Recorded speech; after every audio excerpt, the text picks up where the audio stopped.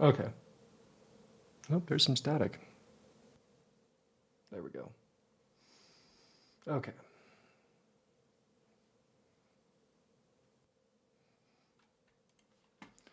Now, while that gets going, it's time to start getting the YouTube, Twitter, and Twitch all set up. Okay. I can't spare yet. Okay.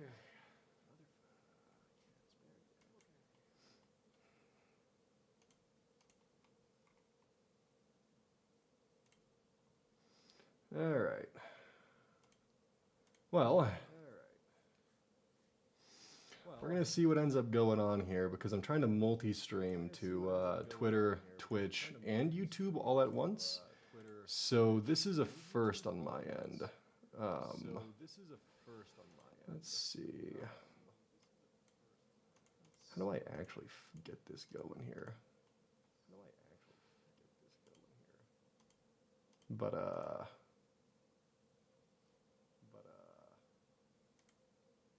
hold on, I gotta get a bunch of permissions set up first. Okay. Okay. It's echoing a little bit. That's interesting. That's probably because I have Twitch open. That's why. Okay, I gotta mute Twitch. Okay, there we go. That should fix that. Okay. And let's see. So mostly YouTube. We haven't gotten the Twitch chat and stuff set up, I don't think. We'll have to figure that out. I am also technically streaming on Twitter. I don't know how that'll work. Oh, there we go. We have some people going in on the Twitch as well. I got to get all that set up so everyone can see all the chats. We'll have to figure that out in a bit. But we're going to be starting in a little bit here. The goal for today is actually an educational stream. So I'll be going over it again once we actually start the main ordeal. But what we're going to be doing today is going over essentially civics and what you can do moving forward and how to essentially just participate within your local government and understanding it. So, there's still a minor echo? Okay, that's muted. That's muted. Shit. Is it still somewhere else as well? I had no idea.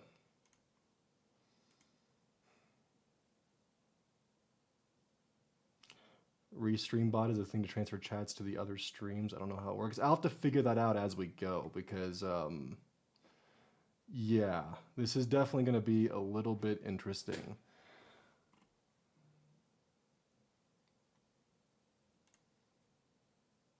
I need to apply a, let's see, slow mode on YouTube. Wow, there's actually a lot of people watching on the Twitter side of things, but I don't see anyone chatting, which is interesting. So that is actually kind of crazy that how much people there actually are going.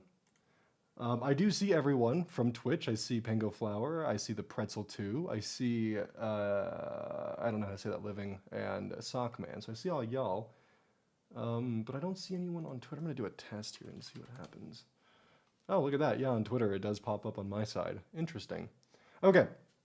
So we're going to give it a little bit of time for people to fully, get here and show up and be a part of this. But again, for those of you who are just now joining, this is going to be an educational stream, and I will actually be including the VOD and saving that to the channel.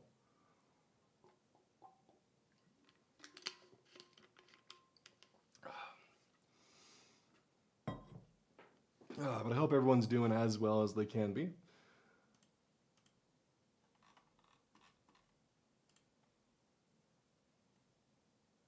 Oop. Something just broke on my side here. Okay.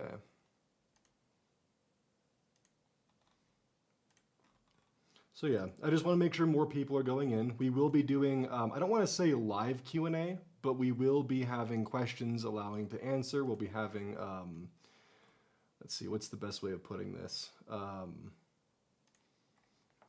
I'll be allowing essentially questions being answered. I'll be allowing just general conversations to be occurring. Um, and I do ask that we keep stream chat respectful, just so that way we're not having to put as much effort into moderation, and I can put more focus into helping y'all understand how the U.S. government works. Ugh.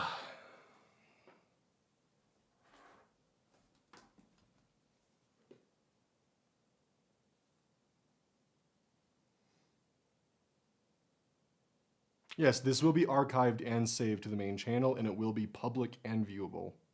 So I might cut out this like starting portion though once it's all done, because some of this is just me making sure that everything is not necessarily running properly. Well, no, that is part of it, but more of just making sure that Twitch is running well, Twitter's running well, and YouTube's running well, because I'm streaming on 3 platforms right now, which is definitely going to be a bit interesting. I do need to mod a few people on Twitch. I don't know how chat works on Twitter at all.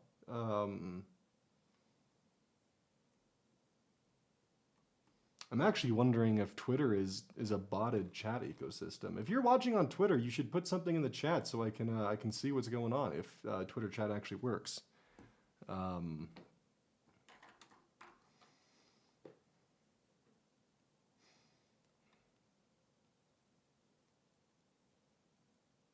Yeah, Twitter has streaming now. So I don't know if I turned it on for that though. Let's see, I can edit it. I can't, yeah, Twitter probably has the least amount of options for me to stream.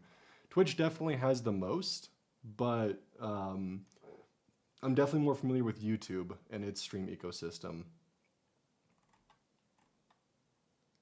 But like Twitter has like apparently 130 people watching, but no one's in chat, which is definitely a little suspicious, but so be it.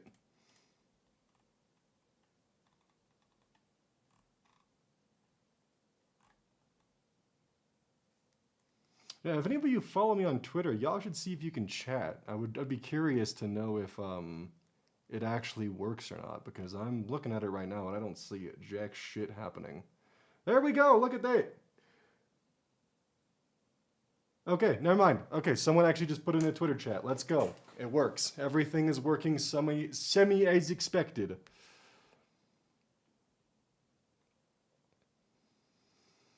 But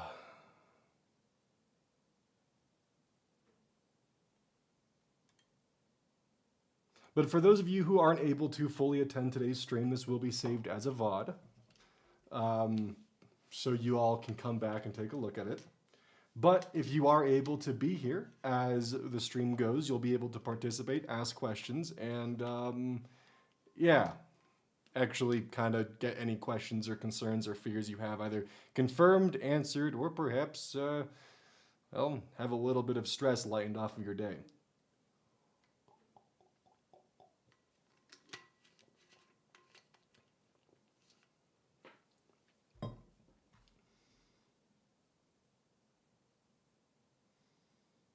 I can't mod anyone on Twitch. That's definitely interesting.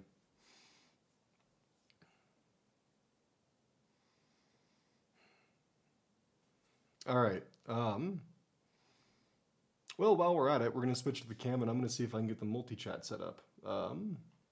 Let's see what we got. We're going to rotate that camera just a bit to make sure that I'm in a bit more centered position.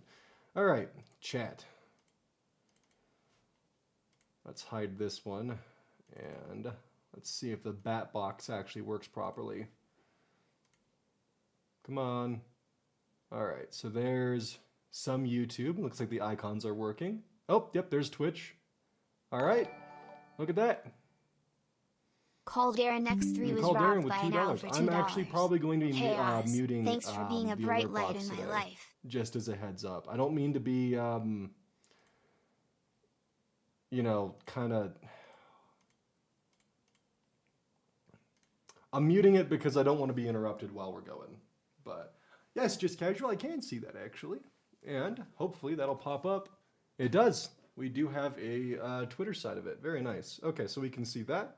If I have to, I will disable Twitter because this is going to be kind of a pain in the ass to fully moderate. But I can also just switch it to YouTube if things end up going awry. So, this is going to be messy. Will there be a quiz? Nope, but I will be taking notes, and I'll probably be posting them either on the Discord or some kind of way so y'all can look over them as we go around here. But the main goal is to make sure that we are... I have a sneeze coming up, and I'm like deathly afraid of that right now.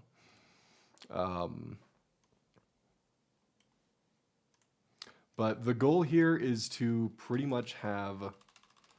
Should I do notes in a Word document, or should I be doing them in a image thing? Ooh, that's definitely tricky. If I had OneNote, that'd be nice. But yeah, there won't be any like test for this, so don't worry. The main goal of this is to help educate you, the viewer, as to what's going on, how you can participate in your local government, and also what you can do to make sure that you're aware of what your rights are as an American citizen and what you can do moving forward. So we're just kind of waiting a little bit here because I also need to make sure that everything is set up. Because this is going to be a lot of moving parts. This is not going to be a fun gaming stream. This is going to be very much we're doing this because I feel like a lot of people don't understand what their rights are as an American and what they can do to participate in the American system. So that's why we're doing this.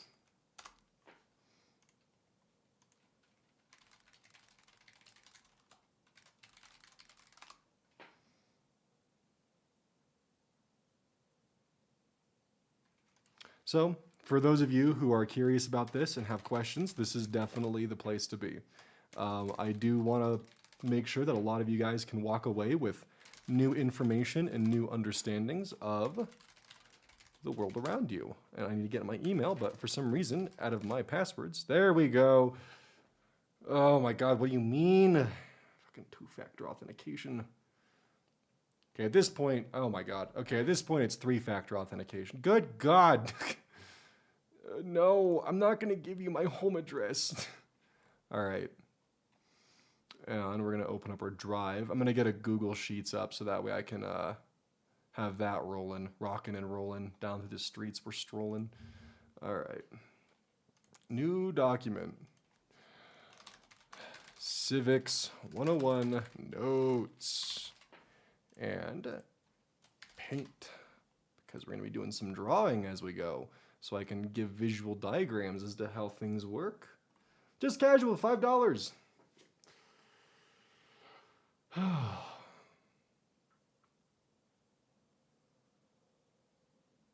I do ask, just as a general thing, to make sure that you are being as respectful as possible, because the whole point of this is to be educated and not to be a complete bastard in the comment section.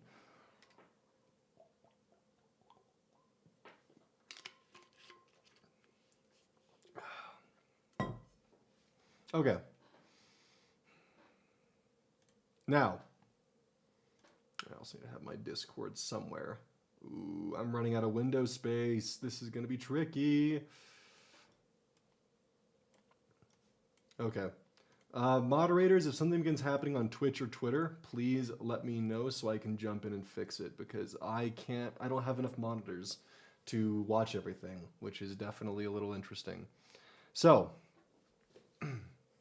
just out of curiosity, before we start jumping into it, how many of you actually took an American civics class in high school or had some form of civics education throughout your education in America?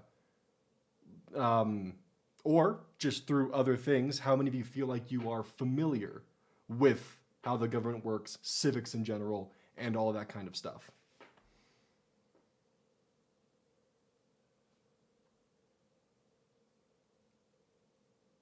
Took civics and AP government. Very good. Okay, good. It looks like there's a good amount of you. That does make me feel better. But I also see a lot of no's, which does kind of hurt my heart a little bit.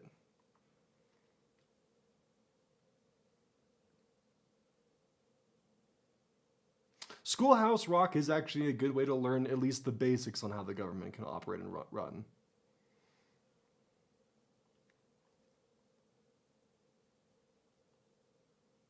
Let's get some non-copyright lo-fi hip-hop going.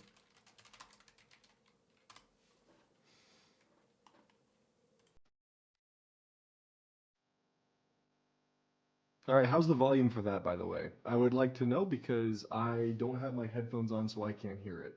So if the volume should be up for the music or if it should be down, please let me know because I can't hear shit right now, as you can see.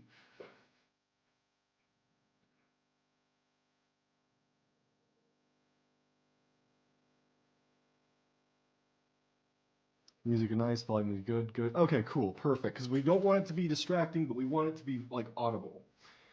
A little lower. Just a teensy bit lower. All right, I'll drop it by 2 decibels. Philosopher with $10, money to support education. I also want to add, I have no professional teaching certifications. I am just a person that wants to help people understand things in a better way. So yeah, if I do make mistakes, please feel free to correct me because I am human. I'm not a monolith of information, but I want to share what I know, and I want to make sure that I can help people understand that there is a lot that they can learn. So please, don't hesitate to correct me, ask questions, or provide more resources or information as I go. But we're going to be starting with the Constitution. But first, before the Constitution, what I want to do is I want to give a rundown of essentially how we are set up with the government. So of course we have our main block. This is my, oh, my tablet's crooked. That's why that happened. Oh my God. So we've got, what is going on with, okay, maybe Paint wasn't the best software to use, but we're trying. So we have our main block here, and this is the federal government. We're just going to call this the Fed Gov. All right? That is not a V, that is an L, not a V. All right? The federal government is broken into 3 different categories. All right? We'll get into this a little bit later, but that's what's important to know. Then below this, we have your states. And below the states, you've got your counties. And then below the county, you've got, I'm running out of space here, the city. Click Academy uses Paint. I'm sure it's fine for Oz Institute. Perfect! It sounds great. So you've got your federal government, which they just like they're the big picture. All right. Any decision they make overrides the states. Any decision the state makes overrides the county. Any decision the county makes overrides the city. That's the basics for the start, anyways. Now, the federal government's broken into 3 branches. Oh my God. I'm starting to realize that I am illiterate in some areas when it comes to spelling. So, okay, no, I do know how to spell that word. Thank God. So the 3 branches that we have are God damn it, buttons my mouse. The legislative branch. I got a space. Legislative branch. We'll get into this later when we start getting the Constitution. Then we have the executive branch. Then we have the judicial. All right. We'll dig into those a little bit more as we go because those are important to understand and how they're supposed to work with each other.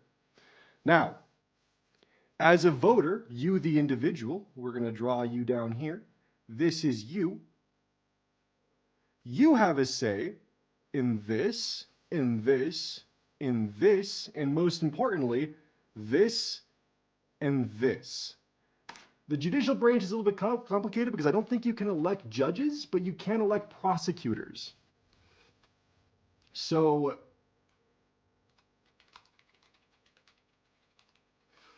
prosecutors, I just got to make sure that they're okay. Prosecutors are part of the executive branch. I had to double check that before I said that. So yeah, I was correct. I don't think you can elect judges. Some states might have different ordinance. It really depends. but most judges are appointed by the executive branch.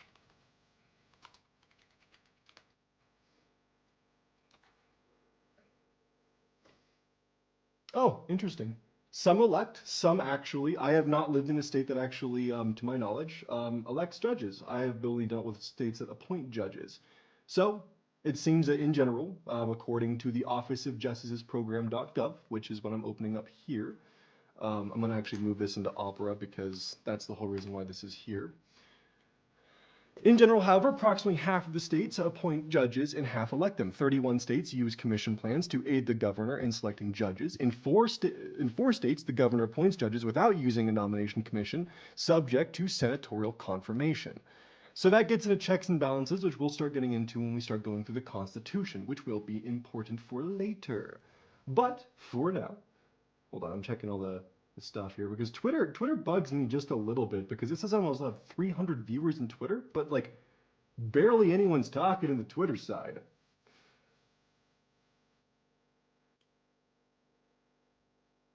But that's okay.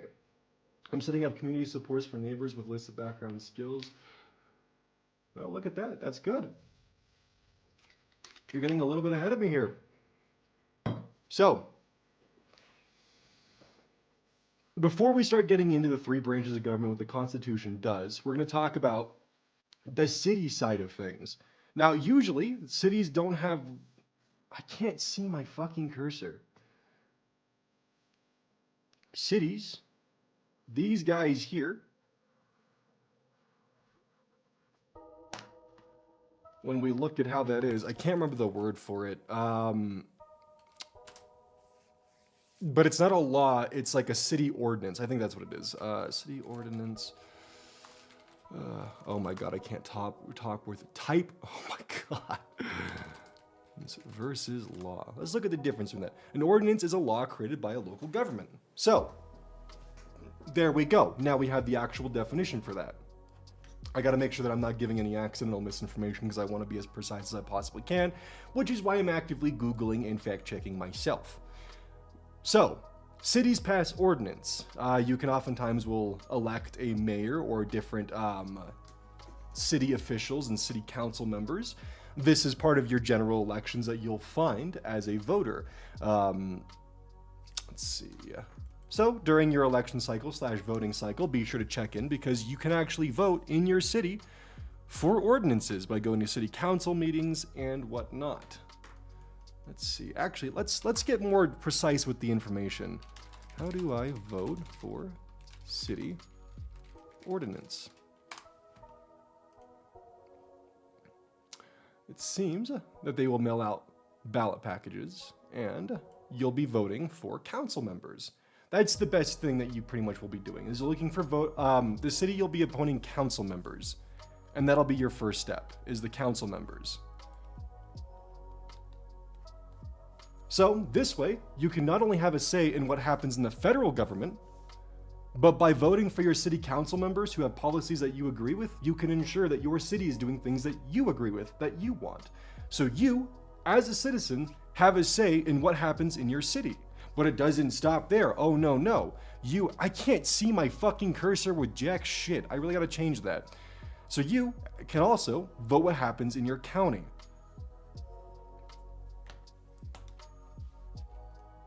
Now, once an election cycle, you'll have a ballot package pop out. This will have lists of laws and different ordinances that want to be passed, and you can vote for these as well. You can vote for the, let's see, I think a county has 5 members that decide on laws, and I would need to look at,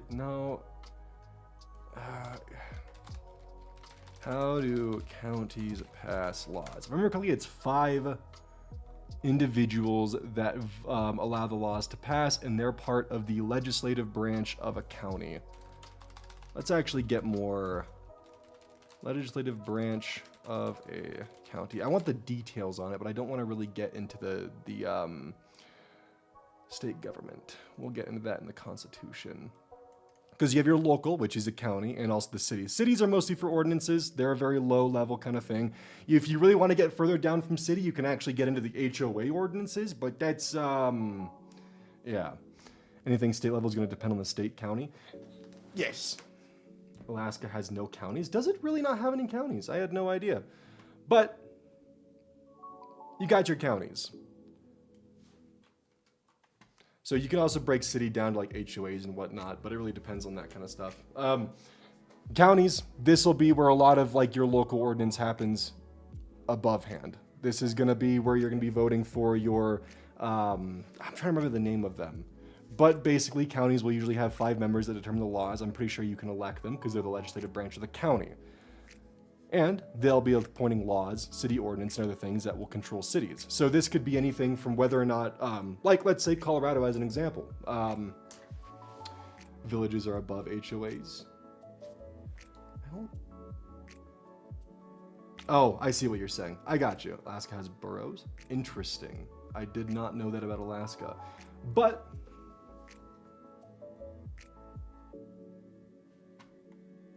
once we get to the county level, that's where you can elect those. And as an example, in Colorado, this is a very specific example because I just find this interesting. In Colorado state as a whole, you are allowed to purchase recreational marijuana. However, in the specific county that I live in, that purchase is limited to only medical.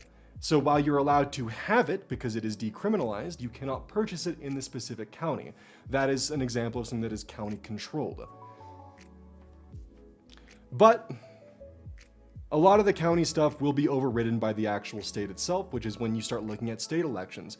Now, how many of you knew that your state actually had its own legislative branch of senators and representatives? Oh, okay, you know what? I hate this pen.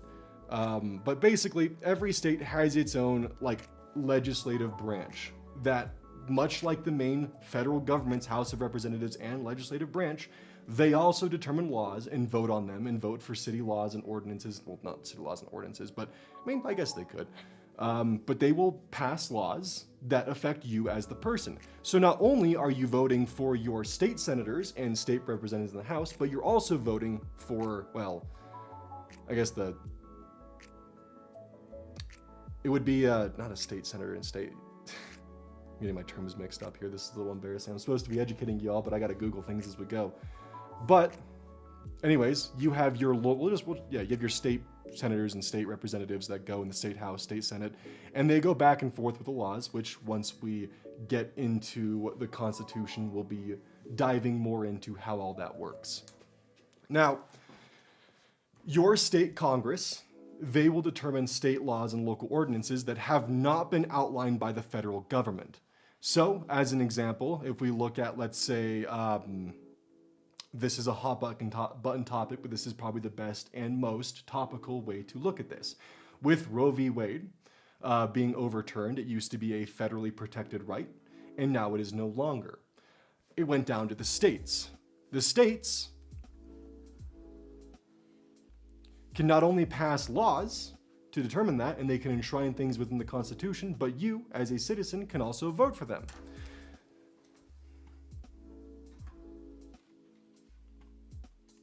So that's why, in some states, you may have noticed that on the ballot measure that you had abortion being on the ballot, because that was making an adjustment, usually, to your state's constitution. State constitutions get a little bit different with each one. I would need to look at the specifics for each state, but it does have quite a bit of, let's see, hold on. State government controls a lot of infrastructure spending too. That is correct. Sorry, I'm waiting until we get the Constitution, which is where a lot of my stuff lies into. But yeah, all states will have a Constitution. I just don't know the direct ins and outs of every state's Constitution. I think most states had state Constitution, hence why the amendments get passed. Yes. Democrats had several opportunities to enshrine Roe v. Wade and didn't. That is both true and not true, because with the filibuster being in place in the Senate, we're actually in a position where you would need a majority of 60 plus senators to get something through the Senate to enshrine it as law, or else it would be filibustered.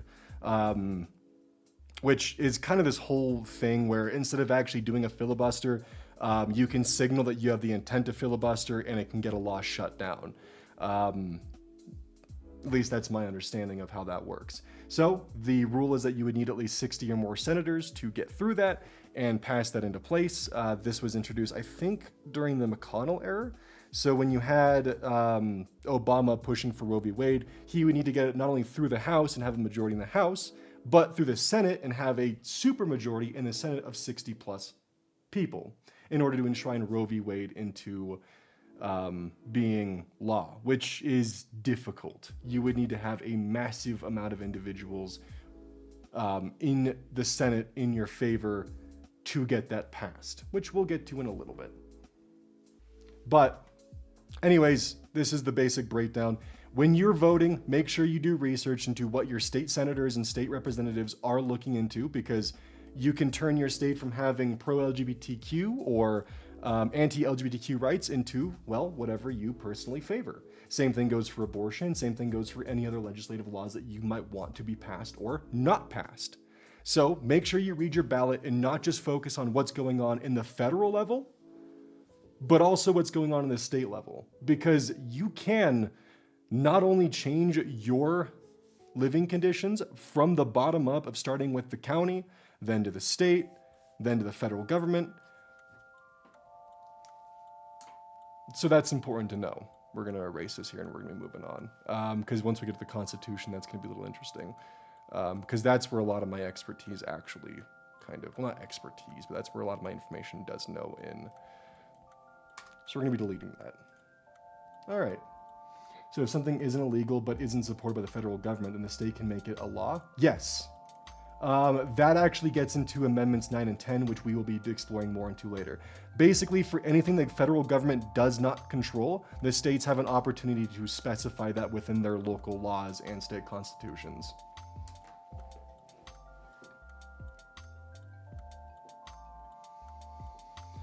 Ugh. Double checking, you're saying it's not embarrassing. It's a little embarrassing for me because it has been a bit since I've looked into what I just talked about from the level that I have been. But if I do make any mistakes, please double check me, because the whole hope here is that you as the viewer can learn something so you're more informed when you go to the booth to vote on your next city ballots and all that kind of stuff. As an example, for me, being in Colorado, I actually get my ballot mailed to me every single year of what's currently on the table, what I can vote for, what kind of laws are being passed. And Colorado actually is really cool because they provide a detailed list of exactly what the law does and what you can expect if you're in favor of it. As an example, school boards.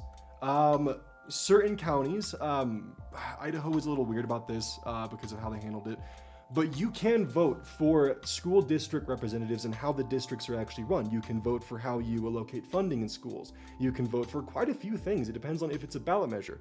I actually remember in Idaho, it was one of the propositions that were put forward, because you vote on the propositions. Like you'll have like Prop 220 or something like that.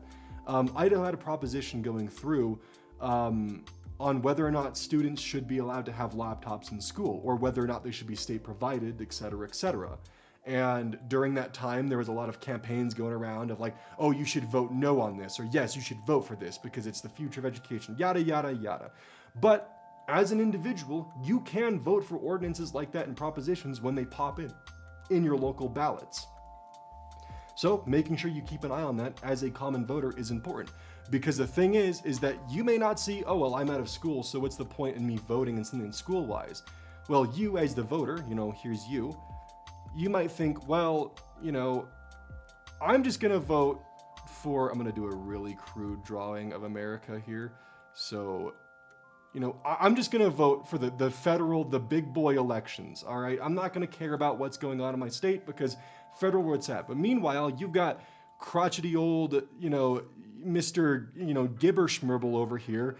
And he's fucking thinking, you know what? I fucking hate being in New York, all right? And I want to cause as much hell as I possibly can because I disagree with the liberal legislation here. So I'm going to vote against every single ballot measure that's local to make sure that the kids can't have the education materials they need because that's, whatever. And I'm going to vote against this. I'm going to vote against that.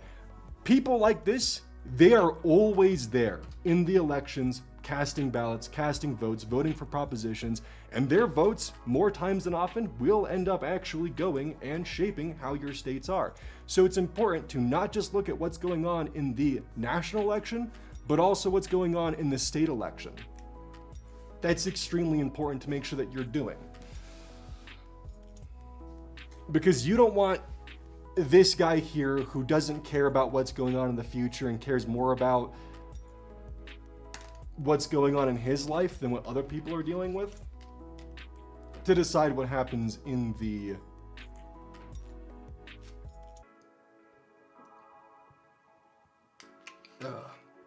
local elections or on the school boards. You want to make sure that you are participating as much as, well, the people that you disagree with. Whether you are liberal or conservative or left-leaning or right-leaning, it doesn't matter. Making sure that you are able to get out there and push and cast your vote for propositions, ballot measures, for your local legislators, for your sheriff, for any kind of elected position that your city might have, which it's good to familiarize yourself with what you can and cannot elect.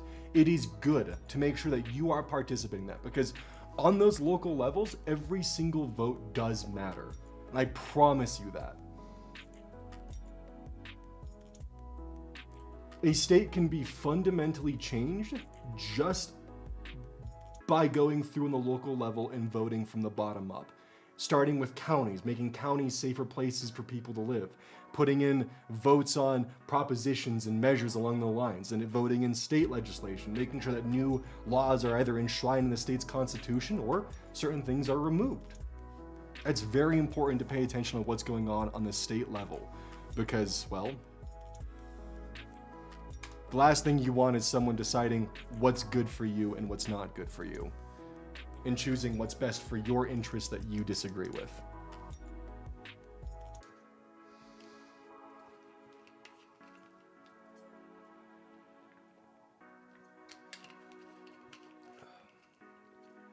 Any quick questions before we move to the Constitution?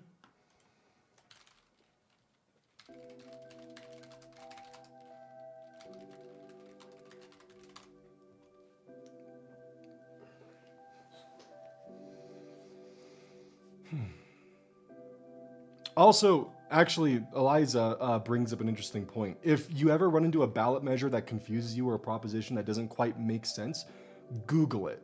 It's always good to double check what you're voting for, because sometimes they will purposely word ballot measures so convoluted and fucky that you end up voting against your interests. How can I figure my state gives law packets on what all voters can vote for? Well,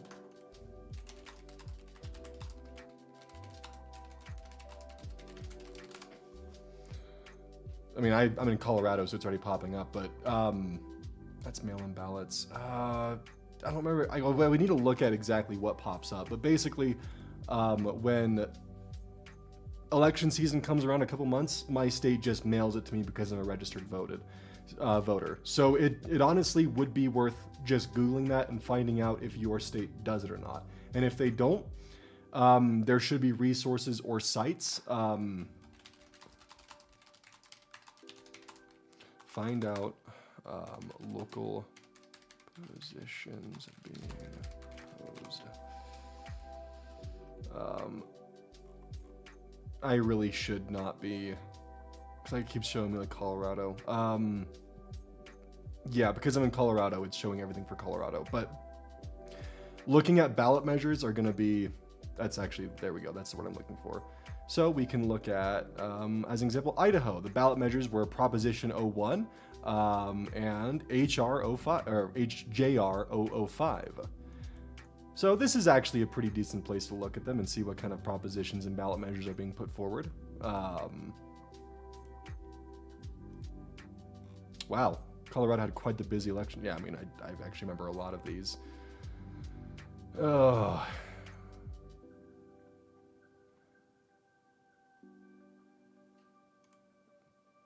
I hope to God this one is, yeah. So yeah, this can also be anything from the right to abortion, prohibiting trophy hunting, veterinarian professionals. There are so many things that can go into your state that are important to vote for because you may not agree with what they are. As an example, no right to bail in first-degree murder cases. That is something that can actually be voted for in your local elections. Changing filing deadlines for initiatives in judicial retention. That's like something as simple as deadlines in the actual.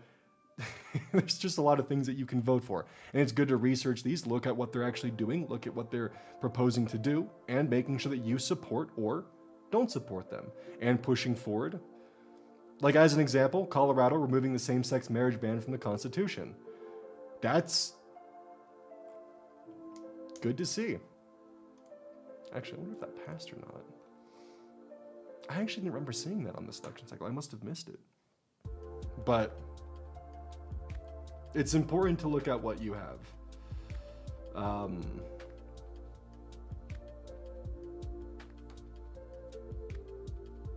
Seeing who supports the measure is helpful too. That is important as well. Checking who supports ballot measures is also very... Actually, I'm going to try something. This will be on the YouTube side because from what I can tell, that's where most of my active audience is. I'm pretty fucking sure that the Twitter side is mostly just bots. So, yeah, Twitter says I have 414 people watching on there, but no one's active in chat. So I'm going to go by the YouTube number of 250 people here, and we're going to go with that. So let's see. Start a Q&A. Have any questions? Start Q&A. All right. We're testing out the Q&A feature on YouTube.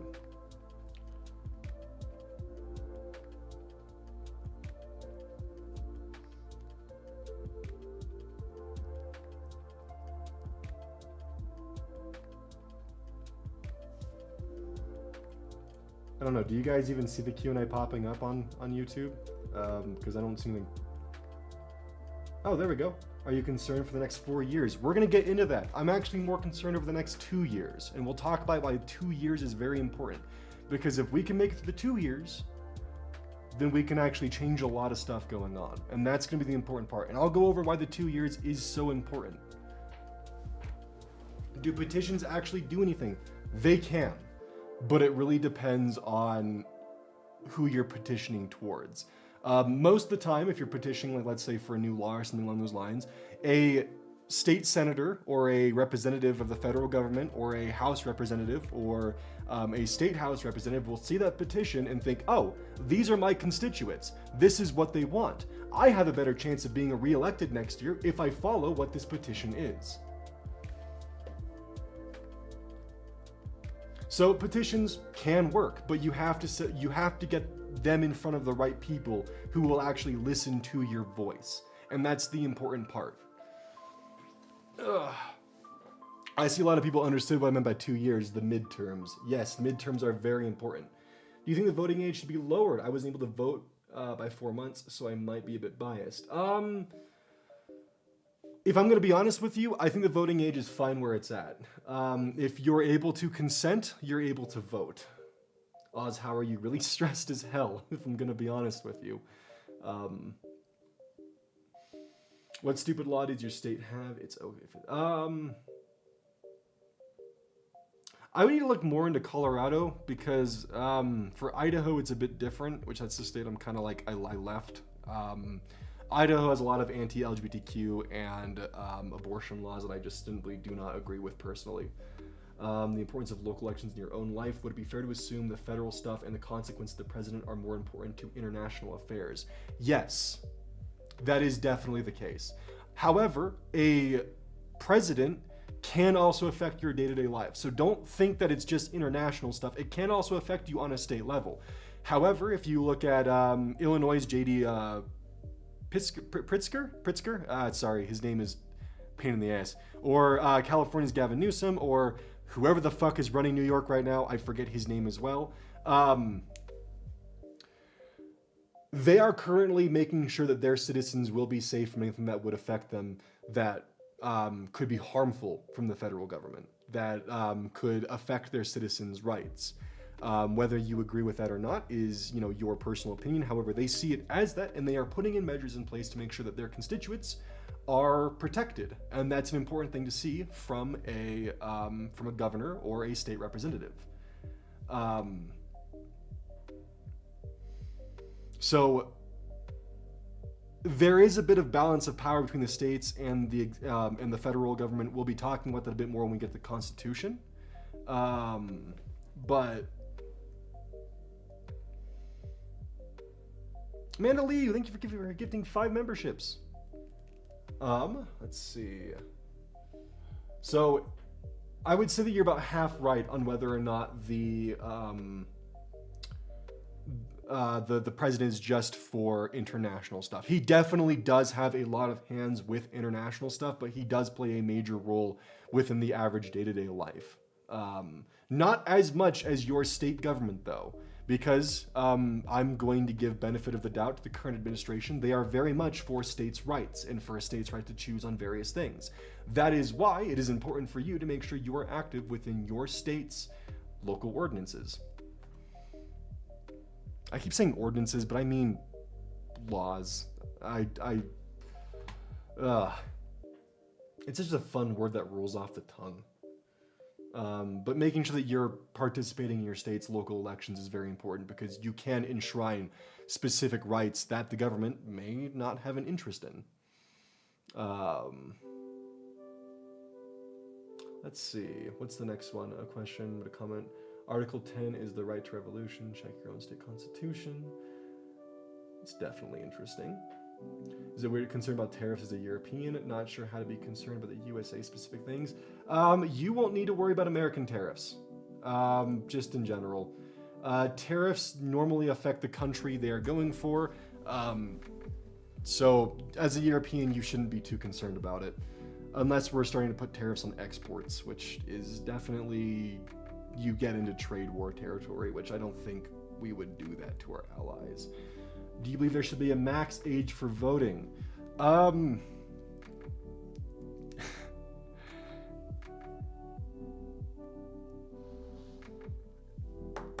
Oh,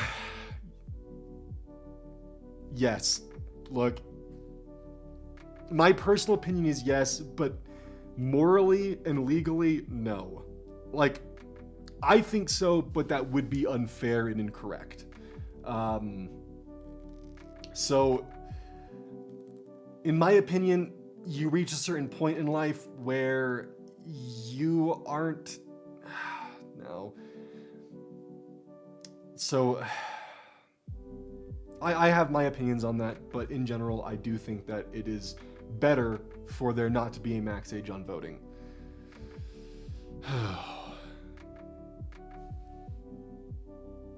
Holy shit, someone gifted 20 memberships. Thank you. All right, next question here. I'm going to be ending the Q&A for now. We'll be returning to those every now and then. Do you think people... No! Oh, fuck! Okay, so if I end it, I lose all the questions. God damn it. Okay.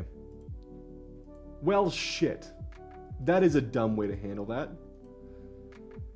But now we know. Okay, I'm going to restart the Q&A. Re-ask any questions that weren't answered. Fuck. That is a dumb way for them to do that.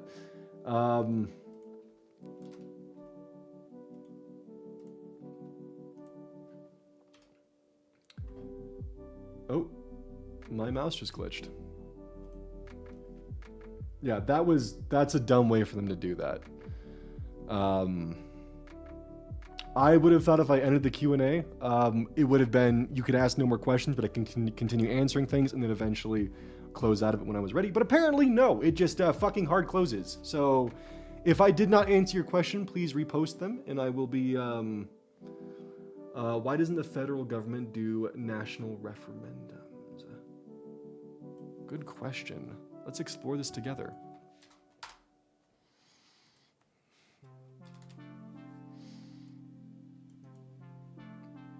So, now that I understand a bit more, that would be a lot to vote on. That's kind of why you elect your representatives, because rather than dealing with the fact that you would have to not only count every single person's vote for every single law, but that's actually why we have our House of Representatives and legislative branch. So instead of having to count every single person's vote for every single law passed, you elect a representative that has your best interest in play. And if they are not representing your interest, you can always mail your senator, you can send them emails, you can send them letters, and you can let them know, hey, if you vote for this, I'm not voting for your next election. I hope that sways their opinion just a little bit. But that's usually why we don't have national referendums, is because we elect senators and representatives to do that for us. I hope that makes sense. It's just easier to have a state essentially have a that's why we are in a democratic republic. We elect people to represent us in our interests. That's why we don't have national referendums. I had to just double check that I understood what you meant by a referendum. How should we go about contacting our representatives? Either by email or by mail, by letter. Oftentimes they'll have some kind of contact portal. You can also call them and get into contact with them directly. Usually it'll just be one of their little like kind of secretaries or someone who works with their campaign. And oftentimes you can let them know directly, hey, this is what I'm looking for. Why aren't you doing this? That's yeah, that's the best, usually the best way. You can also, of course, Google it. And oftentimes there will be resources to get into contact with your representatives so you can let them know what your concerns are and where your headspace is at. Can the U.S. have a sitting president serving a jail sentence, or would the VP take over? We don't know. This is, I don't know. This is new territory. I personally have no idea how that would operate or how that would work. That would be a question to ask Legal Eagle, because that's out of my realm of knowledge. And I can speculate. I would probably guess that they would be immune to prison, and it would probably be something where he would be sentenced to prison, but he would not serve that prison sentence until after he's out of office. That would be my guess to how they would handle that, is they would just delay the sentencing. Is it easy for people to move to states if they want to or need to? Yes, to move to a state, you just need to simply have property in that state and to get a driver's license that matches that state. A really sneaky trick, by the way, that actually might be voter fraud. I'm not going to say that.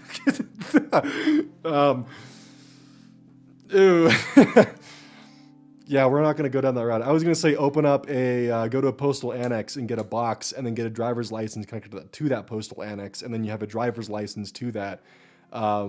I mean, granted, you would just be voting in a state that wouldn't matter to you, and you wouldn't be able to vote in your home state. So that wouldn't be voter fraud. You would just be living in a state and voting for a state where you don't have any residency in. But all you need to do is just simply get an apartment or get a house or get some kind of way to reside in that state, then get a valid driver's license, and congratulations, you've moved states. I had to think about whether or not what I was about to say was actually like a form of fraud, but it is. I don't think it would be. Is there anything us folks in other countries can do to help? Unfortunately, not really. Besides helping to educate those who are not educated. That's kind of the best thing that you can do, is when someone's... That's really all you can do. Actually, what you should do is vote. Even if you're a foreign entity. No, don't do that. Is it actually possible for Trump to enact the legal deportation in U.S. history? The largest deportation. Yeah. And no. But yeah. The first problem that I see at the top of my head is funding for it. It's going to cost a lot of money, and that's going to be a lot of problems. The second issue that I see is, of course, the backlash that'll end up happening with that. But there's not really a lot stopping him legally, because we do have standing and previous executive orders that do show that is something that he could very well do. Executive Order 9066, better well known as the Japanese Internment Act, allowed us to essentially strip Japanese citizens of their right to be a citizen and treat them as, well, residents of a concentration camp. So, yeah, he is within the legal right to do so, but there's going to be some backlash for it, and funding will definitely be difficult.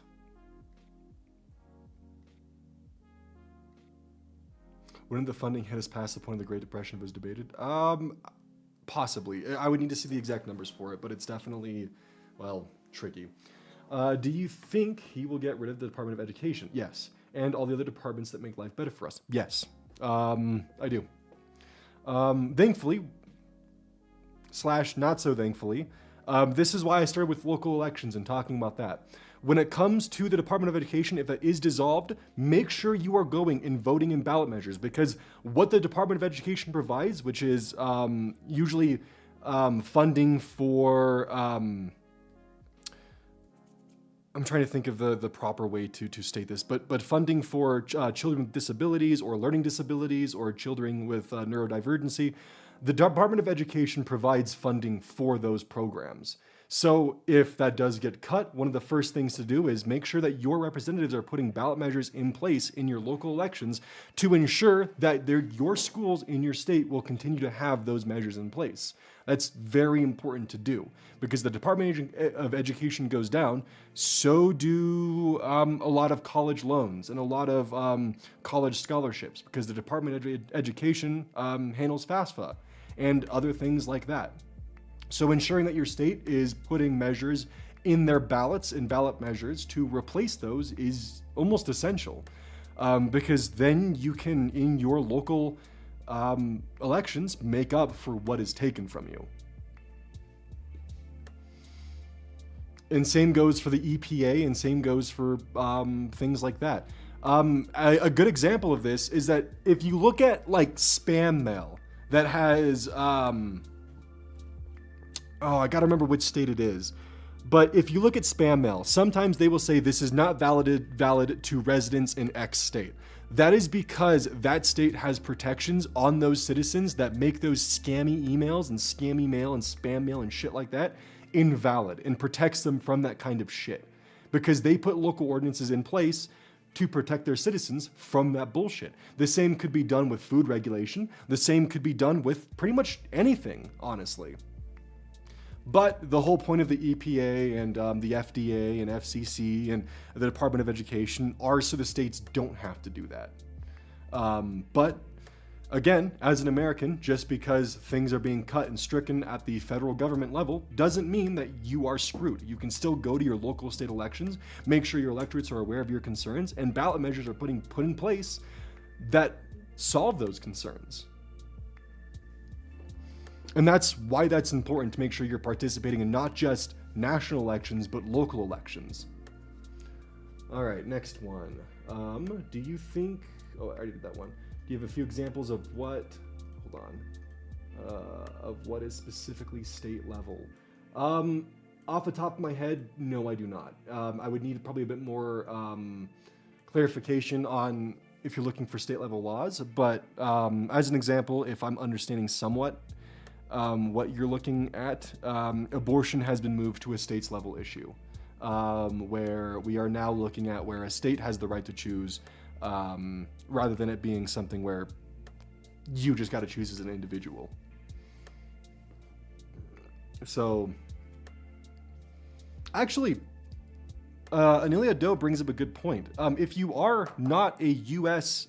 Citizen, one of the ways you can help is actually by donating to organizations like the ACLU or the Trevor Project, or members that are out speaking for minorities' rights in America. Actually, I've had this for almost a decade now. It's the Constitution of the United States, and it was actually handed out at my school by the ACLU. They do programs like that to make sure that students have the resources they need to understand our government. And that's good. All right. Did you study civics in college, or did you research? This is all on my own time. I had a governance class, a civics class, as well as a government class in high school, and my teacher was phenomenal. And ever since then, I've had an interest in it, and I've done what I can to stay on topic and make sure that I'm understanding how things are working. But at the same time, I'm not perfect, and I can forget things, or things can slip, or things can get muddy, because we do have a confusing system. But my hope is that as a group together, we can make sure that we are learning things and evolving and making sure that we can take the right steps as citizens of America to live in a better place. Let's see. should there be a maximum age for those who run for president due to the age of base of mental degradation? The hope would be is that we as the people would realize, yeah, someone who's 80 years old should not be running for president. Unfortunately, that was not the case. We had 2 of them for a while. But, still went poorly.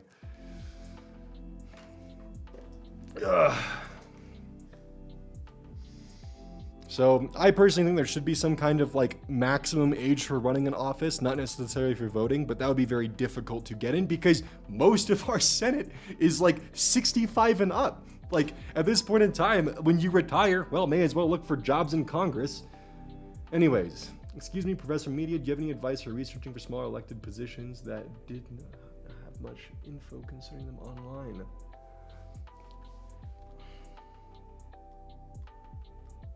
That's a good question.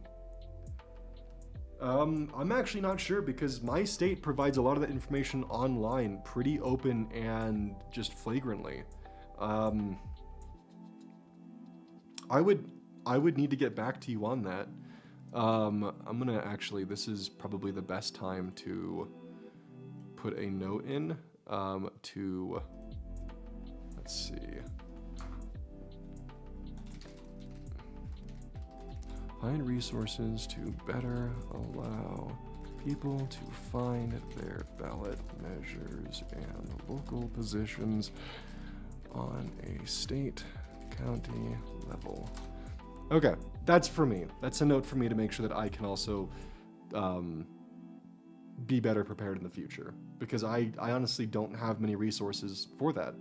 That was unfortunately something I hadn't really thought of. But let's real quick, let's dig at that real quick. Let's see what we can find.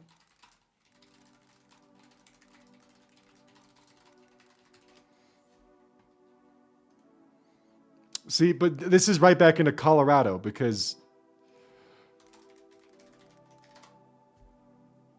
all right, USA.gov. Let's see.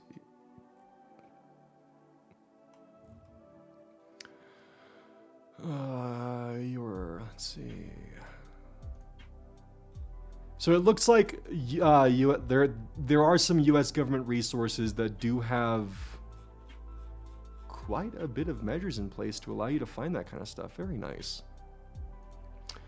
Starting with USA.gov, I guess, is probably the best place to start. It looks like they do, yep, congressional, state, and local elections. State and local elections.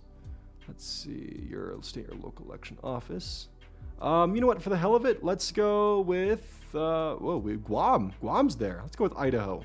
See what we got from my old ID. Stuck with unofficial election results. Next election is May 20th, 2025. This is good to know if you're in Idaho. So I guess this is probably the best place to look at. And right now, because the election did just happen and all the ballot measures have passed, I guess there's not really much for them to show. But we can view the unofficial election results. Let's take a look at the legislative. Okay, so it looks like that USA.gov can actually direct you into those positions. So hopefully that does help. Does that help at all, Blue Pulse, or did I not quite hit that out of curiosity?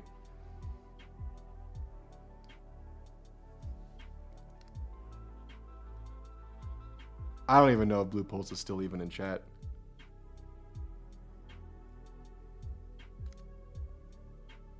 I'm waiting, Blue Pulse.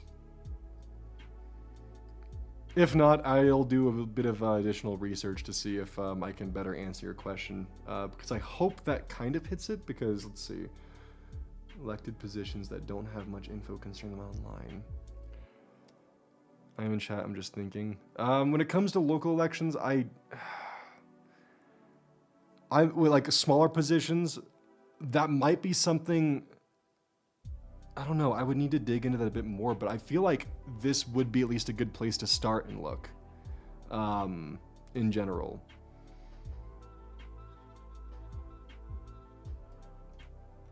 So I think that's still probably something that I'm going to have to research a bit more to find the more,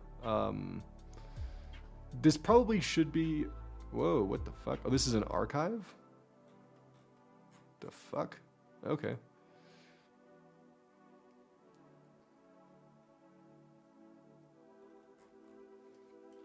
Local caps lock activated. We'll revisit that because I don't want to spend too much time on that. What are we doing about? Don't worry. Is there a more productive way to withhold support contest people who run unopposed? Well, no, sadly, there's not. If they run unopposed, you can always oppose them. It's pretty easy. Sometimes people just vote for a name on the ballot. And if there's two of them, well, shit. 50-50 chance. Congratulations on the new job. Oh, I can actually select. Oh, interesting. All right. Select question. This one's next. So you don't believe in a max age for voting, but how about a max age for running for office? I think we already kind of talked about that one, so we're going to move to the next one. To re-answer it, yes, I do think there should be a max age for running for office. Do you think people should have to register to vote, or should they automatically be registered when they hit legal age? I think if you have a state driver's license or a state ID, you should be automatically registered to vote, and some states already do this. If you have a state ID or a driver's license, then yeah, you should be registered to vote. I think that should be just a part of it. Because there's no reason for us to really, let's see, hold on, let me just make sure.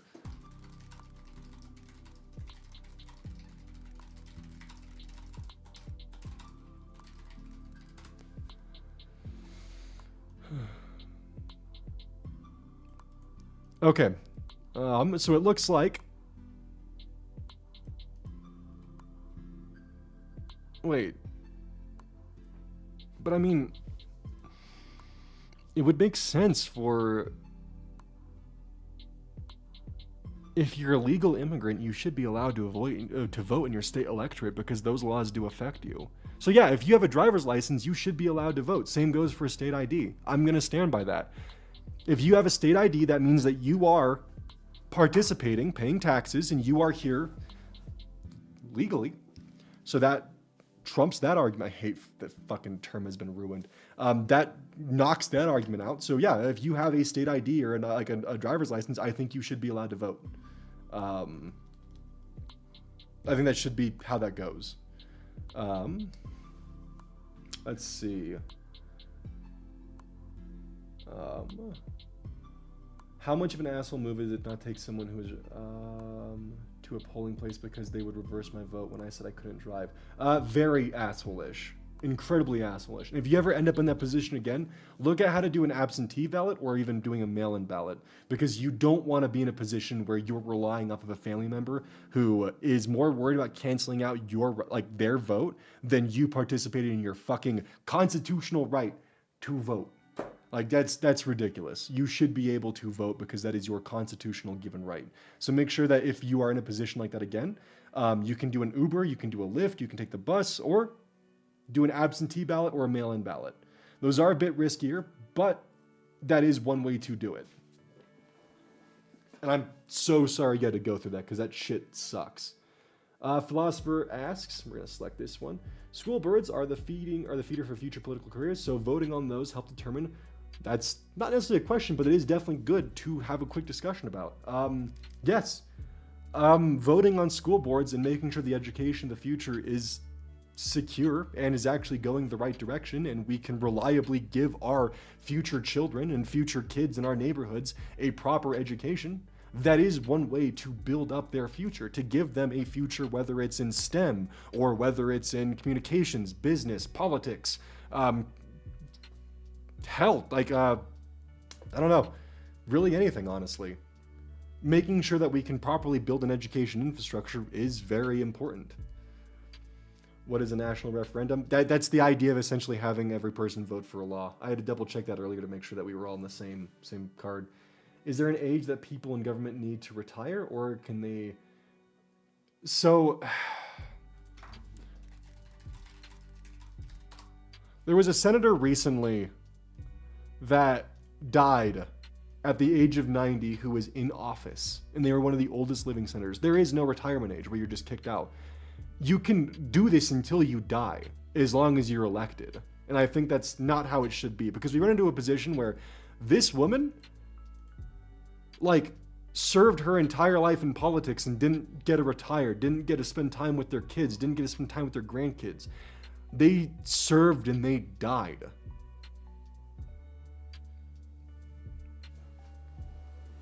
The Department of Education will be eliminated. I suppose that you're just now tuning in, but we did speak about that earlier. The best way to make sure that even if the Department of Education is turned over is to vote in your local elections.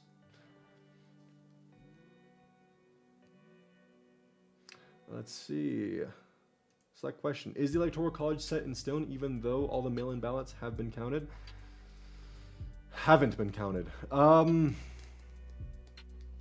There's no telling, if I'm going to be honest with you, and I'm not going to say anything to get your hopes up because we need to just be prepared for the worst case scenario and take the steps that we need to make sure that we are secure. That's what's important right now. Do you know how the government determines whether or not there was voter fraud? I heard the term thrown around a lot in 2016 and 2020 elections, and I'm curious about how it's determined.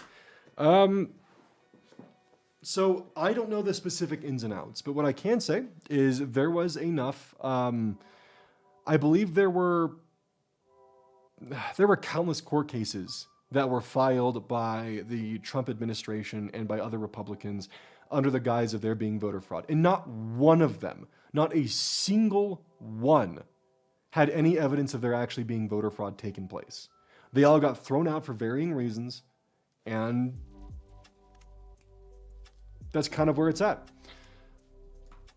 Voter fraud does occur, but not at a level that's oftentimes been suggested. Oftentimes we might find 17 cases per election of people committing voter fraud, and normally it's something where they'll vote using their dead relative's ballot. Try not to cope, guys, Trump. I mean, we don't really care about that. We're just trying to figure out... Oh, I see what you're saying. I thought you were trying to be a bit doomerish and just coming in here to troll. My bad.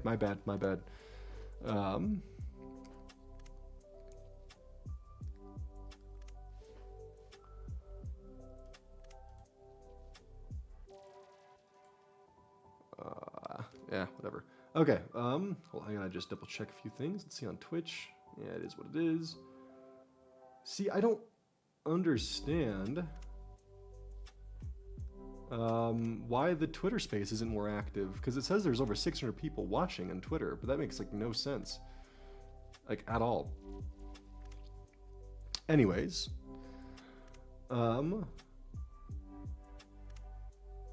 I live in Texas, and I was wondering, what can I do to educate myself on candidates and propositions when the state is actively preventing them from educating themselves? That's a good question. Let's look at this together.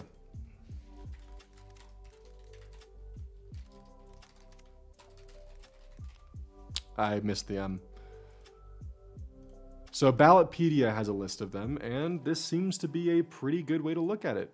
We can look at the 2024 ballot measures, and this shows the proposals. I want to see what's actually being proposed, not the voter demographics. Oh, 0 statewide ballot measures were certified to appear on a ballot in Texas. That's interesting. You'll definitely need to just look at... fuck. I never realized that I was so lucky to have a state that's very open with what's currently going on. It's also difficult because right now we're looking at local elections. Let's see, voting technology, election results data, election officials, candidates. Yep, let's start with these ones. County chairs of political parties, county election and voter registration officials, local election officials. So this is definitely an area where I guess you can find the information you're looking for, but it seems to be very poorly built, if I'm going to be honest with you. So it's good just to look for your state as well as any kind of election ballots and whatnot to look for. Let's see. VoteTexas.gov, I guess, is the place to start, as well as state.tx.us. So it seems that that is the the best way for you to start. I don't want to spend too much time digging into Texas laws, but just know that local elections are very important, and that's a good place to probably start, and just to pay attention to what's currently going on. I'm sorry I can't provide much more information on that. I really wish I could. What are the best ways to help from the outside? Donating to organizations like the ACLU, Trevor Project, and ones that are here to support the American people would be more harmful than good if the people were tested to prove they knew at least one policy or a few of their candidates before voting.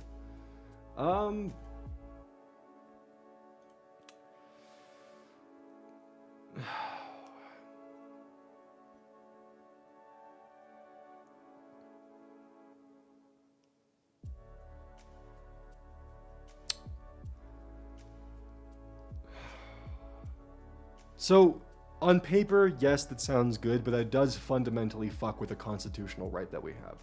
So, I don't agree. I can't stand by that because I know that it goes against our constitutional rights. Like, while on paper, yeah, that sounds good, but we do have the Constitution for a reason. Should political candidates have mandatory competency testing? I do think that's actually a good idea, but that might be difficult to implement. So does that mean that homeless people can't vote? In some states, yes, that does mean that some homeless people can't vote. That is definitely the case. Can you be registered to vote in more than one state at a time? I don't believe so. I think that you have to vote in the state of your primary residence. Let's see. Do you think that asylum may be an option for women LGBT? Yes. We'll talk about that in a different stream. Can Trump actually be the dictator for a day? On paper, possibly. A lot of people are preparing for economic ruin and fascists like information control. Do you think it's reasonable for people to treat this as an authoritarian takeover? An authoritarian takeover? No. We have time still. And that's why I'm doing this stream. If we don't get ahead of it, then it wouldn't be necessarily a takeover. It would be just us giving them the controls and walking away.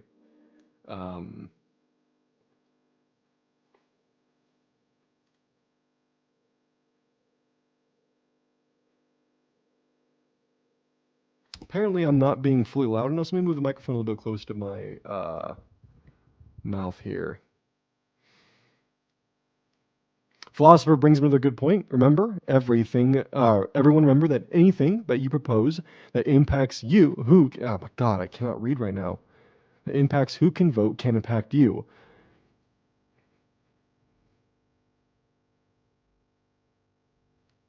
Okay. What are the best ways to help? Okay, I answered that one. Do you think Donald Trump will seek a third or more terms? No. We'll get to that in the Constitution section of the stream, but in order for him to do that, he would need to upend one of the constitutional amendments, and that would require 38 states to agree with that. And that's going to be very difficult to do, because we're not going to see 38 states agree to remove a constitutional measure like that. The most he might be able to do is to get the Supreme Court to reinterpret that amendment, but that's going to be pretty fucking difficult to do. Who's your favorite historical president? Probably John F. Kennedy, I would say. Just because, I don't know. There's a bit of personal bias. It doesn't help that he was assassinated on my birthday, so there's kind of like a weird connection there. How close are we to the plot of the movie Idiocracy? Not as close as you would think. We do have time. Where would you recommend looking for community organizations or mutual aids? Never been too sure where I'm supposed to look. It depends from... So when I was living in Idaho, one of the ways that I found local communities I could aid with is actually by speaking with a local representative or someone who was running for a position that I agreed with their positions and policies. Because oftentimes their campaign or their directives will have sources and organizations that they will recommend or direct you to and have good connections like that.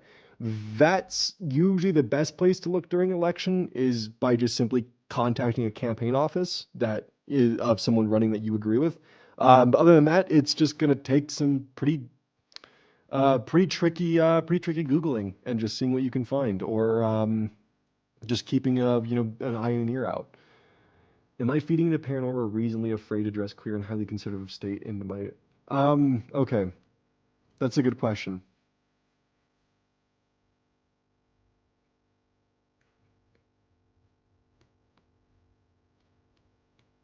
I would say, unfortunately, during these times, this might be a time to um,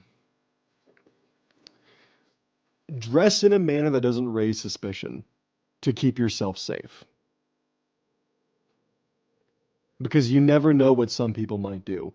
There are going to be conservatives and people who disagree with you who will allow you to because they understand that in America it is your fundamental right to do what you wish with yourself and your body and how you dress. But there are going to be others who will just simply see you as less than. If I, it can be there are people out there who definitely do not abide by the rule of the law and will definitely do some pretty nasty things to people.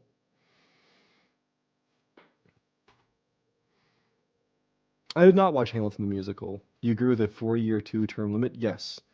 If a state puts something into their state constitution, like abortion rights, for example, does the federal part of the government override that, or is it guaranteed?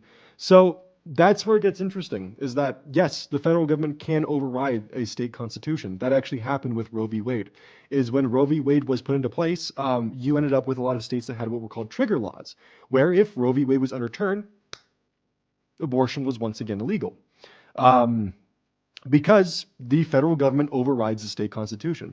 We'll actually be getting into that more in the Constitution section, but let me actually find the specific article. Where is my Amendment 9 and 10? Amendment 9 is the enumeration in the Constitution of certain rights shall not be constructed to deny or disparage others retained by the people. We'll get into what that means in a little bit. And Amendment 10 is the one that we really want to look at. The powers not delegated to the United States by the Constitution, nor prohibited by it, to the states are reserved to the states respectively or to the people. So that's Amendment 10. So if the federal government doesn't specify, the states get to specify. If the states don't specify, it's up to the people.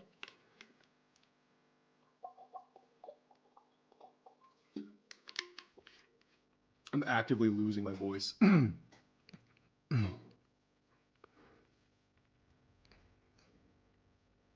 Okay. Am I dumb or am I being hopeful right now? I feel like both main candidates were bad, but I'm choosing to be hopeful, but a lot of my friends seem to think it's hopeless.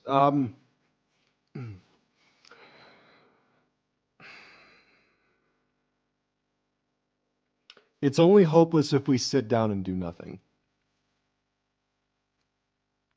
That's why I'm doing this, is to help show members of my audience that there's more that they can do than just vote once every 4 years. There are many things that can be done in every election cycle to make sure that you are going to be living in a safer place one day at a time.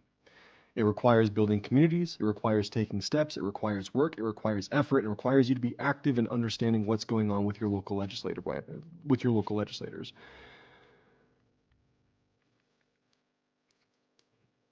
As long as we have the right to vote, we have the right to change our future.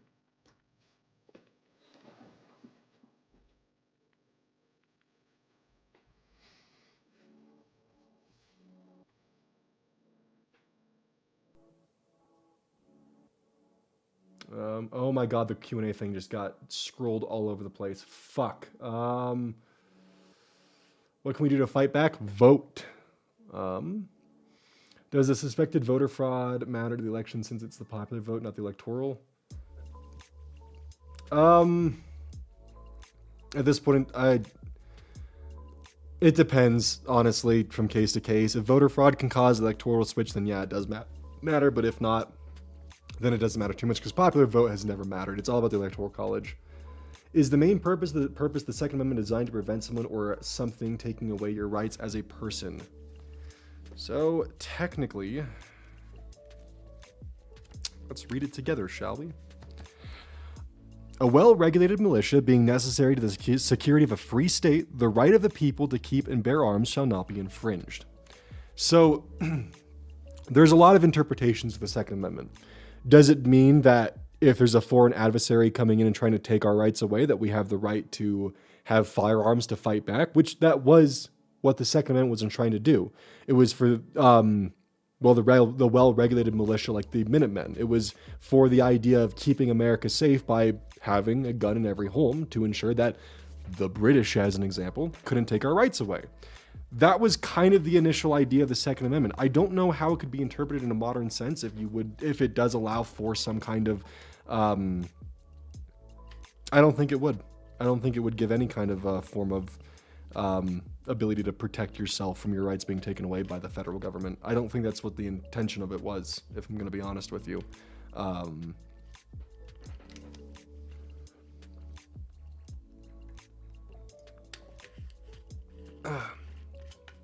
Let's look at the Second Amendment in full real quick.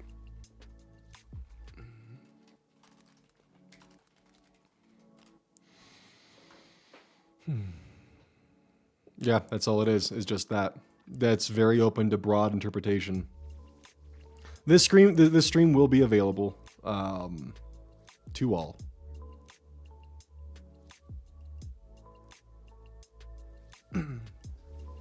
So, I heard that apparently whether or not you should is a controversial issue. So the reason why that's a controversial idea is because it costs, why it's a controversial issue for requiring an ID to vote is because it does cost money to get a license. And there are some people that just simply cannot afford to get a license. So it creates this interesting thing of, well, we've put a monetary price on voting now, where it can cost anywhere from $30 to $100 just to be able to have the ability to vote. And that's not necessarily, fair to someone who is put in a position, well, do I spend the $30 or do I buy groceries this week? So there are families who are in those positions, and that's definitely an argument in play for whether or not IDs should be a requirement for voting. And some states, it gets definitely complicated. And same goes for if you can't afford a place of residence. You can't get an ID, and suddenly you're not allowed to vote in your election. While I personally think that if you have an ID, you should immediately be registered to vote, there should also be avenues and opportunities where if you do not have a state ID, you can still register to vote. But I do think that if you have an ID, you should be automatically registered to vote, but there should also be avenues open for if you do not have an ID.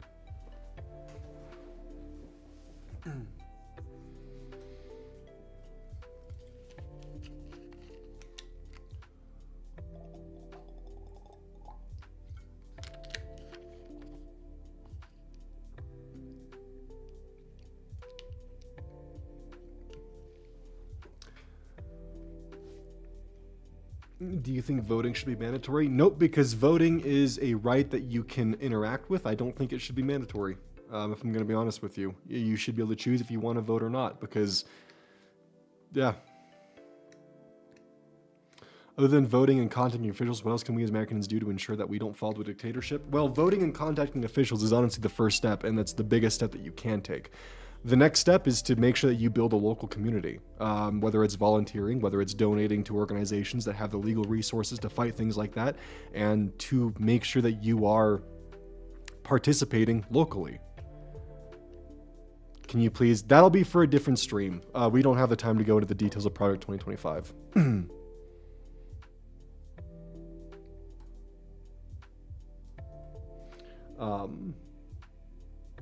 Shit. Let's see.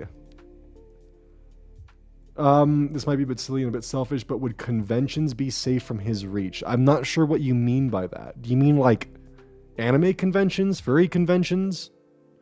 I mean, I don't fully know what you mean by conventions in this scenario. Is it vitally possible for a fascist government to be created here in the US? Yes, a fascist government can be developed in any form of system that has a democracy or any form of people's participation. It really just matters about... Yeah, we'll get into that later.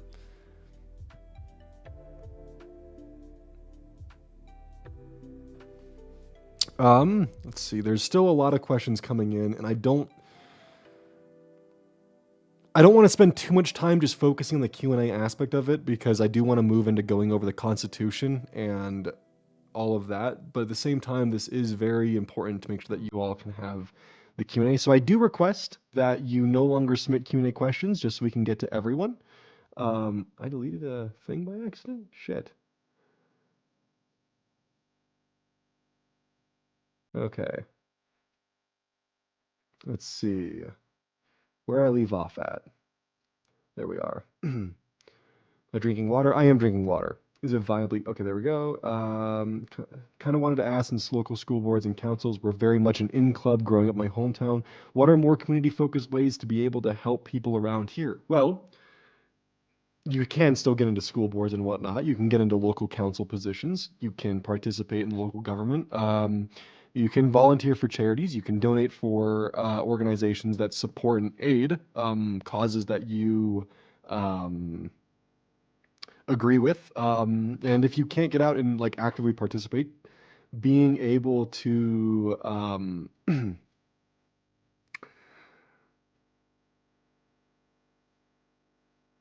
sorry, my voice is like actually starting to get shot here.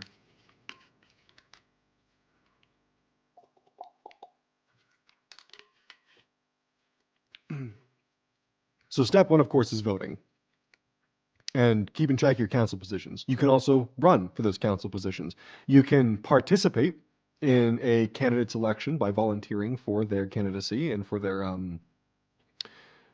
platform. You can spread awareness. You can go door knocking. You can door knocking is actually a really common way that people do assist. Is that you can go from door to door and help spread awareness of policy positions or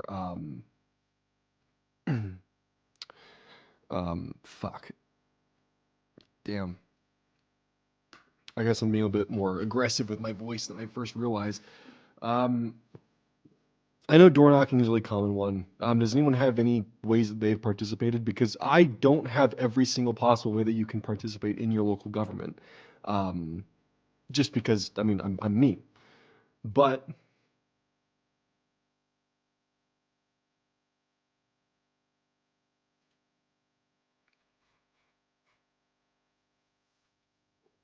you're good at website design, volunteer to build websites or candidates you agree with. So many of it. See, that's another way too, is that you can volunteer your skills for candidates that you agree with. If you're in a southern state, well, the thing is door knocking. Yeah, in southern states that can be difficult, but still, door knocking is still a viable way. Even just learning people policies, doing mailing campaigns, emailing campaigns, just ways to get the word out there, social media campaigns, yeah, fundraisers to help educate people, phone banking. So there are lots of ways that you can participate beyond just voting, and making sure that others also vote. Because if everyone gets out to vote and they're well educated on what the policies are, then we do have an opportunity to make sure that at least from the bottom up, that we can make changes that allow us to live in a world that we're proud of.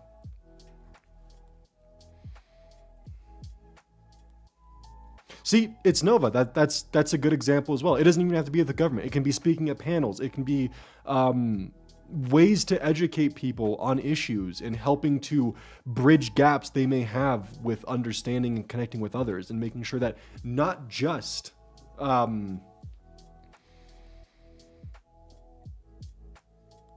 just totally lost my train of thought. The ADHD just hit in full swing because I saw a message and I was trying to figure out how do I get my message on P2? Oh, Project 24. Okay, yeah.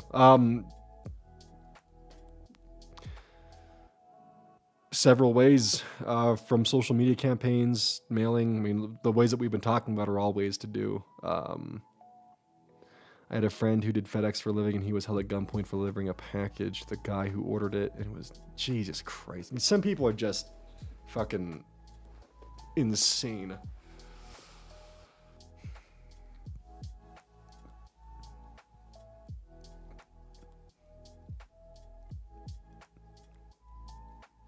I am firmly. I figured as much. Don't worry.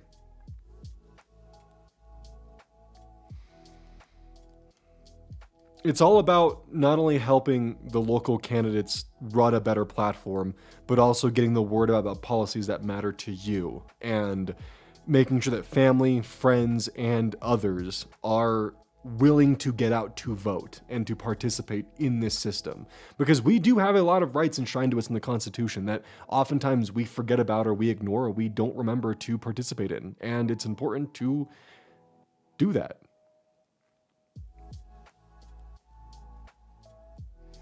Biggest issue of politics is everything boils down to yes or no this or that. Yeah, compromising earmarks and that kind of stuff. The thing is that sometimes you do have to make compromises in order to get what you need to pass. Because the thing is you can't look at voting or participating in the government as being a like yes or no kind of thing. Well, if they're not doing this, then I'm not going to vote. It's not a direct trip. It's never a direct trip. It's more like just because you can't, let's say, if I wanted to travel to a city that doesn't have an airport, I'm not just going to never travel to that city. I'm going to fly there with an airport, get almost there, and then get the rest of the way there in some other means that I can. It's just because the bus doesn't go to the stop that you need to be directly at, if it can get you closer to that stop, then it's worth taking that bus there. It's all about making sure that you are taking one step at a time to get yourself closer. Just because it's not exactly what you want doesn't mean you should just not participate. It's all about getting there one step at a time. And that's a problem that a lot of people, I think, don't realize is there's never going to be a perfect solution where we can just, with one ballot measure, fix every problem. It's going to be a grueling and long and painful process of every year making sure that you're voting and participating. But by doing so, we can get closer, one step at a time.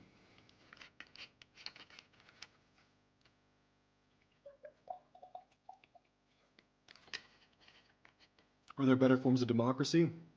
Potentially, yes, but honestly, once you reach a scale like this, it becomes very difficult. And this is probably one of the best forms of democracy that we have for dealing with a population density like this.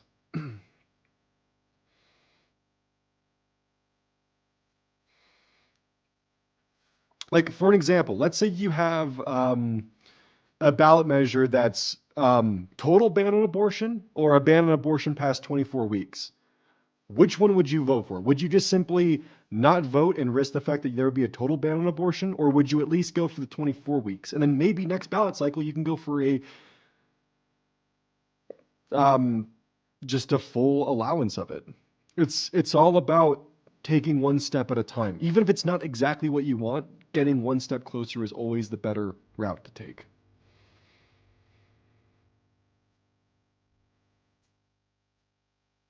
And that's the important thing to remember.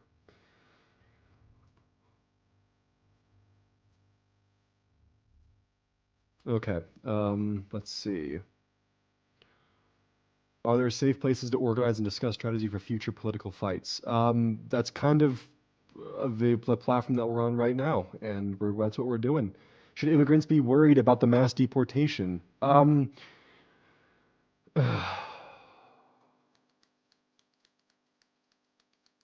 I don't know. If I'm going to be honest with you, it's hard because I would say it's going to be limited to those who are here illegally, which is definitely a tricky subject, but J.D. Vance has previously stated there is no difference between a legal immigrant and an illegal immigrant. So they even had Stephen Miller, who I believe said that America is for Americans only. So it's difficult to say, honestly. Um, did you hear about the ballot box fire? I did hear about the ballot box fire bombings in Oregon and Washington. Not a question, but I just want to say that even the darkest nights are met with the blistering sunrise at the start of the brand new day. That is true. Poland's a good example of this. Poland in 2016, they dealt with a very oppressive fascist government, and recently they were able to upend that. There is a light at every tunnel. Even Germany was able to get through it. It's just a matter of making sure that we get out there and we fight while we can.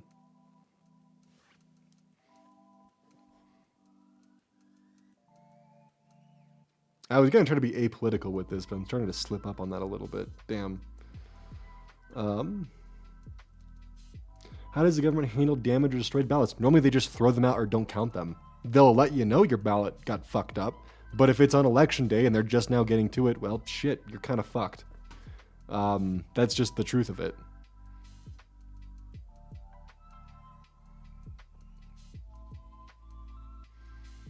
Philosopher stating, for the people with family who don't take them to the polls to vote, you can always lie to your family about who you're going to vote for. Your vote is private once you get there. That is true.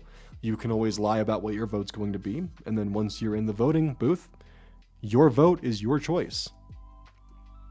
Why do we allow criminals to run when incarcerated can't vote in prison? I'm not sure, if I'm going to be honest with you.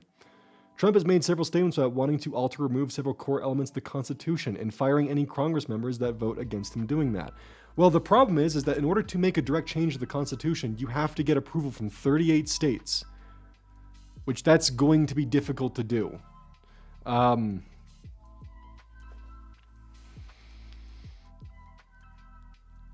Because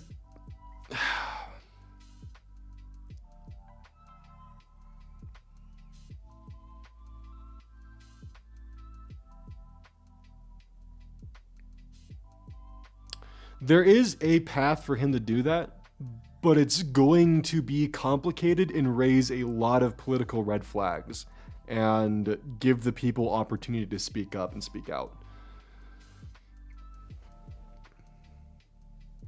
Putting the alarmism aside, wait, hold on. Do you think they will raise the voting age? No, I don't think they will. They can't either because Constitution. Putting all the alarmism aside, what do you think we should... What the fuck?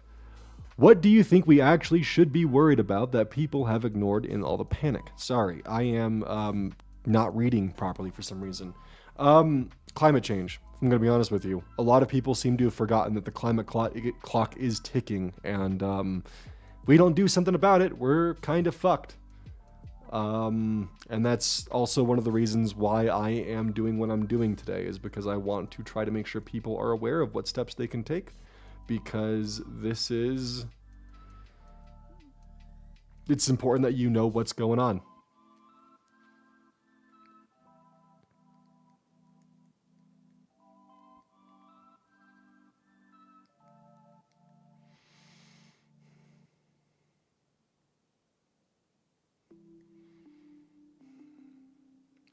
Are straight appearing LGBTQ couples in a better position right now compared to gay couples? How can straight appearing folks help fight back against the prejudice? By both voting, and to answer your first part of the question, I would say yes. But the biggest thing is by voting, spreading awareness, and honestly helping put to rest a lot of the rhetoric that's popped up about, as an example, gays being groomers, or the fact that we have transgender surgeries in schools. Helping put to rest those negative rumors are going to be a big part of helping that fight and actually pushing forward. How are you doing, and what do you suggest for comfort food in these trying times? If I'm going to be 100% honest with you, with what could possibly be happening with the tariffs, it would probably be better not to indulge in comfort food, but instead begin to work on yourself and to save money and make sure that you are building up a nice and healthy savings account to ensure that you can afford possibly incoming tariffs, because those will definitely hurt the working and middle class, and making sure that you're able to get by day to day is going to be important. So comfort food may not be the best thing for you to have now. It might be better to buckle down and make sure that you're saving as much money as you can. What is something that you feel like people should be more concerned? Oh, wait. I think I already answered that one. Oz, did you know that every serviceman is sworn to uphold the Constitution from enemy, both foreign and domestic? Yes, but they're also dedicated to supporting the president. They serve directly under the president. So if the president is that domestic threat, I don't know what would happen in that circumstance.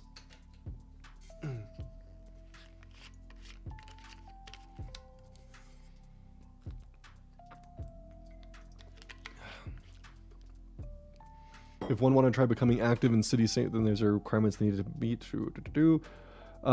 Sorry, I'm kind of speed reading. There's no requirements to run in your city and local elections. You could be a high school dropout and still run for local council positions.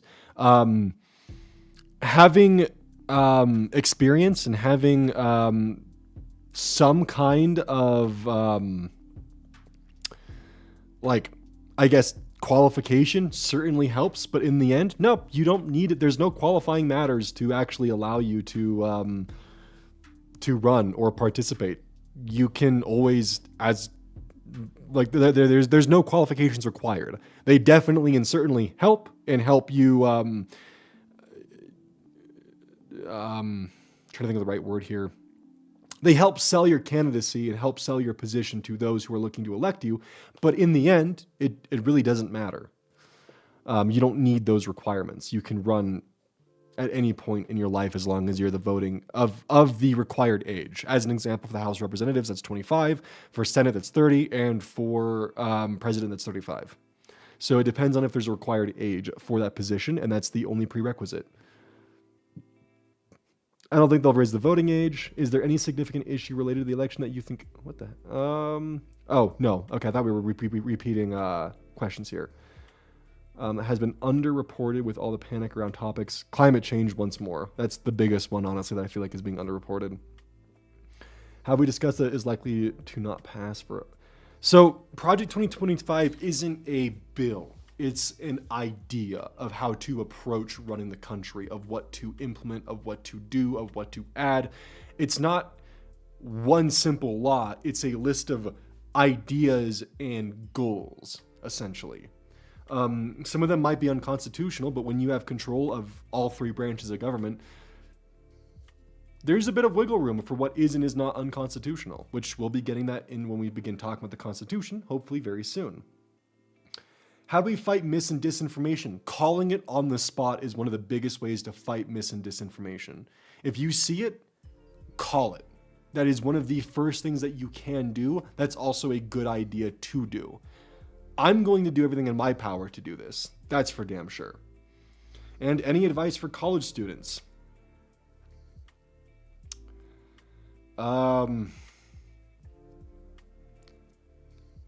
If you're using FAFSA, be ready for that to no longer exist. Definitely do what you can to make sure that your education is secured. Save money. And just be prepared for the long run. That's really all I can say. Well, with mine, with minutes someone starts throwing insults in an argument, I know they really don't care about what's being said. That is true. It's best to only engage with people who are willing to have the conversation. But that also means that you yourself, you can't just immediately walk in and go, "What's up, fucktard? Ready for this?" You can't be doing that kind of shit. They're just going to turn around and leave you, they're just going to get equally as aggravated and aggro in it. You got to make sure that you're actually engaging in a conversation in a productive way.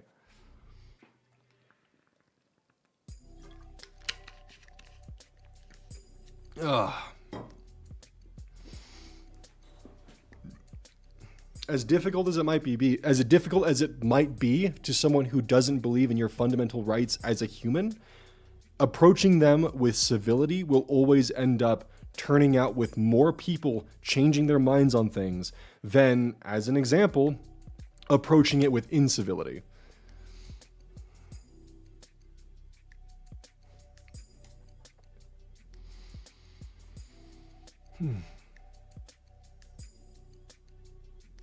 You say I'm wrong. Please explain to me why I'm wrong so I can understand it better.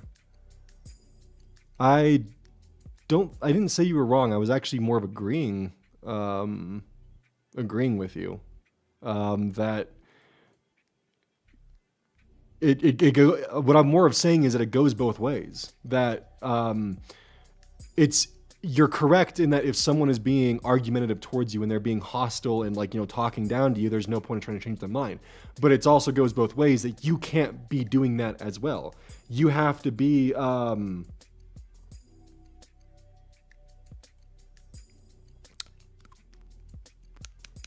sorry, I got a Discord notification. Totally just lost my train of thought.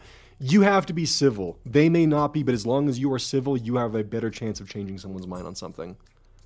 They're targeting FAFSA now? Well, I mean, they're targeting the Department of Education, so yeah, FAFSA will be targeted with that.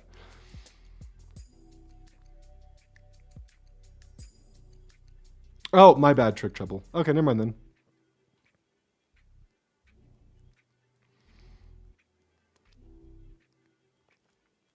Okay, we're going to end this Q&A. But I hope that answers a lot of questions that we had regarding how to participate in your local government, because that's the first part of this. Now we're going to get into the Constitution.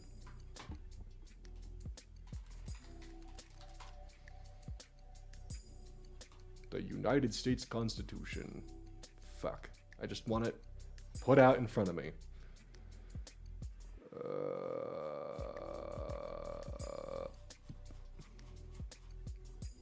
Yep. That looks to be it.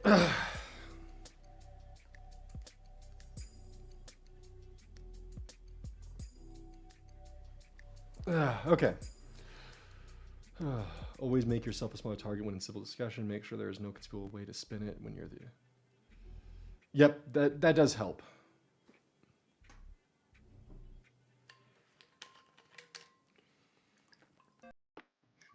So when does the fun part of the stream start? Probably never. This is an educational stream. The hope is to help kind of get people more involved in their local politics. Because again, I don't know everything about how the government works, but I hopefully know at least enough to help guide people in the right direction. My hope would be is that other people can help guide me in the right direction on areas where I'm missing or lacking information.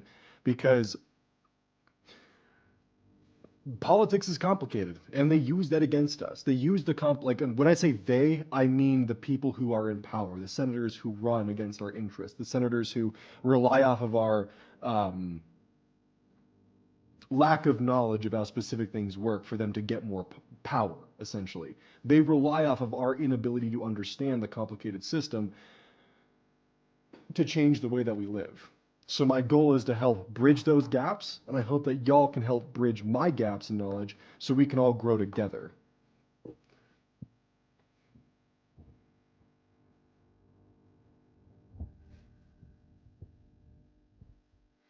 Again, I'm not a monolith of information, so please make sure that you're Googling and doing what you can to further your knowledge beyond what I'm just saying, because I don't know everything.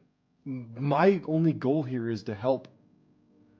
Just want to say I love your D&D. Thank you. I appreciate that. But I just want to make sure that all of you guys are more educated on what's going on, much like how I'm hoping that I can become more educated and more able to be there for people who need it. See, Twitter says I have 700 people watching on Twitter, but like the chat's not moving at all.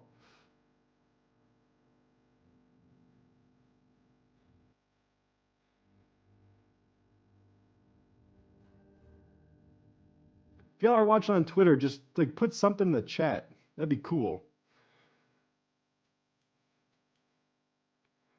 Because I'm almost thinking that the Twitter thing is, oh, I don't want there to be an echo. I'm almost thinking the Twitter thing is just lying. Like it's just a bunch of bots, like to inflate the numbers to make more people, you know, stream on Twitter more often.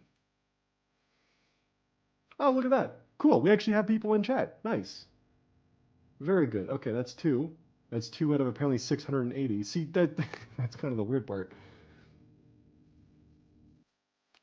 We have sinking slowly. Pegis Turlekes. Yeah. So far there's only two. See, that's kind of the weird part. There's only two active people in chat while it says there's 680 people watching. Yeah, I can see you. Yeah, 100%. But like, there's definitely just a, I don't know. It's just odd. Yeah, I can see when the Twitter stuff's being posted. Came here from YouTube for no real reason. That's entirely fair. There we go. Rusty Stormraven. Okay, I'm starting to see some people, but still not nearly what I would have been expecting from there apparently being 680 people watching. I think Elon's inflating the numbers. You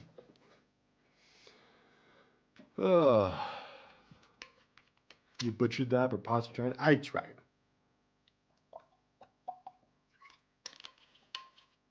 All right. The Constitution's next.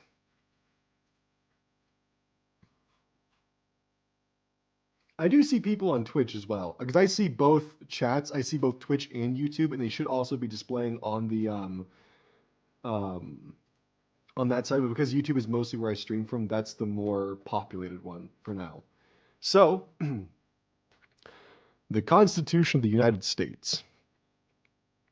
Fun fact, by the way, before we get into the Constitution, did you know the Constitution was actually the second attempt at a governing body the Founding Fathers created? Bonus points to anyone who actually knows what the original governing body of the United States was called. Anyone know that? Does anyone know what the Founding Fathers first introduced as our governing body after the Revolutionary War? There we go. Someone said it. The Articles of Confederation. From what I understand, the Founding Fathers actually committed a coup on the Articles of Confederation to install what we currently have. Because they realized, well, shit, this is not the way to do this. So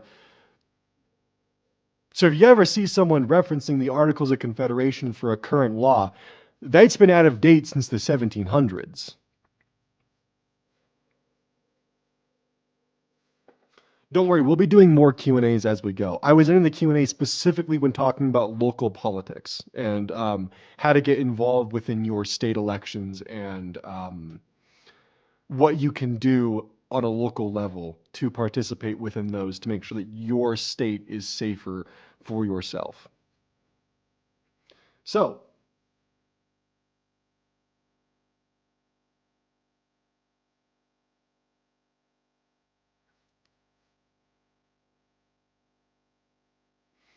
they pretty much undid the Articles of Confederation within a single blow. Well, not a single blow. They did it. They just got rid of it. I think it was around for maybe a decade, but then gone. Actually, wait, is it on page here? Because if it is, then y'all are cheaters.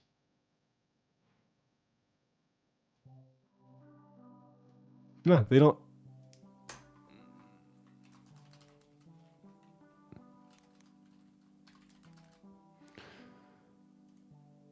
Oh, yeah, it's right here.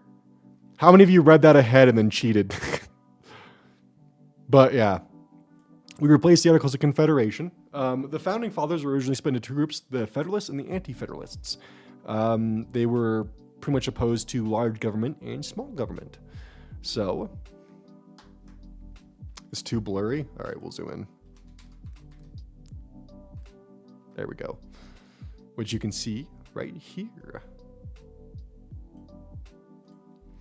Which I actually had to participate in a program when I was younger called We the People, which required us to read through the Federalist and Anti-Federalist papers and create essentially a presentation/report on them.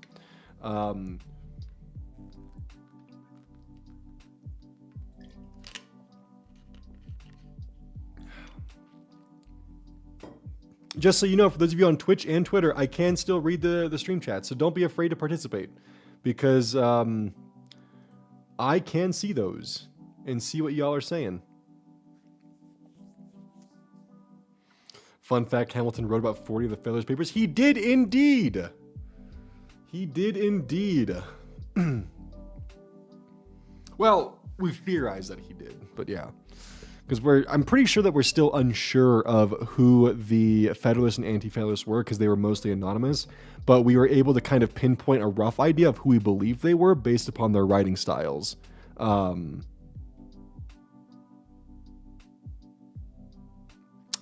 That's my understanding. I may have received misinformation on that, but that is my understanding, is that we only know who the Federalists and Anti-Federalists were based upon cross-referencing their writing styles. But Constitution got ratified. United States kind of came around. Bada bing, bada booey. And, preamble, that's where the We the People comes from. Article 1. Article 1 establishes the legislative branch of the government. So we have Section 1, which essentially gives all legislative powers herein granted shall be vested in a Congress of the United States, which shall consist of a House of Representatives. Section 2. The House of Representatives shall be composed of members chosen every second year, which is why 2026 is going to be very important because that'll allow us to essentially redo the House, by the people of several states, and the electors in each state shall have the qualifications requisite for the electors of most of the numerous branch of the state legislature. No person shall be representative who shall not have attained to the age of 25 years and been 7 years a citizen of the United States, and who shall not, when elected, be an inhabitant of that state in which he shall be chosen. Interesting, he said he shall be chosen. I'd be curious if there'd be some argument that women can't run for government because of that. But potential sexism aside within the Constitution, what this is essentially saying is that a House of Representatives, the prerequisite requirements are that they must be 25 years old, they must have at least been a citizen of the United States for 7 years, and they must live within the state they are representing. That's what that breaks down to. Representatives and direct taxes shall be appropriated among the several states which may be included within this union, according to their respective numbers, which shall be determined by adding to the whole number of the free persons, including those, oh, Jesus Christ, we're getting to slaves, including those bound to service for a term of years, and excluding Indians not taxed, Jesus Christ, 3/5 of all other persons. The actual, see, thank God we have further amendments to change this, because that's yeah, we're getting into some old-timey racism here. The actual enumeration shall be made within 3 years after the first meeting of Congress in the United States, and within every subsequent term of 10 years. That's the census. In such manner as they shall be law direct. The number of representatives shall not exceed 1 for every 30,000. I wonder if we've actually changed that. Shall not exceed 1 for every 30,000. But each state shall have at least 1 representative, and until such enumeration shall be made. The state of New Hampshire shall be entitled to those 3, Massachusetts 8, Rhode Island and Providence Plantations 1. And it's just establishing those states here and pretty much how they're doing them in the beginning. I'd actually be curious, because if it was 30,000 back in the 1700s, what is it now? Citizens per House representative. So that's what it is. It still 30,000? Oh, nope, we're up to 747,000. That doesn't make any sense. No, that makes sense. That makes sense. That makes sense. Yeah, that makes sense. California's population is 38 million, has roughly 40,000, or not 40,000, 40 House representatives. Okay, so yeah, we're up to 747,000.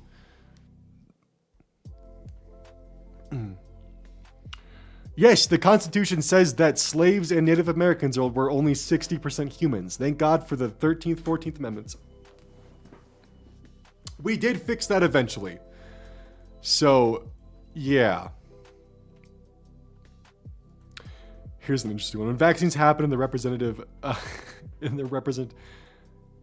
vacancies. God damn, my dyslexia's hit. I don't know why there's vaccines. I know that they had inoculations back then, and I was wondering if they were already establishing some kind of inoculation schedule. When vacancies, not vaccines, holy shit, my dyslexia.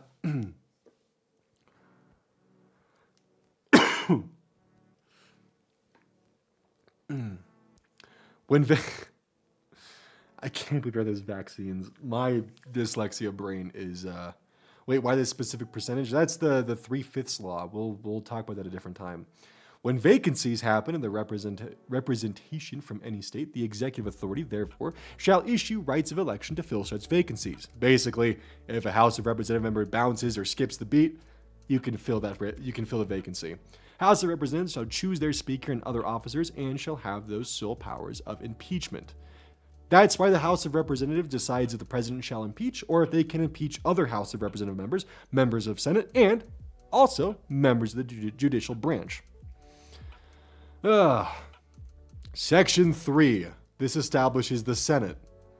The Senate of the United States shall be composed of 2 senators from each state chosen by the legislature, thereof, for 6 years, and each senator shall have 1 vote. So, each senator is chosen every 6 years. Immediately after they shall be assembled, in consequence, the first election, they shall be divided as equally as may be into 3 classes. The seats of the senators of the first class shall be vacated at the expiration of the second year, of the second class, the expiration of the 4th year, and of the third class at the expiration of the 6th year, so that 1/3 may be chosen every second year. This is why 2026 is very important, because 1/3 of the senators will be up for re-election.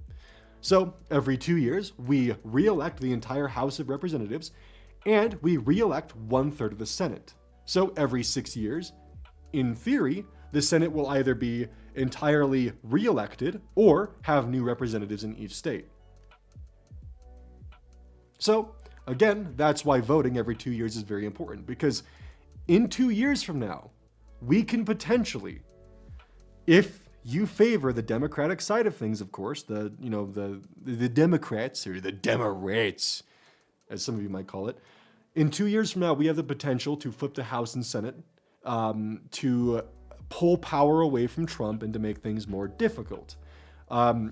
If, as the Constitution will begin to elaborate further, if we have a supermajority, we can actually circumvent Donald Trump entirely. So we'll get there in a little bit. I don't remember if it's 60 or 66, but it has to be 2/3 of the Senate, if I remember correctly. So, and if vacancies happen by resignation or otherwise during the recess of the legislature of any state, the executive therefore may make temporary appointments to the executive until the next meeting of the legislature, which shall then fill such vacancies. No person shall be a senator who shall not have attained the age of 30 years, a senator, or be a U.S. citizen for 9 years, and of course they need to be an inhabitant of the state they're representing. The Vice President of the United States shall be President of the Senate, but shall have no vote unless they be equally divided. So if the Senate is down the middle, 50-50, then the Vice President breaks the vote. Assuming we're able to vote again. That would require so many changes to the Constitution, and that's kind of why we're going through this. Because in order for any of these, constitutional, articles or the Bill of Rights, for any of those to be amended, for the Constitution to be amended, or for any of those to be changed, you need 38 states to agree on it, which is going to be very difficult to do. So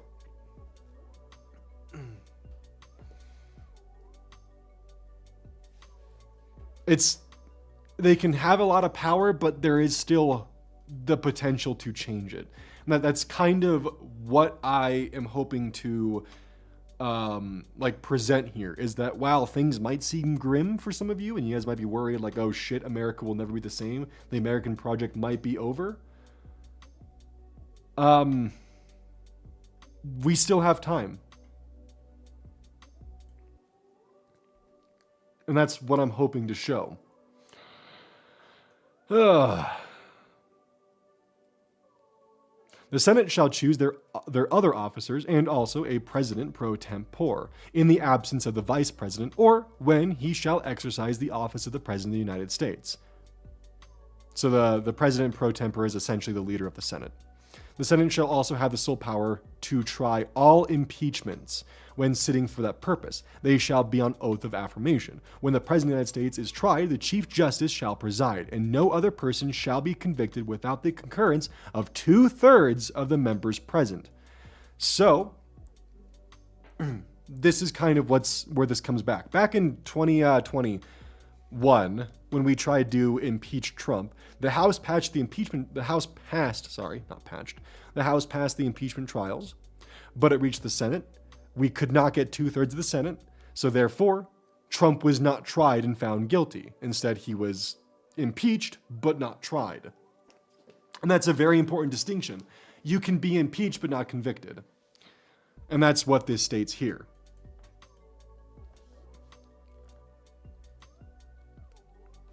Judgment in cases of impeachment shall not extend further than to removal from office and disqualification to hold and enjoy any office of honor, trust, or profit under the United States.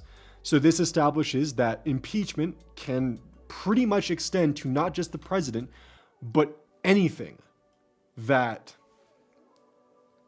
any form of office they could hold. So it does mostly pertain to the president. Impeachment shall not extend further than to be removed from office. But yeah, I don't know why I read Oval Office. I think I'm kind of spacing the fuck out right now. But impeachment can extend not just beyond the Oval Office, but to all offices of government.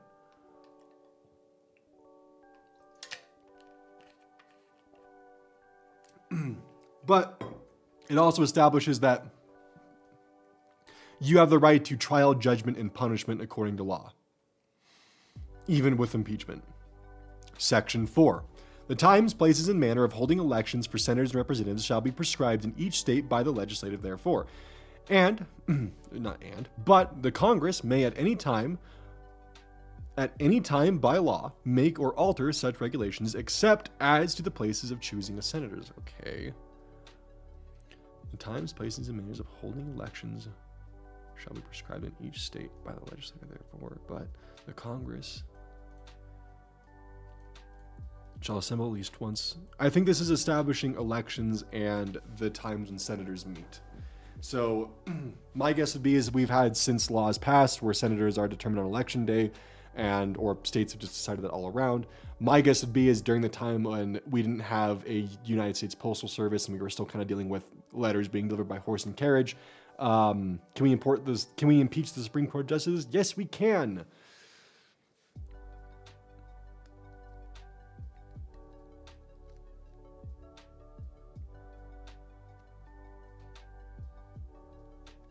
I would need to dig into what Section 4 fully means, because my guess would be is this just deals with the election of them and also when they convene, but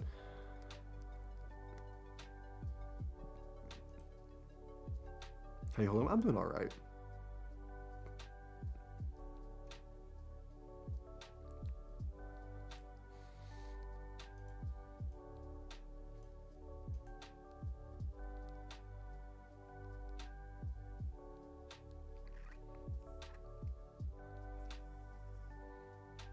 It is complicated indeed, but in theory, yes, you can.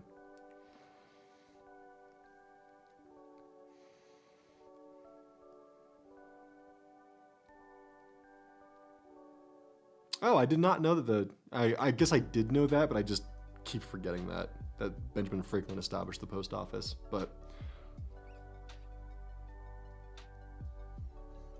okay, that makes sense that it's been revised since then, because I think the revision part was what was getting me, because it was the idea of the states choosing it, and my guess would be as this has since changed. That was what I was more focused on, is whether or not it has been revised since then. Thank you for filling me in on that, philosopher. Section 5. Each house shall be the judge of elections, returns, and qualifications of its own members, and a majority of each shall constitute a quorum to do business, but a smaller number may adjourn from day to day, and may be authorized to compel the attendance of absent members, in such manner and under such penalties as each house may provide. Basically, you're not required to be in attendance to vote, but you can be compelled to vote. That's why there's absent votes in the House sometimes, or why some people may choose not to vote. It delves deeper into the election and possible codifications of it. Very cool. I'm not surprised CP2K has something on that. It may determine its rules of the proceedings, punish its members for disorderly behavior, and, with the concurrence of 2/3, expel a member. So you need 2/3 of the House to expel a member. That's important. So essentially, in theory, in like a fucked up reality, if there was ever a circumstance where one party owned 2/3 of Congress, they could potentially just continually expel members of Congress until they have a supermajority. So that's a very fucked up scenario, but I don't think that would ever happen, if I'm going to be honest with you. Because that's an insane majority to have. But it is possible. It would take a lot of time to expel members because you need a separate trial for each one. And I don't think it would be logistically feasible to run a trial for upwards to over 100 members. But yeah. Each house shall keep a journal of its proceedings, and from the time they publish the same, expecting such parties as may in their judgment require secrecy. And The yeas and nays of the members of entitled house of question shall, at the desire of the fifth of those present, be entitled and be entered into the journal. Recording the votes. This is what this is doing, is it's recording the votes. To my understanding, neither the House during the session of Congress shall, without the consent of the other, adjourn for more than 3 days, nor to any other place than that in which the two houses shall be sitting. Neither house during session of Congress shall, without the consent of the other.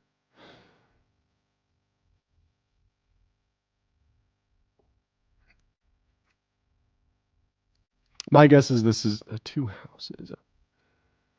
We have the House and the Senate, so why is there?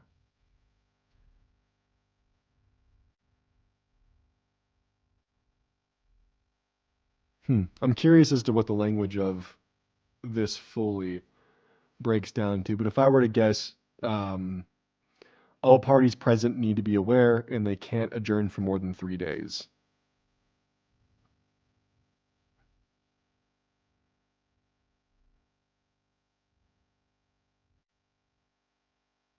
Can you give a summary once you're done reading the Constitution? It's important that we all understand what's in this.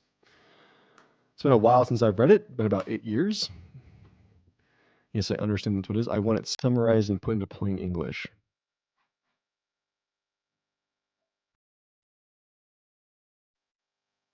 There we go. Thank you, AI Overview, for once. Yeah, okay, so when they say both houses, they mean the House of Representatives and the Senate. Kind of a weird way of wording that, but cool. I was on the money there.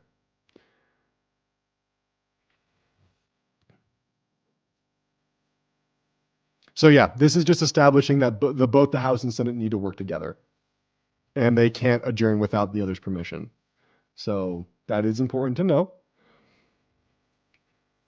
Section 6, the senators and representatives shall receive a compensation for their service. This is establishing the fact that they get paid. Paid out by the Treasury. They shall, in all cases except treason, felony, and breach of the peace, be privileged from arrest during their attendance at the session. Huh. That's interesting.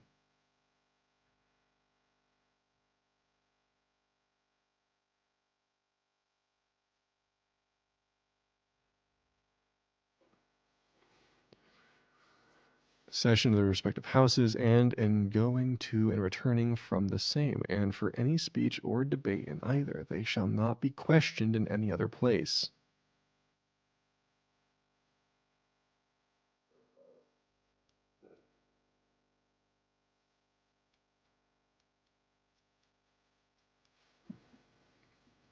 I want to dig into this one a little bit more because I feel like this is saying.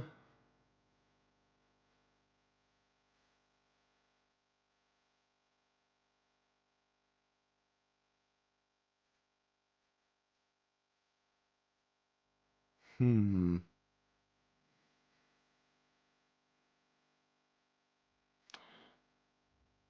This can't be saying that, like, unless they commit a felony, like they're free from like being arrested, right? So why, in what circumstance?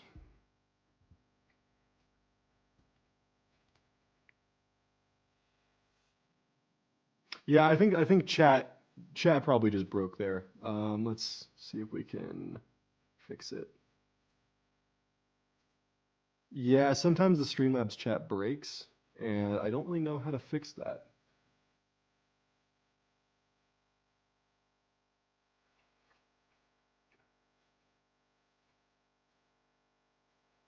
I don't know. It just seems incredibly weird that they're immune to being arrested. We're gonna be switching to the other chat real quick because it seems like that box is broken, um, and not working. So we're gonna need to switch the chats real quick until it fixes itself.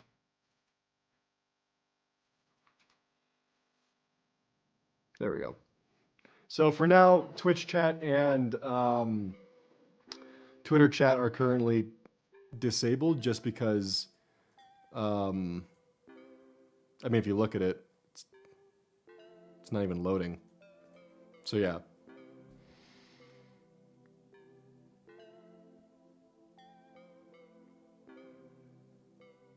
That's interesting. No senator or representative shall, during the time for which he was elected, be appointed to any civil office under the authority of the United States, which shall have been created, or the annulments of wherefore should have been increased during such time, and no person holding any office under the United States shall be a member of either house during his continuance in office. Okay, so this is just saying that if you're a House representative or like a senator, you can't hold any other form of office. Like you are, that is what your job is, pretty much, to my understanding. If I'm misinterpreting that, please let me know. But I feel like this is a pretty good interpretation. You can't be arrested.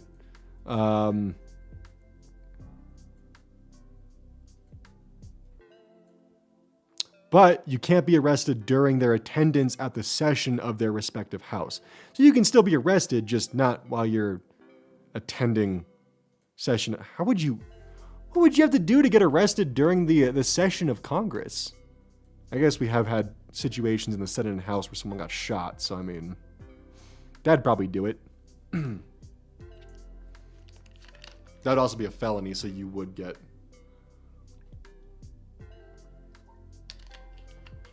So in what circumstance would that cause? Huh. Anyways. This also establishes Article 1, Section 7, and this is important because back when people were pointing to, like, when we had hurricane disasters and, like, money needing for, like, hurricane relief and whatnot, and people were pointing to Biden or Kamala or any other representative, this is important. All bills for raising revenue shall originate in the House of Representatives, but the Senate may propose or concur with amendments on the bills. What this establishes is all money that goes towards any kind of organization or raising revenue or anything that like revolves around monetary or budgeting comes from the House and Senate. So if it's FEMA, if it's disaster relief, if it's funding for the U.S. Post Office, anything that requires money or raising revenue goes to the House and Senate. So if money isn't there, it's not the president's fault, it's the Senate and the House's fault.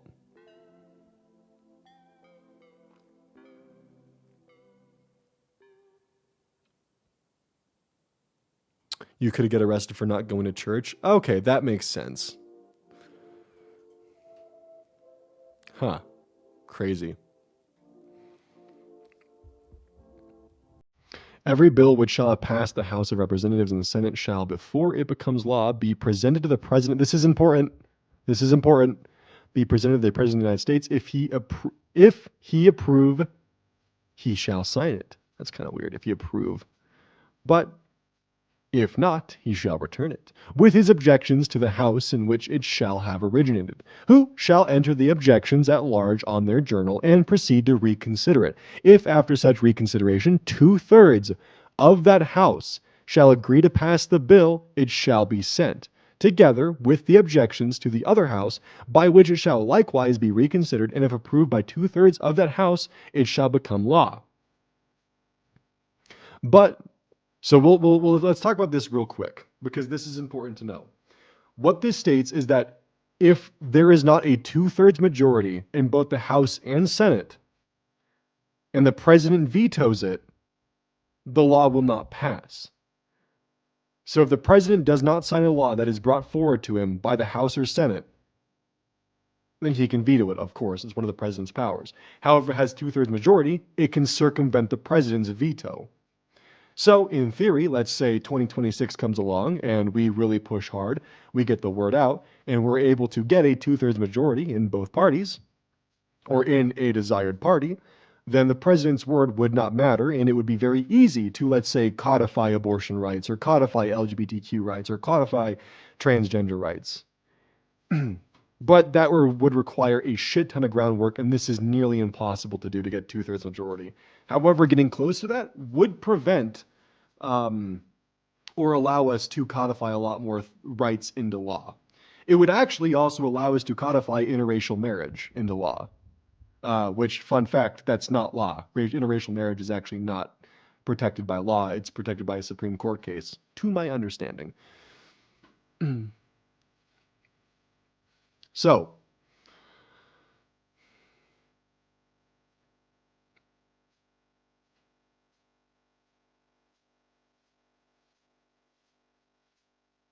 If they fix wedge issues, how will they get votes?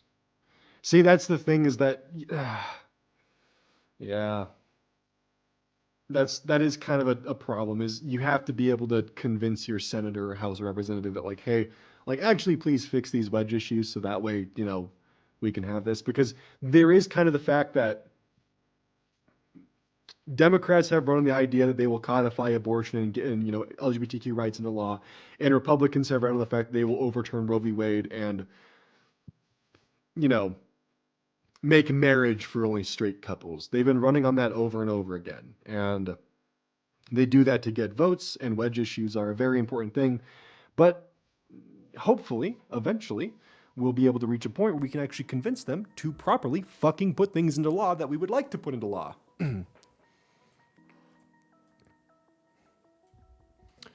But in all such cases, the votes of both houses shall be determined by yeas and nays, and the names of the persons voting for and against the bill shall be entered on the journal for each house respectively. If any bill shall not be returned by the president within 10 days, Sundays excepted, after it shall have been presented to him, the same shall be law. So if the president does not veto a law, it becomes law. In like manners, as if he had signed it. So basically, yeah, if he doesn't sign it within 10 days, it becomes the same thing as him signing it. Unless the Congress, by their adjournment, prevents its return, in which case it shall not be a law.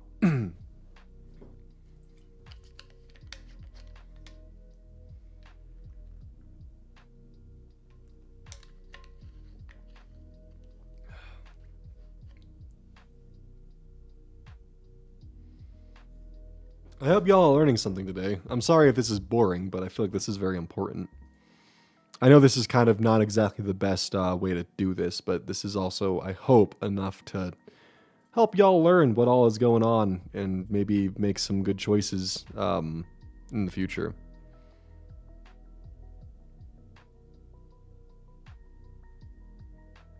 Roe v. Wade was overturned. That's why it was put back in the hands of the states. That's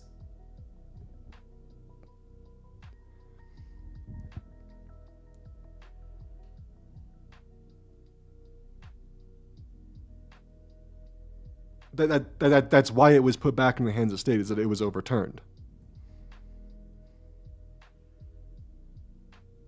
I'm very curious if maybe there's a bit of a misunderstanding, but I do think that is something that we should probably quickly discuss, that the Supreme Court, when they decided on a new decision that opposed Roe v. Wade, in process, they overturned that. It's still law. Roe v. Wade was never law. It was a Supreme Court decision. Roe v. Wade was an interpretation of law, and that interpretation was overturned.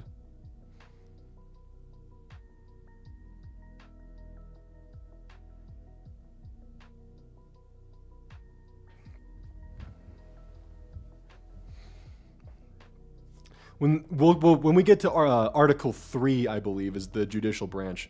So was it law? No. Roe v. Wade wasn't law. It was, yes, precedent. That's a good way to, it was the precedent of how the law was interpreted is the best way of putting it.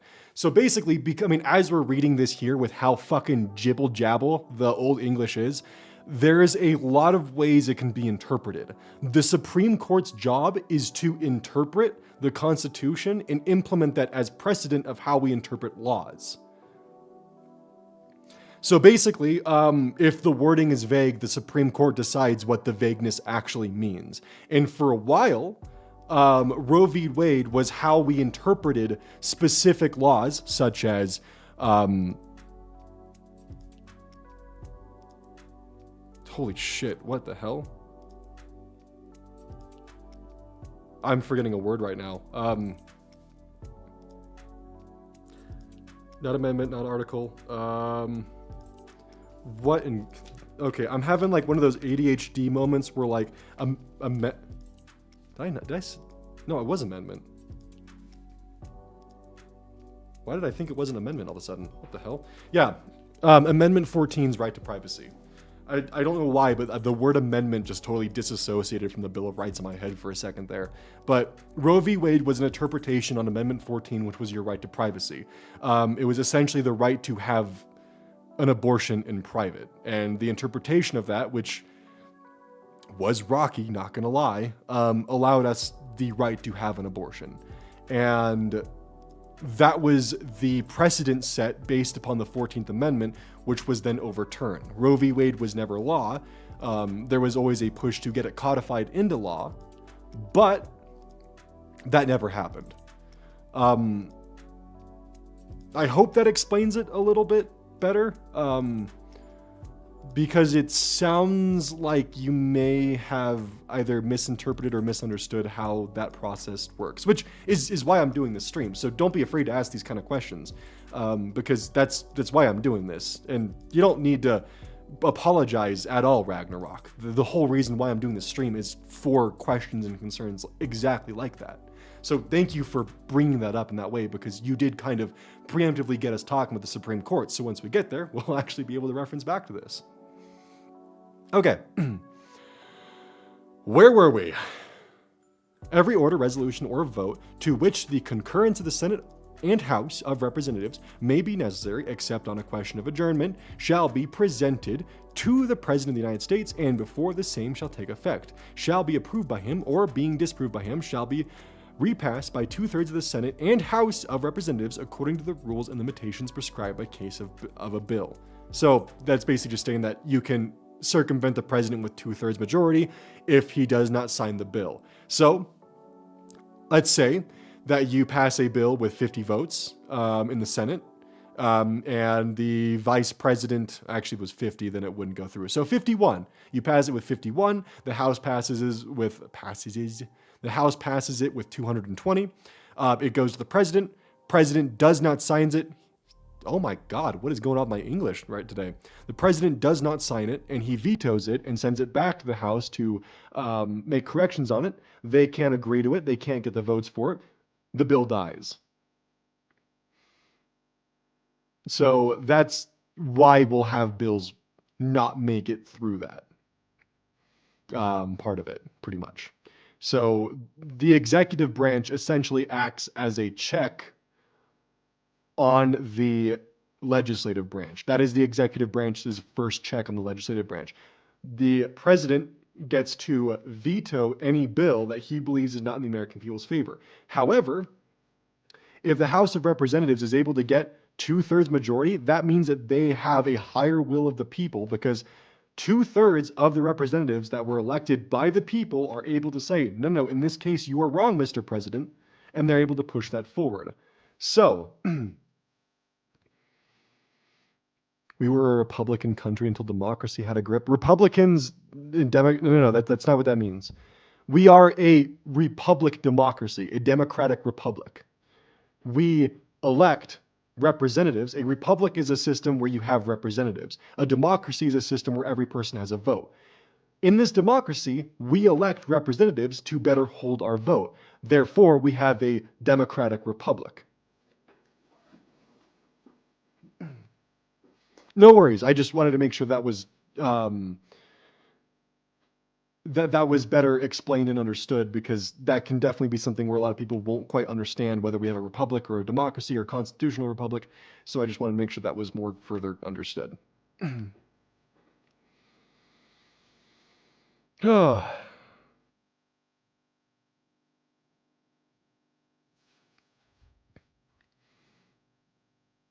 So checks and balances will be something that we'll be talking about quite a bit later. And thankfully, the way checks and balances work is that we still are able to have some checks and balances, but not as many as we really should have right now. My voice is fucking dying. I'm not gonna lie. Holy shit.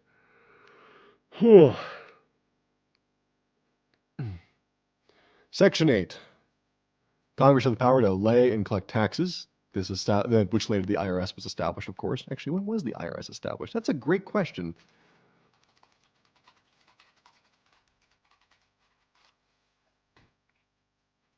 All right. Yep. So the the legislative branch established the IRS to essentially delegate this job.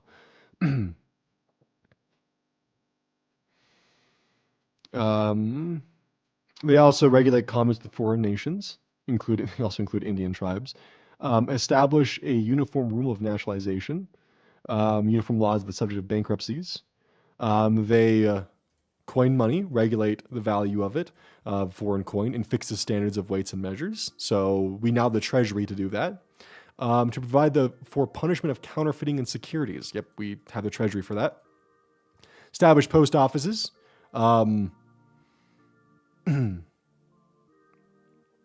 Yeah, so one of the interesting things, if you do look at a lot of like bills, there'll be a lot of like added stuff of like naming post offices and post roads. That is part of the job of the legislative branch. To promote the progress of science and useful arts by securing for limited times to authors and inventors patents.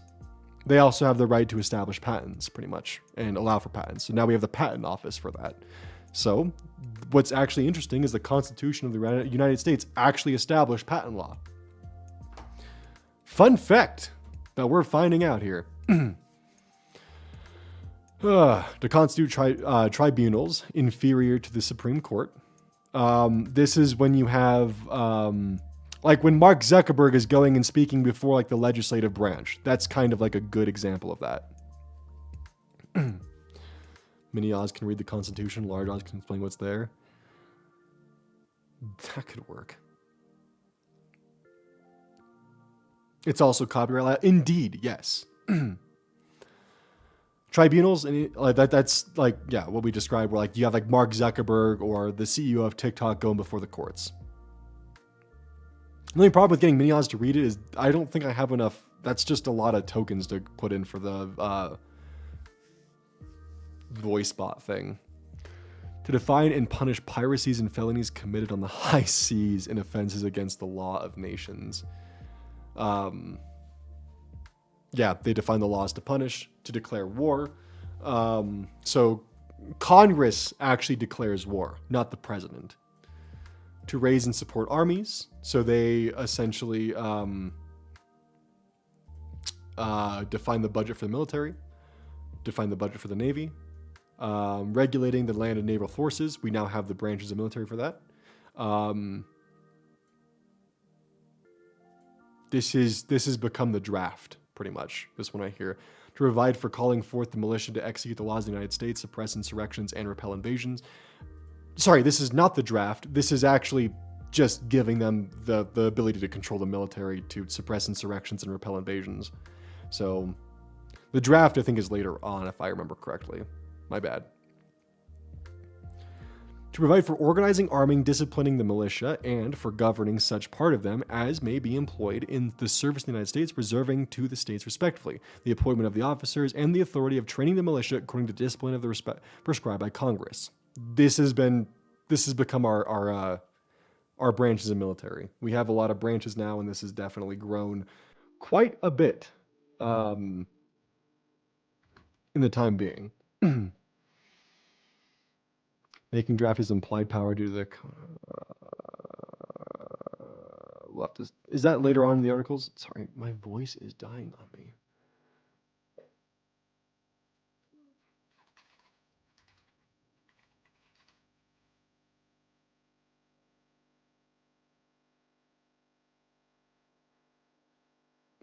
Did you mean the Commonwealth clause? I had to Google that because I've never seen that before. Anyways, no worries. I just had to figure out.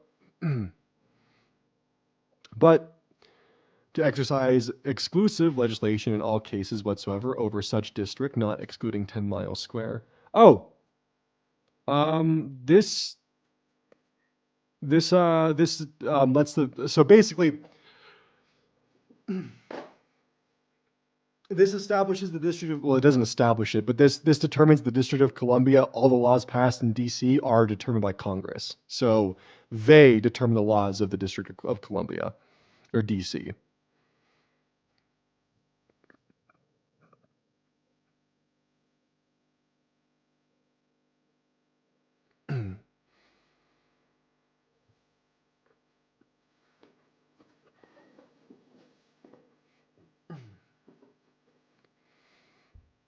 And by the looks of this, also establishes military bases.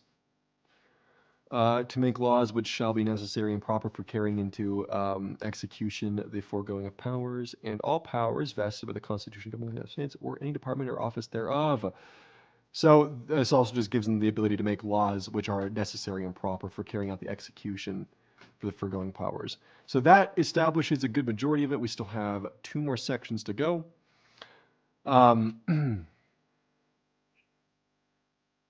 Article 9, the migration of importations such as persons as of importation. Yep, okay, that's what I thought it was. Slavery. Think proper to admit shall not be prohibited by Congress prior to the year of 1800. Okay, so this is, yeah, 1800. But a tax or duty may be imposed on such importation not exceeding $10 for each person. Jesus Christ. Thank God we have the amendments. Habeas corpus shall not be suspended unless when in cases of rebellion, of invasion, the public safety may require it. No bill of attainder or ex post facto law shall be passed. No capitation or other direct tax shall be laid unless in proposition to the census or enumeration herein before directed to be taken. This is just establishing more of the powers of it, including... Okay, yep. 11 and 27. No tax or duty shall be laid on article... Actually, I'm not familiar with all the powers that 9 provides. No preference shall be given by any regulation of commerce or revenue to the ports of one state over those of another, nor shall vessel be bound to do us or enter clean or pay duties to another. Interesting. So, I think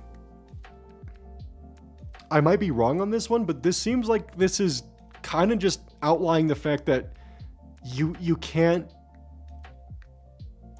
essentially have like port taxes on... Please go over the 4th. The 4th Amendment, we'll get there, don't worry. That's interesting. Just deals with ports and vessels, lots of ship regulation. Dealing with, but in consequence appropriation may be law, and a regular statement and account. So no money shall be drawn from the treasury without account and receipt of it. No title of nobility shall be granted by the United States. No person holding office or profit or trust under them shall, without the consent of Congress, accept of any present annulment, office, or title of any kind whatever from any king, prince, or foreign state. So, basically, if you hold an office in the United States, you can't be given a title from a king, prince, or foreign state. So if you're given a title by a foreign state, you can't hold office, which is interesting. But they have to have the consent of Congress. Okay.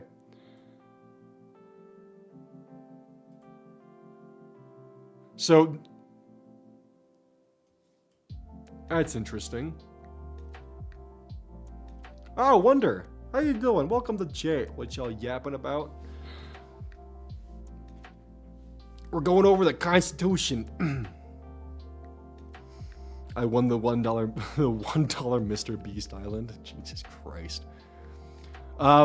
This is an interesting one right here because this basically means like you could, if you accept a title from a foreign country, let's say like whatever the current king is of England, I don't remember his name because Queen Elizabeth was the previous one. Fucking, I don't know. Whatever the king is, if he like knighted Donald and Donald accepted it, I think he would actually be in violation of this clause if Congress didn't approve it. So Charles. Yes, Charles. I'm pretty sure that's what this is stating, which is it's kind of interesting. There's definitely some British resentment in here from when the Constitution was written. So that's interesting. No state shall enter into. Wait, hold on. Does that mean? Does that mean back when that like nobility sponsorship was going around, the fucking scam? Fuck. The titles, honorable titles, whatever it was. Does that mean if you had done that, like if a congressman did that without permission, they would have been in violation of the Constitution?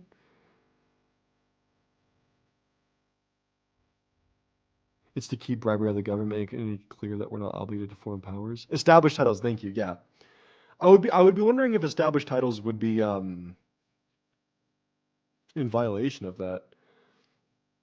I thought bribery was, I guess for the legislative branch, that makes sense for that being established there. But I do know there's a quid pro quo portion, specifically in the executive, if I remember correctly.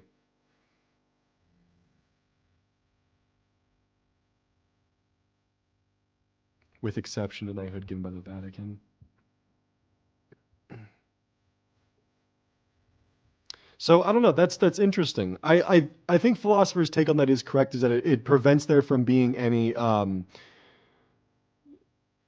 it prevents there from being any like foreign obligation. That makes a lot more sense. So thank you for that clarification there, philosopher. The old English is definitely hell.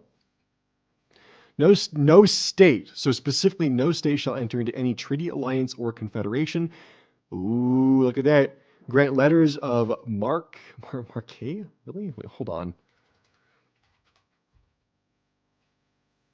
Okay, yeah, it is just mark. Wait, well, why did I say it was mark? Why did I read it as marquee for a second? Grant letters of marque and reprisal, coin money, emit bills of credit, make anything but gold and silver coin a tender in payment of debts, pass any bill of a tender ex post facto law or impairing the obligation of contracts or grant. Okay, so basically, states can't just fucking go off on their own, make treaties or alliances with other countries, print their own currency, and set up just any law that impairs their obligation to contracts or grant any title of nobility. If I'm reading that correctly. It's basically just saying the states can't circumvent or act above the government or make any treaties or alliances with foreign powers. Without the consent of Congress, lay any imposts or duties on imports or exports. So California just can't, without the consent of Congress, put import except what they may be necessary for executing its inspection laws and the net produce of all duties imposed laid by the imposts. Let's just Google what they mean. Hold on. A tax. Okay, yeah. So I was correct on that one. Okay, I just want to make sure I was correct on that. My chat is no longer moving. Why is that?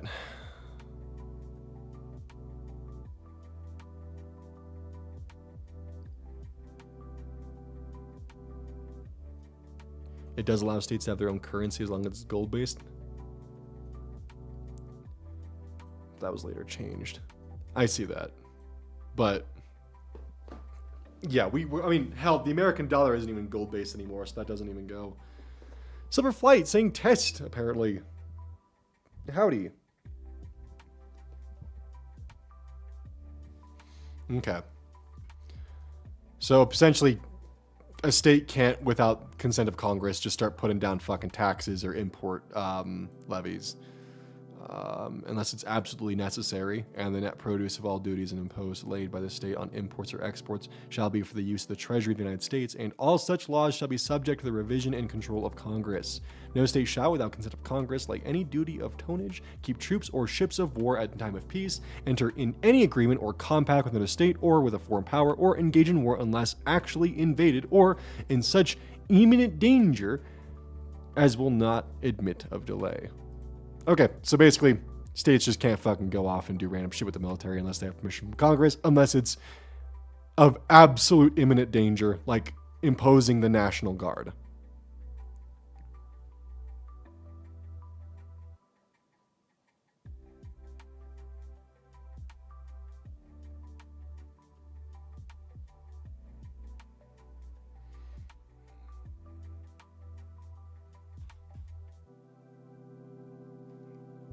Yeah, that's the exact takeaway that I have as well, philosopher, is that it's establishing that every state is part of a, main conglomerate body, so they can't just go off and do their own shit. They have to still abide by the rules of Congress. That is interesting how much, because of how long it's been since because I haven't actually gone through the Constitution in full, beyond just reading the occasional articles or sections that I specifically remember and know about. For a while, it's definitely interesting being reminded of how much Article 1 not only establishes states' rights, but also the legislative branch's rights, which does make sense because each state does have to abide by specific legislation rights. I'm sure we'll see it pop up more in Article 2 as well.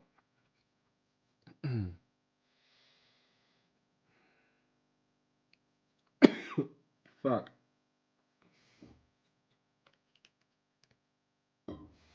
Okay, Article 2. This establishes the executive power. The executive power shall be vested in a President of the United States of America. He shall hold his office during the term of 4 years, and together with the Vice President, chosen for the same term, be elected as follows. Each state shall appoint, in such matter as the legislator therefore may direct, a number of electors, that's our electoral college, equal to the number of senators and representatives to which the state may be entitled in the Congress. But no senator or representative or person holding an office of trust or profit under the United States shall be appointed an elector. So,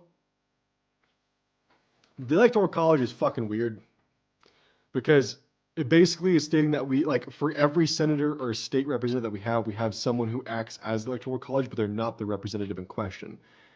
Actually, how are the electorals chosen?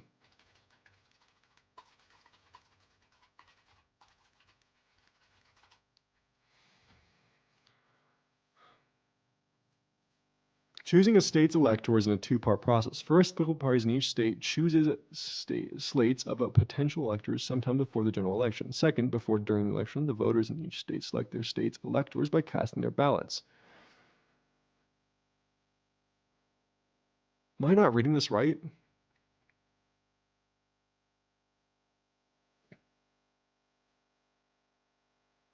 Shall be appointed elector. So the electors, yeah, okay.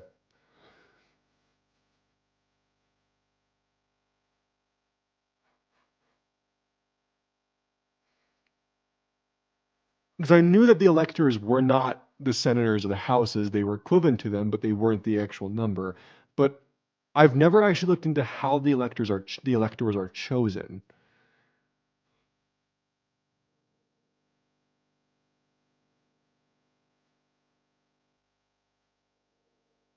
Let's see.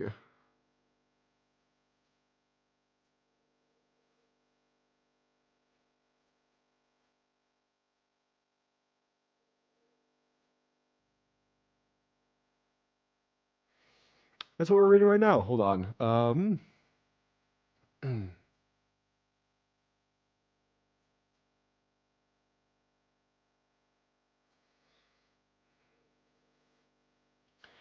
Is by state party convention. Each political party's state convention nominates a slate of electors, and a vote is held at the convention. In a small number of states, electors are chosen by a vote of the state's party's central committee. Either way, political parties usually choose people whom they want to reward for their service. Electors can be elected officials or party leaders in the state, or people who have some kind of personal or professional connection with the party's candidate.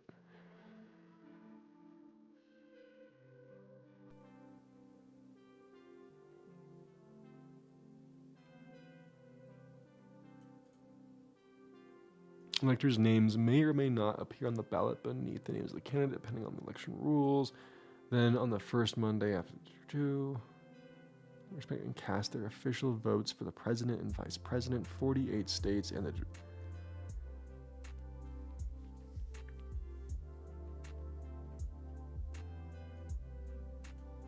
oh, hold on. Wait, this is interesting.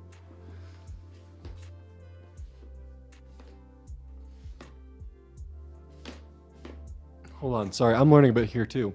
Constitution doesn't require electors to vote according to the results of the popular vote in their states, and there is no federal law that requires this, but a number of states have passed laws that threaten to punish so-called faithless electors, who do not vote according to their state's popular vote.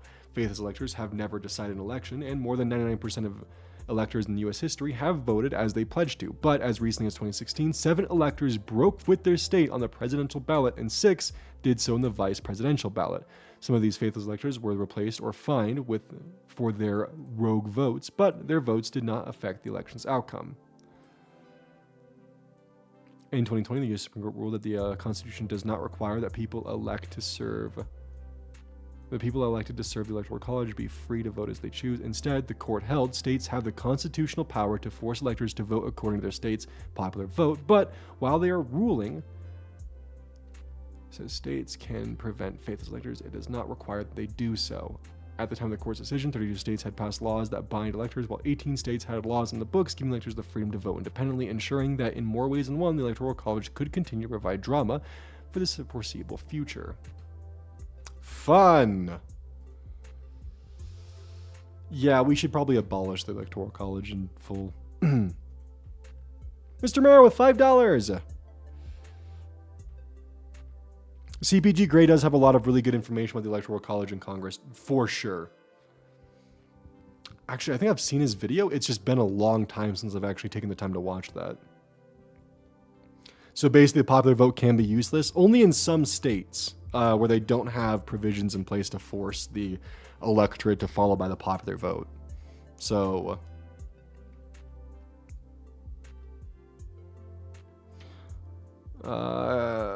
Chloe McKeeska from Twitter. Wait, what if one of those packages could I get diplomatic immunity? Those packages. I think you might be behind on stream.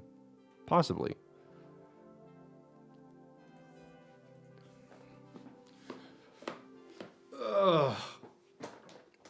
Okay.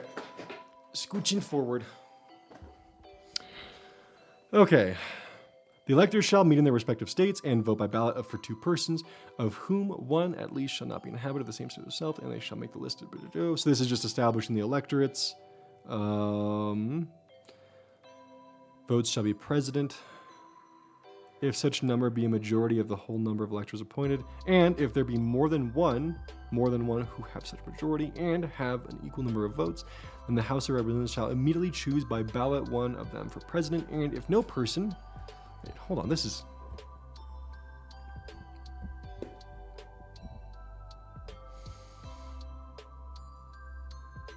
Which list they shall sign and certify and transmit sealed to the set of the government of the United States directed to the President of the Senate. The President of the Senate shall, in the presence of the Senate of the House and Representatives, open all certificates, and the votes shall be counted. The person having the greatest number of votes shall be President. If such number be a majority of the whole number of electors appointed, and there be more than one who have such a majority and have an equal number of votes, then the House of Representatives shall immediately choose by ballot one of them for president. So if they tie, then the House of Representatives chooses. And no person has a majority. Then from the 5 highest on the list, said House shall okay, this is where the 5 highest on the list. But in choosing president, the votes shall be taken by state and representation from each state having 1 vote.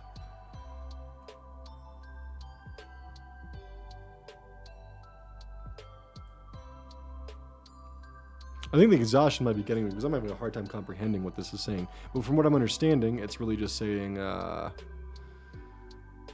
it's establishing the rules for what happens if there's a tie, how the president's decided, and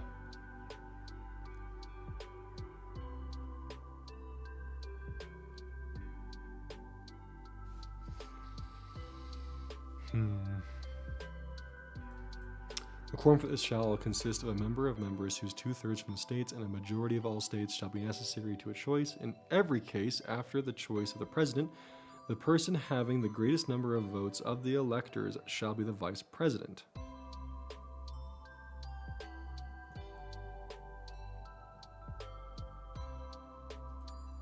But if there should remain 2 or more who have equal votes, the Senate shall choose from them by ballot the vice president.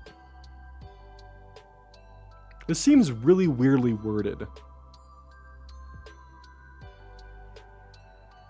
But this seems to just be establishing how the president would be chosen and the results of just weird edge case scenarios.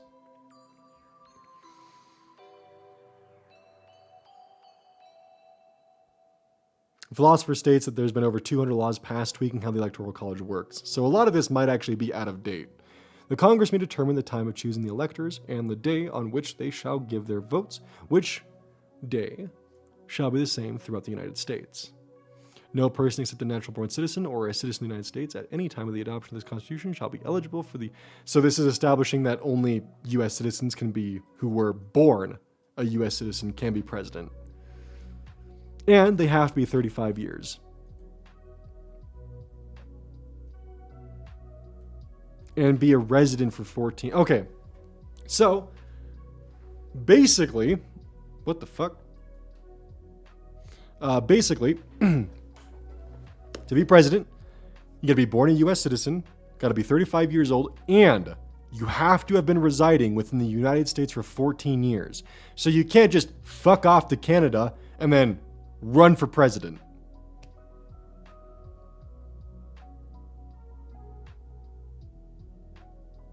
President and vice president run as a pair, then that makes a lot more sense. That makes so much more sense. What's up with gerrymandering? We'll get to that later. I'll put 999 with 70s. Trump would be president, Harris would have been VP. There were no presidential tickets. Huh. I see. So we used to have ranked choice voting.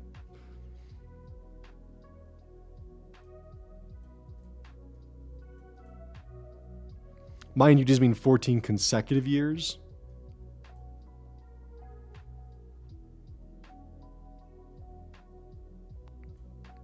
It sure as hell reads like that. And been 14 years a resident within the United States.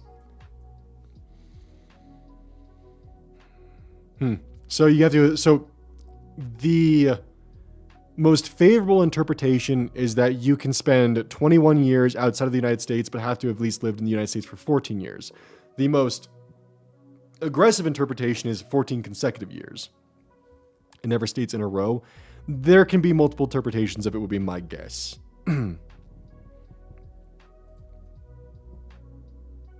But I'm going to assume it's probably the non-consecutive rendition.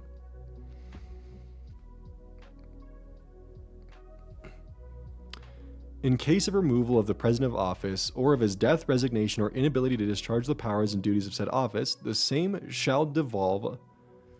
Okay, so establishing the vice president would then take up position, and the Congress may by law provide for the case of removal, death, resignation, or inability, both of the president and vice president, declaring what officer shall then act as president, and such officer shall act accordingly until the disability be removed, or a president shall be elected. Okay.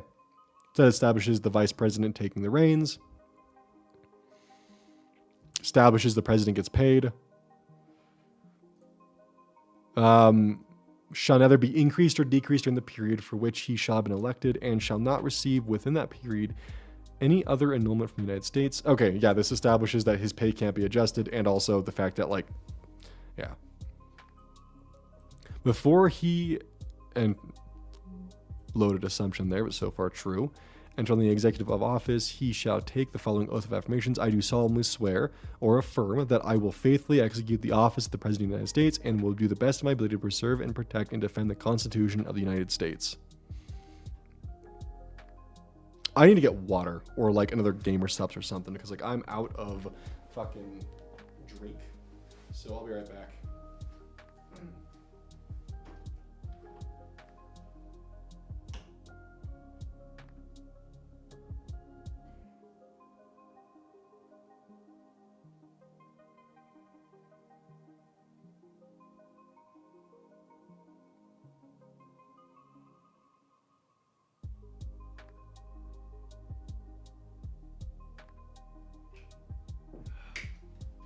So, as other note, I just want to state, like, a lot of this is us having to kind of interpret a lot of Old English. So,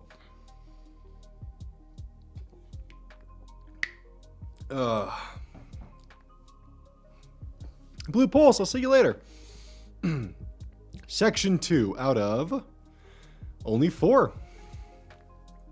The President shall be Commander-in-Chief of the Army and Navy of the United States and of the militia of the several states. When called into the actual service in the United States, he may require the opinion in writing of the principal officer in each of the executive departments upon any subject relating to the duties of their respective office, and he shall have the power to grant reprieves and pardons for offenses against the United States, except in cases of impeachment. Establishes the ability to pardon.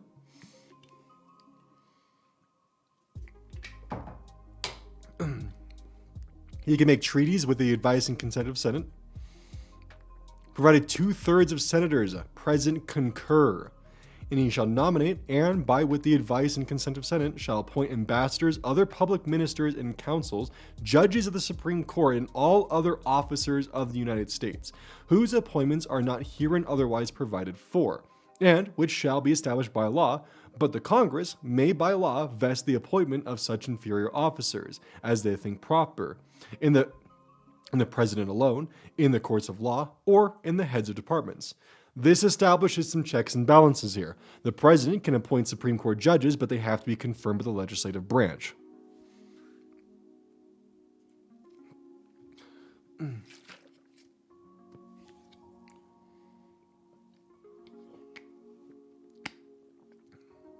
My understanding is that you have to be a natural-born citizen of the United States to run for office.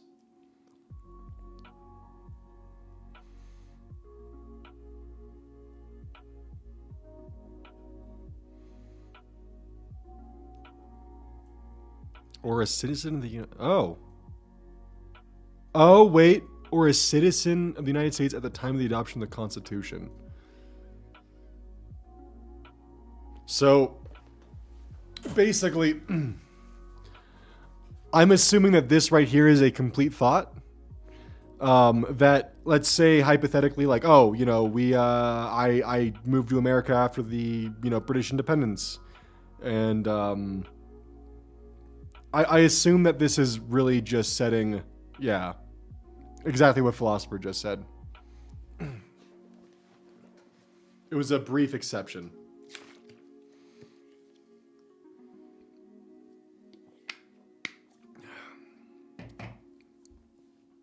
Okay. To make treaties, provide 2/3 of the senators present occur, and he shall nominate. Oh yeah, we already went through this one. Shall have the power to fill up vacancies that may happen during the recess of the Senate by granting commissions which shall expire at the end of the next session. So the president can appoint temporary Senate positions if there is a temporary absence, pretty much.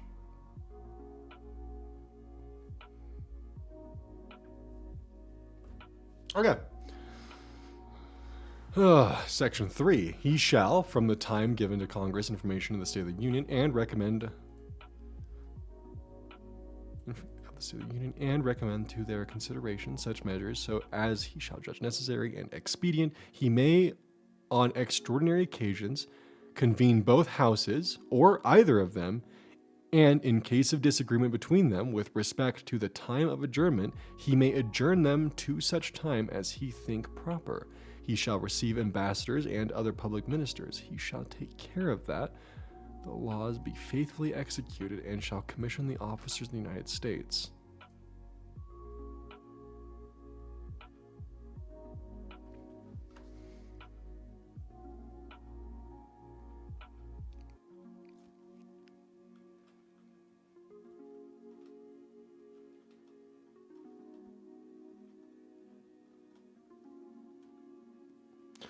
So,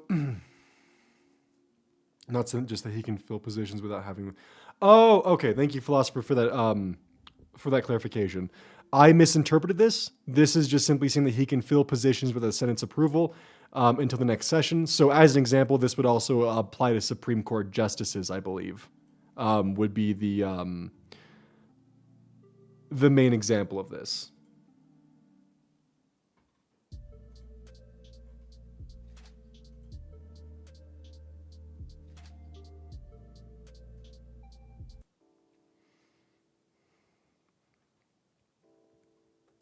I might be incorrect on that. Am I correct on that assumption there, where it's not necessarily to the Senate, but it's to the positions like the Supreme Court justices or other.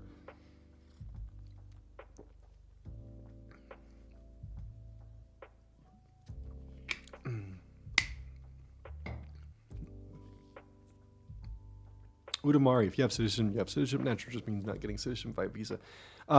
So being a natural born citizen means you were born here, but getting citizenship via another system would mean that you go through the citizenship test and you're then granted U.S. citizenship. That you would still be excluded from running for office in that circumstance.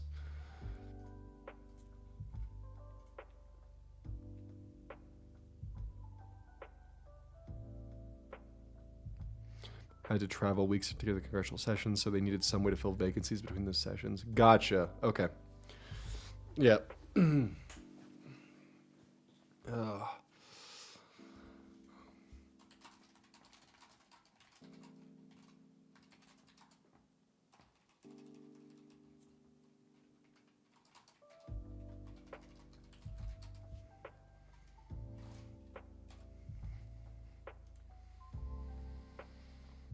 That makes more sense. Okay. So, this one I have a couple of thoughts on because it feels like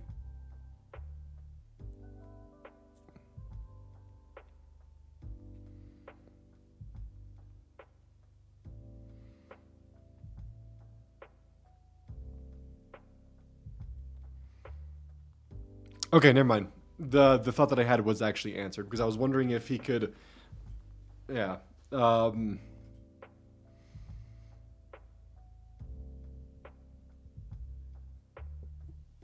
Yeah. This is just simply allowing the president in times of, like in dire times, to pretty much call Congress together. For some reason, when I had first read this, I was under the interpretation that he may dismiss them.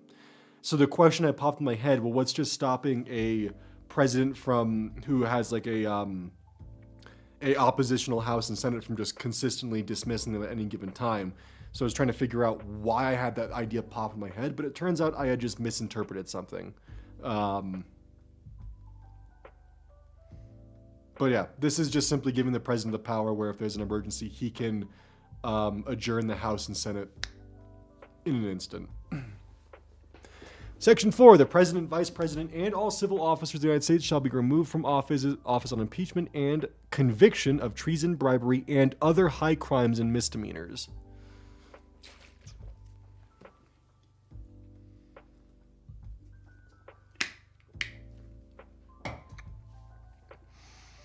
Ugh. High crimes and misdemeanors can get you impeached, huh?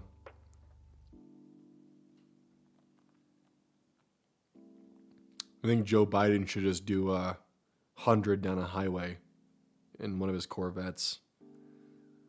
Actually, at that point, you would actually enter a felony.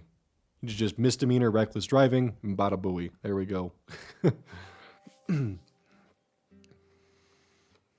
Article 3, Section 1. The judicial power. This establishes the third branch of government, if you remember when we were drawing things up previously. At the very beginning of the stream, oh my god, way back in the beginning, where we had the judicial branch going. That is what we're currently going over right now, is the judicial branch. The judicial power of the United States shall be vested in one Supreme Court and in such inferior courts as the Congress may, from time to time, ordain and establish. The judges, both of the Supreme and inferior courts, shall hold their offices during good behavior and shall at like a dog, and shall at stated times receive for their services a compensation which shall not be diminished during their continuance in office. So,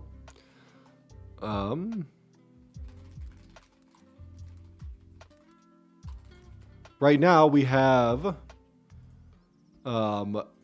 something called the superior courts. So we have your state courts, the superior courts, and then the Supreme Court. So as an example, these states here, this is Superior Court 9, These states are Superior Court 10. Yeah, Texas, Louisiana, and Mississippi are Superior Court 5, and so on and so forth. These are all established, and these will all make decisions on kind of like a... They're like mini Supreme Courts, pretty much. They can be overruled by the Supreme Court, but these superior courts do make decisions kind of for these states on these matters. So if you have, like, let's say, like, for a case to get to the Supreme Court, you have your local courts, then it goes up to the state court, then it goes up to the Superior Court, then it goes to the Supreme Court. If it goes through all of those, then you have a Supreme Court case. But if they refuse to hear it, then it bounces back, and then, you know, back and forth, back and forth.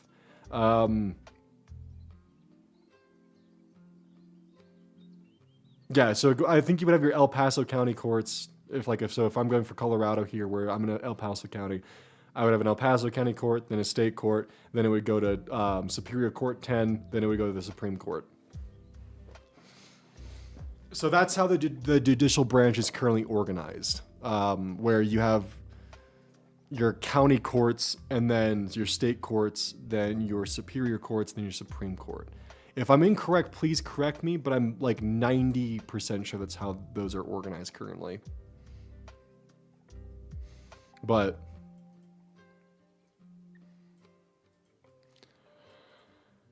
Section 2, the judicial power shall extend to all cases in law, equity arising within the constitutional laws of the United States and treaties made or... So the Supreme Court has access to view, treaties, laws under their authority to all cases affecting ambassadors, other public ministers and councils, to all cases of admiralty and maritime jurisdiction, to controversies to which the United States shall be a party, to controversies between two or more states, between a state and citizens of another state, between citizens of different states, between citizens of the same state claiming lands under grants of different states, and between a state or its citizens therefore of, and foreign states, citizens or subjects. So just a lot of stuff, basically.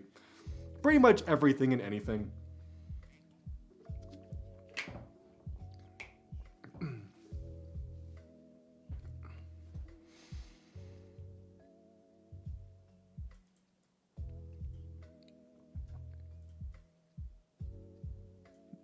Okay, so this just establishes cases affecting ambassadors, minister councils, and those with a state shall be a party. The Supreme Court shall have original jurisdiction. In all other cases before mentioned, the Supreme Court shall have, oh my God, I hate this word. Appellate? Yeah, appellate. Or is it appellate? Appellate? Appellate? I hate that word because I've mostly only read it, but I've never heard it. I rarely hear it spoken. Appellate jurisdiction, both as to law and fact, with exceptions and under such regulations as the Congress shall make.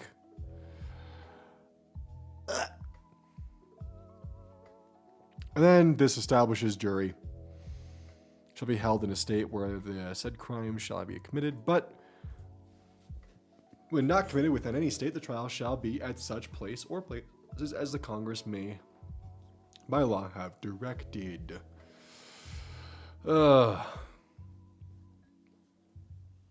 Yep, thank you, Philosopher, for the clarification there. They're ruling on like important cases, not like random fucking cases like speeding tickets, jaywalking, or the minor theft you committed at a Target. It's states that have utmost importance that deal with the yeah. That's a good way of putting it. Section 3, treason against the United States shall consist only in levying war against them. So you can only commit treason if you're in the middle of war or in adhering to the enemies, giving them aid and comfort. No person shall be convicted of treason unless on the testimony of 2 witnesses to the same overt act or on confession in open court. The Congress shall have the power to declare the punishment of treason, but no attainder? Hold on. Okay, a lot of old words here. Yeah, attainder. The forfeit of land and civil rights suffered as consequence of sentence or death for treason of felony. Okay, so that's a very specific wording there. But no attainder of treason shall work corruption of blood or forfeiture except during the life of the person attainted.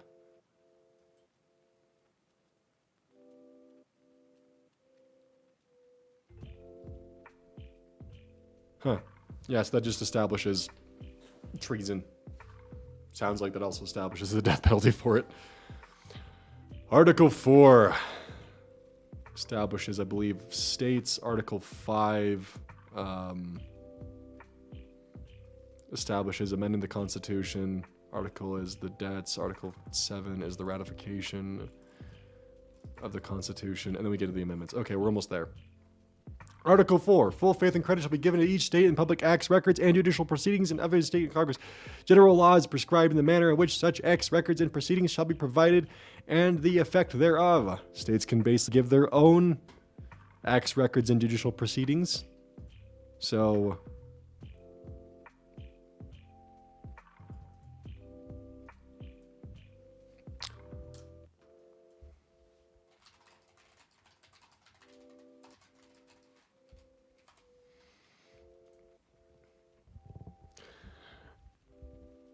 to my understanding, this is just establishing the relationship of each state with each other, as well as the relationship with the federal government. The citizens of each state shall be entitled to all privileges and immunities of the citizens in the several states. A person charged in any state with treason, felony, or other crime, who shall flee from justice and be found in another state, shall, on demand of the executive authority of the state from which he fled, be delivered up to be removed to the state having jurisdiction of the crime.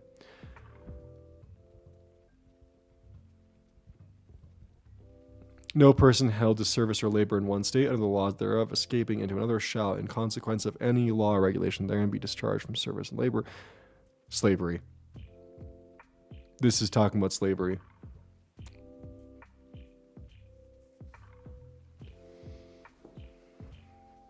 But this is establishing the relationships of states with each other, how crimes are committed by each person and their relationship to the state, as well as the relationship to the federal government. New states may be admitted by the Congress into this union, but no new state shall be formed or erected within the jurisdiction of any other state, nor any state be formed by the junction of two or more states or parts of states without the consent of legislators of the states concerned, as well as my fucking God, as well as of the Congress. That's where we get West Virginia and Virginia and the Carolinas and the Dakotas. The Congress shall have the power to dispose of and make all needful rules and regulations respecting the territory of the other property belonging to the United States, and nothing in this Constitution shall be so construed as to prejudice any claim to the United States or any of the particular state. Section 4. The United States shall guarantee to every state in its union a republican form of government, and shall protect each of them against invasion and, on application of the legislator or of the executive, when the legislative cannot be convened, against domestic violence. Now, this does not mean it is guaranteeing a Republican government as in like Republican Democrat. This is a Republican as in you elect your senators and representatives.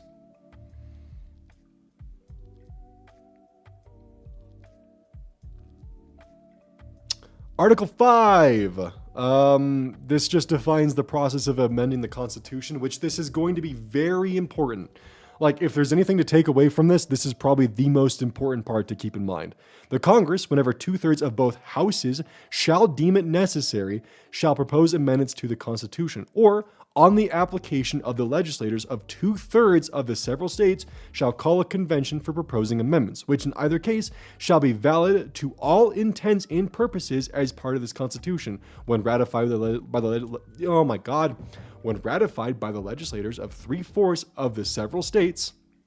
So in this case, 3/4 of 50, which is 38, or by conventions in 3/4 thereof, as the one or the other mode of ratification may be proposed by the Congress, provided that no amendment which may be made prior to the year 1808, so just, 1808, shall in any manner affect the first and fourth clauses in the 9th section of the first article, and that no state, without its consent, shall be deprived of its equal suffrage in the state. Basically,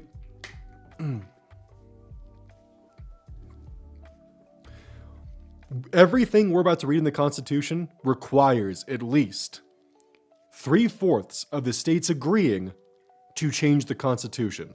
So that includes the Second Amendment. That includes the woman's right to vote. That includes the 14th Amendment, the 13th Amendment, the 11th Amendment, the 15th Amendment. All amendments that protect your rights as a citizen, from the right to a firearm to the right to vote to the age in which you vote in, require 3/4 of the states to agree to make a change to. So something like birthright citizenship, that is going to be a pain in the ass for any incumbent to make a modification to.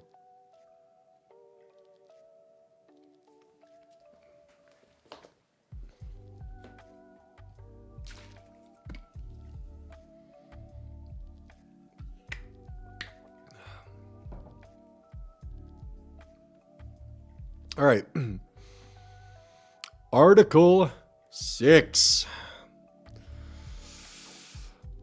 If I remember correctly, this one is just going to pretty much define itself as being the law of the land. All debt, maybe not. All debts contracted and engagements entered in before the adoption of this Constitution shall be as valid against the United States under this Constitution as under the Confederation. Okay, so this is just saying that debts under the Confederation are still valid. This Constitution and laws of the United States shall be made in pursuance therefore of, and all treaties made or which shall be made under the authority of the United States shall be the, oh, no, I was right. Okay, cool. The supreme law of the land, and the judges in every state shall be bound thereby in anything. That's a weird capital there. Or laws of any state to the contrary, notwithstanding. The senators and representatives before mentioned, the members of several states, legislators, and offices both in the United States and several states shall be bound by oath or affirmation to support this Constitution, but no religious tests. This is important, but no religious test shall ever be required as a qualification to any office or public trust in the United States. So anyone who says this fucking country was built on Christian fundamentals is lying to you. Article 6, right there. Ugh.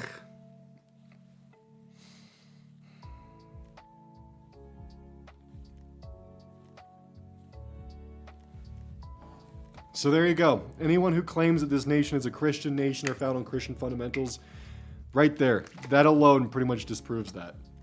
Article 6 of the Constitution. Keep that in mind for anyone who tells you this is a Christian nation.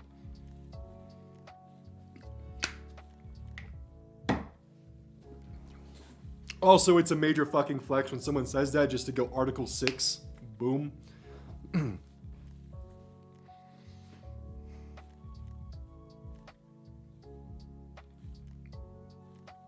That does firmly define it.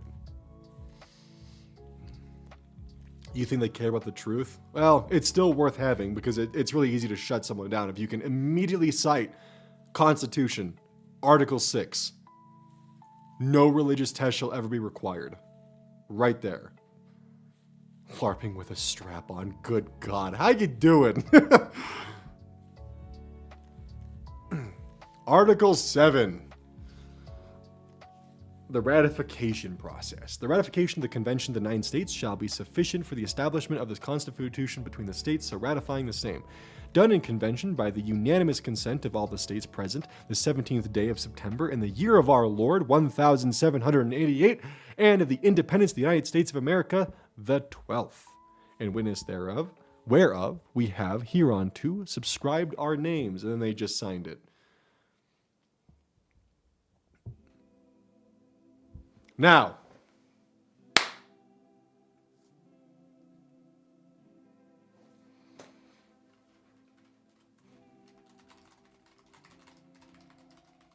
just found the values of the Freemasons.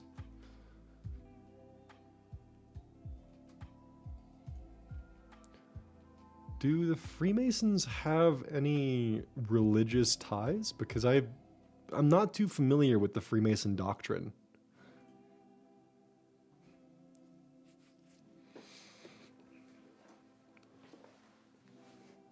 Well, you got to remember that Pennsylvania was like a melting pot state and was, for a while, Quaker country. In fact, many of the signing members here were Quakers or non-Christian. They had a, they weren't necessarily attached to any major religion.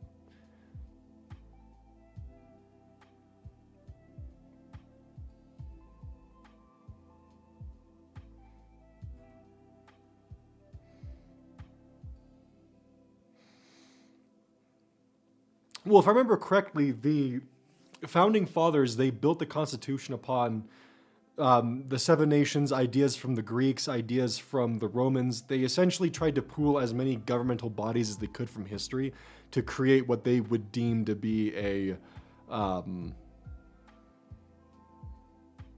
functioning government, which for a while worked pretty well.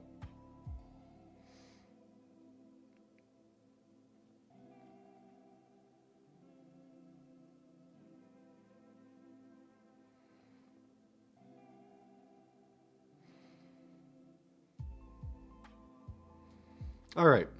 First Amendment. Congress shall make no law respecting an establishment of religion. Very important. First Amendment. Somehow many people forget that for some fucking reason.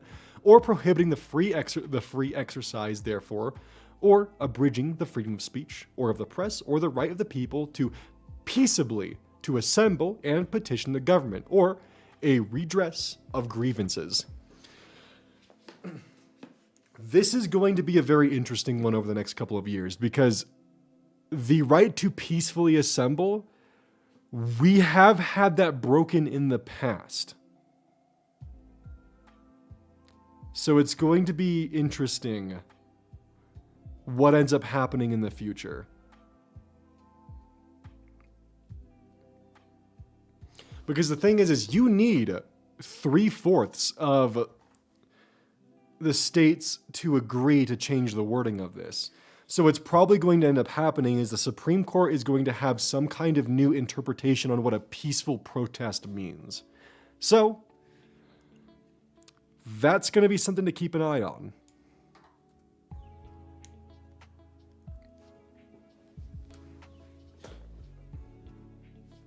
Freedom of the press is going to be interesting as well, because that'll be a lot of the First Amendment is going to be under threat in some very interesting ways. If and this isn't, I'm not trying to get political here, I am just simply quoting or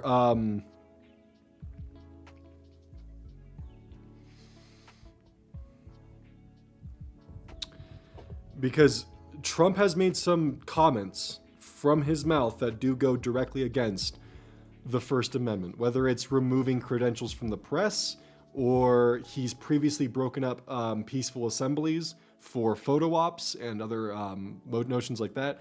And it'd be very interesting to see what kind of petition of the government we would be able to see in the future. But again, petition the government is one of your direct rights. Now,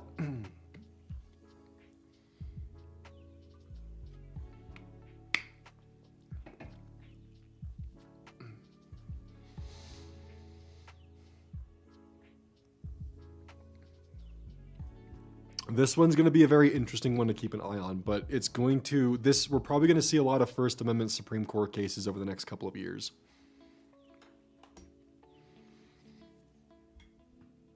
May need them into account for modern communication, or it might just even, well,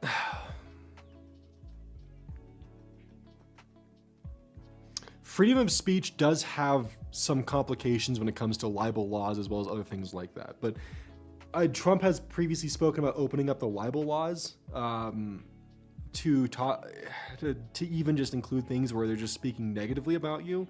So I'd be interested to see what ends up happening over time, because I don't know, if I'm going to be honest with you. There's a lot of changes that we could see and a lot of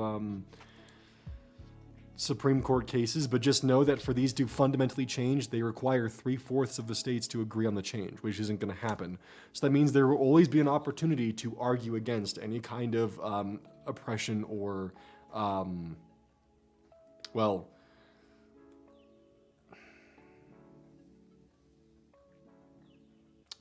anything that opposes this amendment would be able to be brought into court, essentially, and fought. Which it gets a little difficult because the court has a conservative leaning of 3 to 6, and 3, liberals, 6 conservatives. So they could kind of just interpret it how they see fit, which is definitely a problem in my opinion, because they have shown to have a lot of... I broke my pen and I lost a piece of it. I don't know where that went. A lot of this, of course, is my opinion. I'm trying to keep my opinions out of it here because that's not why we're here. But you are able to make modifications to the Supreme Court, or to the amendments, based upon the Supreme Court's interpretation. That's how Roe v. Wade was actually introduced.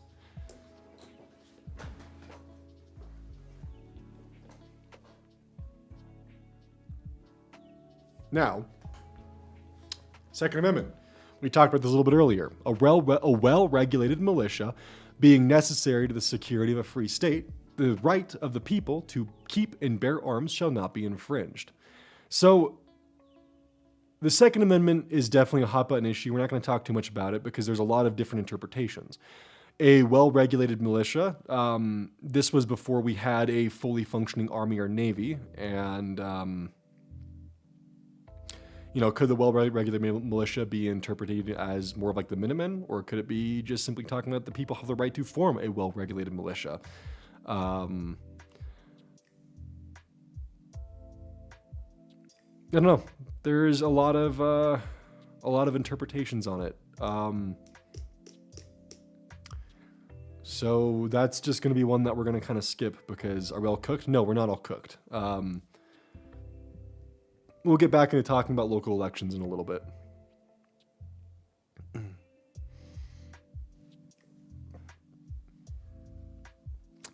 The Third Amendment, this deals with quartering.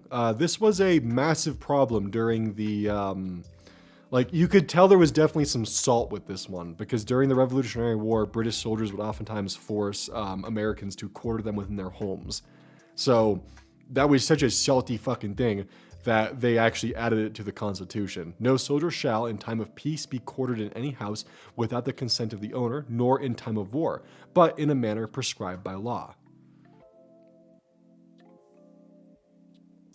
So this is definitely an interesting one, and it's very rare for the Third Amendment to pop up, but if I remember correctly, it did recently pop up with the military being stationed in a prison, and the Third Amendment was actually enacted to kick them out. So...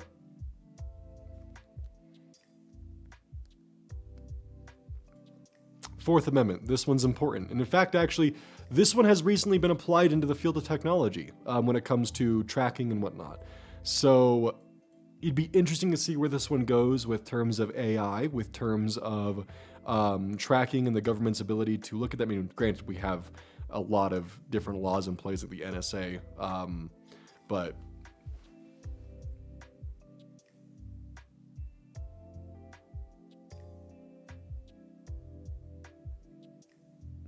See, you would think that, but there's so much... It gets so complicated, and it's just going to be difficult because there's so much, The problem is that with the Second Amendment, oftentimes you'll see this just left on its own.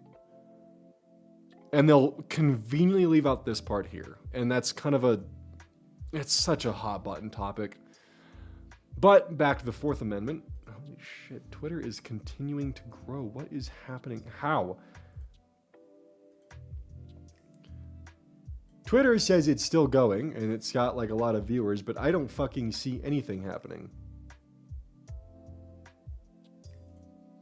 Twitter has the smallest amount of, activity, but it's claiming to have, a shit ton of... Maybe it's,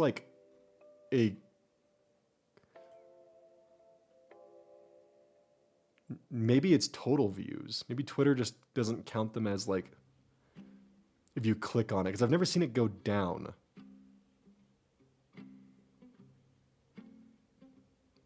I wonder if Twitter is a cumulative, where if you click on it, it goes up, instead of it's not a live count, it's a total count. That would certainly be an explanation.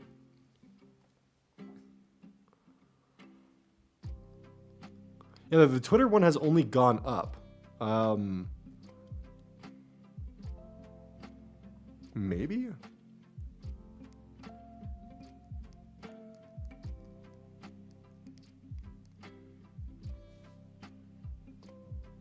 Yeah, I've never seen that count go down, so...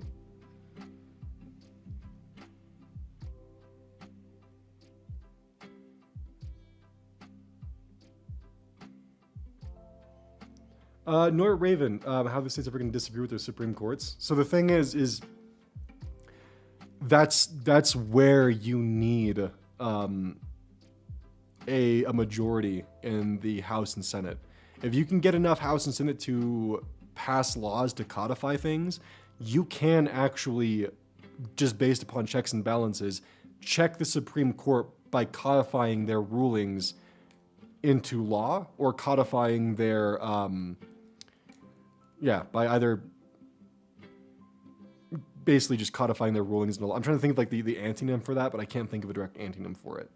But that's the easiest way to do it, is that you do need a lot of democratic opposition, but that's one of the reasons why I'm also streaming today with what I'm streaming and why I've gone over what I've talked about today, is that it's important for you to know not only what your rights are as an American, but also how to properly participate in the electoral cycle. Okay. Fourth Amendment goes over unnecessary searches and seizures, or unreasonable. This is the right to be secure in their persons, houses, papers, and effects. Shall not be violated. No warrants shall be issued, but upon probable cause, supported by an oath or affirmation, and particularly describing the place to be searched and the persons or things to be seized. So essentially, this just establishes that you need a warrant. And it's very important. The cops show up and ask to see your house and you don't have a warrant, don't let them in.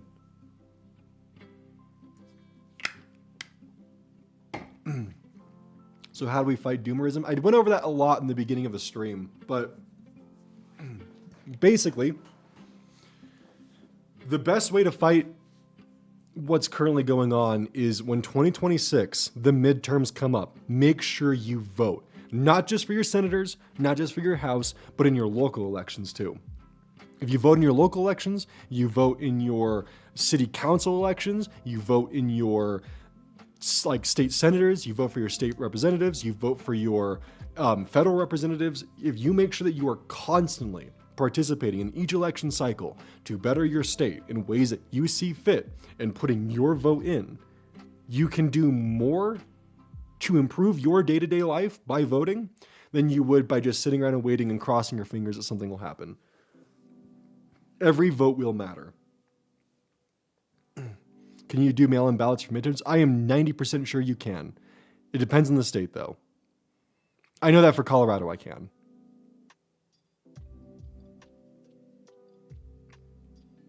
There's also a big uphill battle here. There is indeed a big uphill battle. Oh my God. I have been speaking so much that I'm actually losing the ability to say certain consonants and vowels. It is definitely a large uphill battle, without a doubt. But if we give up at the foot of the hill, then that's that. May as well at least try and do what we can, instead of just letting and laying down and letting whatever happens, happens. The Fifth Amendment gives you the right to not incriminate yourself, essentially. No person shall be held to answer for a capital or otherwise in like infamous crime unless on a presentment or indictment of a grand jury. So you can't plead the Fifth on a grand jury.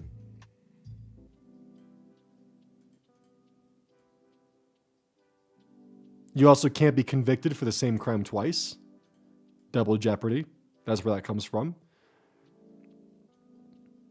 You can't be compelled to be a witness against yourself, nor be deprived of life, liberty, or property without due process of law, nor shall private property be taken for public use without compensation.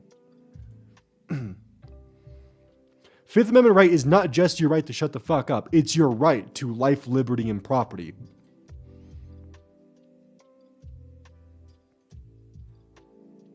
Sixth Amendment. This is that you have the right to face your accuser. and the other right to a speedy and public trial by an impartial jury of the state and district wherein the crime shall have been committed.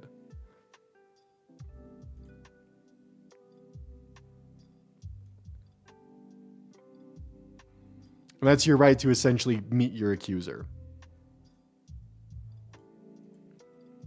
Seventh Amendment, common law, where value and controversy shall exceed $20. So this is definitely a like a bit out of date here, because $20 is certainly worth nothing nowadays in comparison to what it was back then.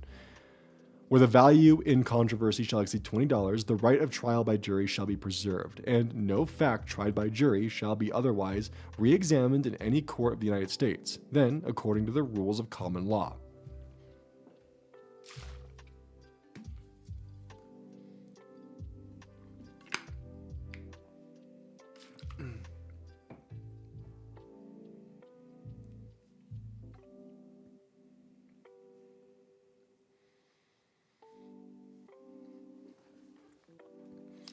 Eighth Amendment, excessive bail shall not be required, nor excessive fines imposed, nor cruel and unusual punishments inflicted. Ninth, the enumeration of the Constitution of certain rights shall not be constructed to deny or disparage others retained by the people. Let's get more information on this. Oh, this is a lesson plan. What the fuck? Okay, never mind. Ugh. 10th Amendment. The powers not delegated to the United States by the Constitution nor prohibited by it to the states are reserved to the states respectfully or to the people. This gives the states the right to determine things that are not determined by the federal government. 11th. Passed 3 years later and ratified 4 years later.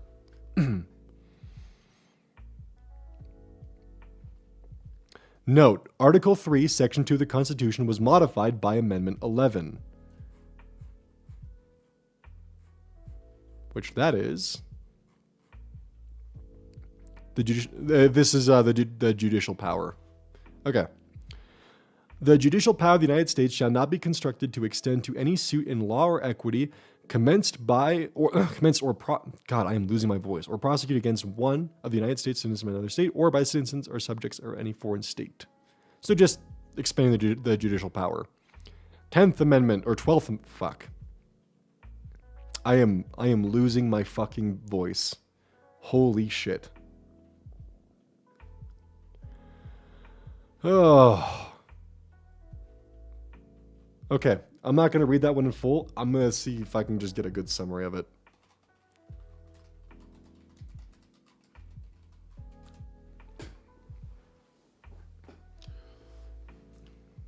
Oh, this deals with the electors. So this clarified, no wonder this is so long. This is clarifying the electors. So that makes sense. This clarifies the elector process and makes all that shit more in line with what we're dealing with today. The 13th Amendment comes in, holy shit. Okay, no, that was the next one. Okay, whoa, wow. Yeah, look at all that.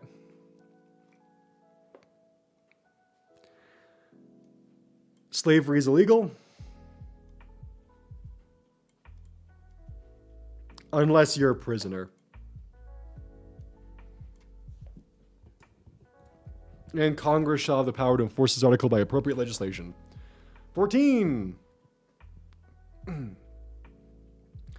Birthright citizenship.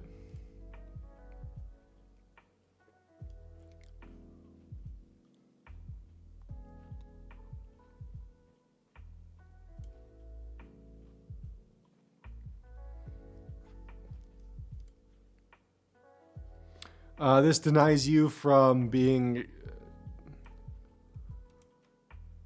my brain is actually turning into spaghetti from doing this for so long. We've been at this for almost 4 hours. Oh my god. Holy shit. No wonder my voice is giving out on me.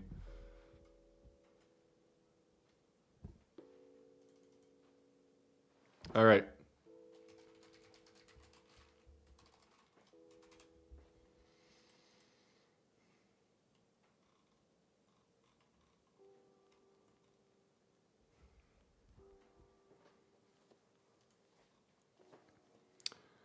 I would like a summary of this one because my fucking have I eaten? I ate before stream.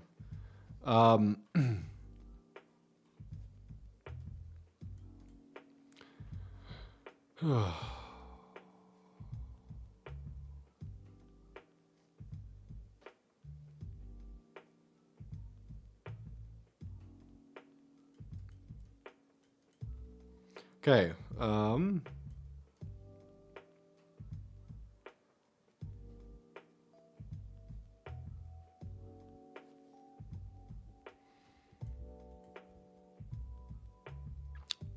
Insurrection rebellion. This is essentially keeping Confederates out of office.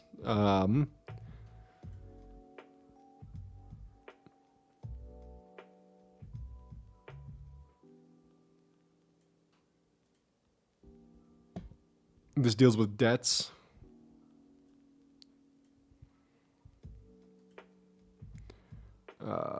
My brain is actually starting to fall apart here. Holy hell.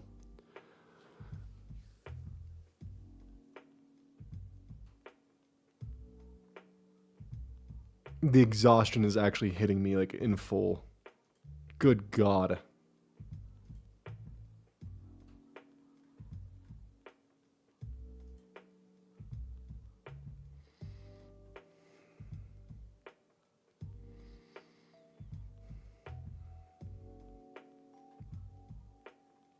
Oz, can we stage it? No, we're not trying to stage a revolution. The idea is that we want to be able to abide within the system and rely off of what rules have been put in place by the Constitution and protections that we have, so that way we can work within the system to make sure that we don't lose the system. But all of these are extremely important. Establishes the IRS. They give... Oh, look, 18th Amendment, this is dealing with alcohol. This was actually repealed. 19th gives women the... Fuck. Gives women to vote. Oh my God. I have actually completely fucking lost my ability to, like...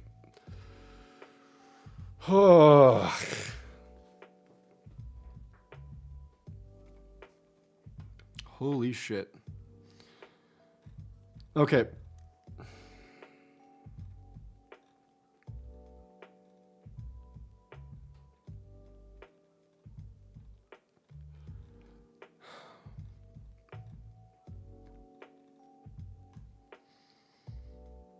All right, your homework is reading up on the rest of the amendments. I don't think I can continue pushing through with this much here. We're going to open up a Q&A, and I'm going to chat with y'all about... Try to keep it related to...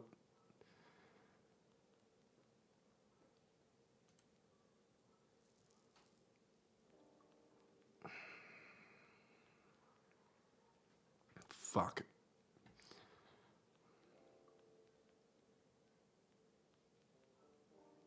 Should we call in Wonder? Yeah, possibly. I think Wonder's currently busy with stuff right now, so I don't want to bug him with that. Ugh. Any questions about all this stuff? Let's go into Q&A mode while I just kind of give myself a breather here, because...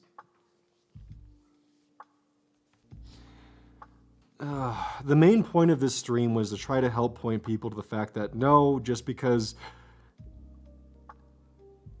we have people in office that would like to strip rights away, and we're dealing with a bunch of fucking goobers running around and saying, your body, my choice, and we're dealing with the potential stripping of a lot of LGBTQ rights. The point of this stream was to try and point people in a direction where they can find and realize that it's not all doom and gloom. It might be a couple of rough 2 years, but if we can organize, get together, and make some kind of push for 2026 to make sure that we can get a semblance of normalcy back, that it's not like we're walking into some kind of doom and gloom here. That there is a way to turn things around. And that's kind of what I was hoping to do with this stream here, but I think I overestimated my abilities to go for as long as I have been in an educational type format, because I'm not an educator. I don't have a formal education on this, and it probably shows. But at the end of the day, my whole hope was to help enlighten and show y'all that there's a lot more than just the current loads of fear mongering that I could use a fucking cheeseburger right now. The loads of fear mongering that we've been dealing with and all of that. I mean, yeah, things are probably going to be bleak for members of the LGBTQ community, women's rights, as well as the trans community. But my hope here was to show that it's not like it's over. And I really just want to make sure that you all know that if you participate within your local elections, you can do more change than you probably realize. And ensuring that not just you yourself are participating, but also your family members, the people you love and care about, and informing them that, like, at least those you trust. If you think they'll vote against your interest, then probably don't inform them on this. But ensuring that you are getting out there and spreading awareness of local elections and what you can do to fix things and to improve not just your day-to-day life, but the others that you care about, it's extremely important.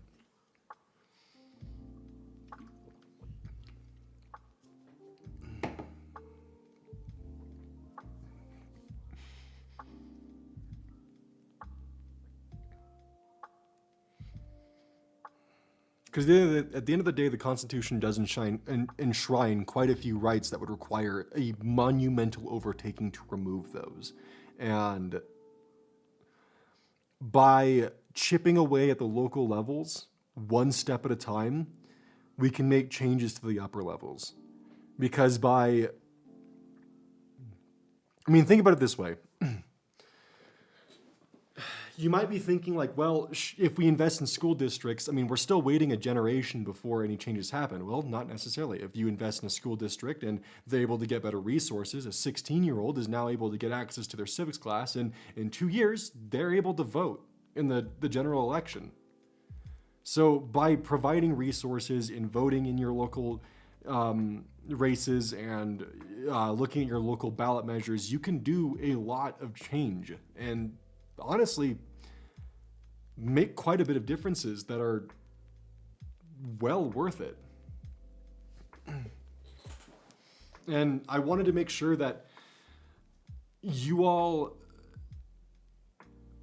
are able to understand that just because things look grim, it's not done. We have a system in place that it might have some flaws right now, but we can work together to make this a better place. And it's going to be a lot of work.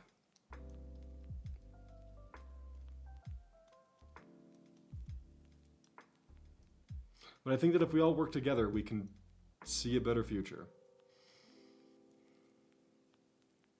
So once again, the Q&A is open. Enclave with the first one. I am doing all right, by the way, Enclave. I'm doing what I can to take care of myself. But it is important that we are not just giving up.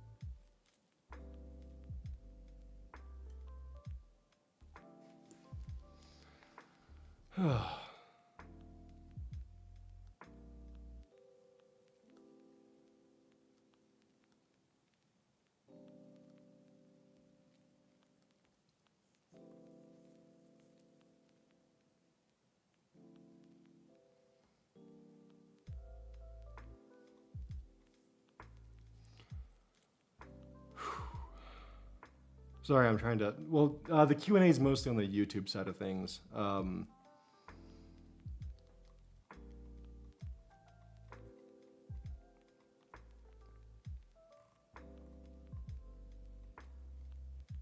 Aren't local elections every year? Yes, they are, indeed.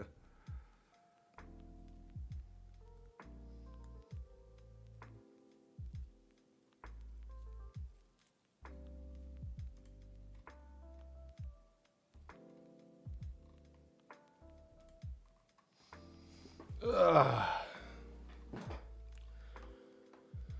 Whew. All right, my voice is like completely shot right now, so I'm trying to like get myself put back together so I can keep pushing forward.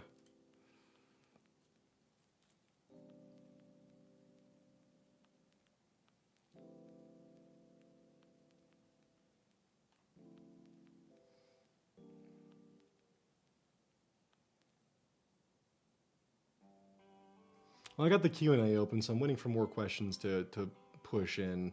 How difficult will this road be? Well, it really just depends on how many people we can get to actually participate in the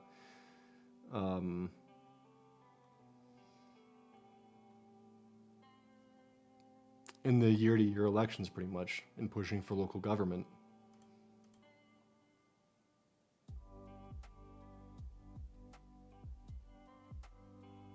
And that's really what the biggest thing is the more we can push for local government, the better it can be.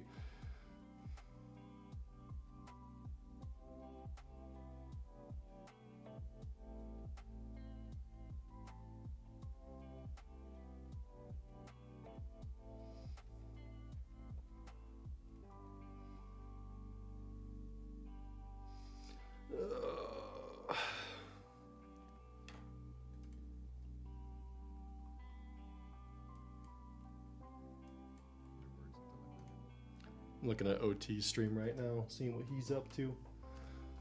I actually haven't heard from OT for a bit. I hope he's doing all right.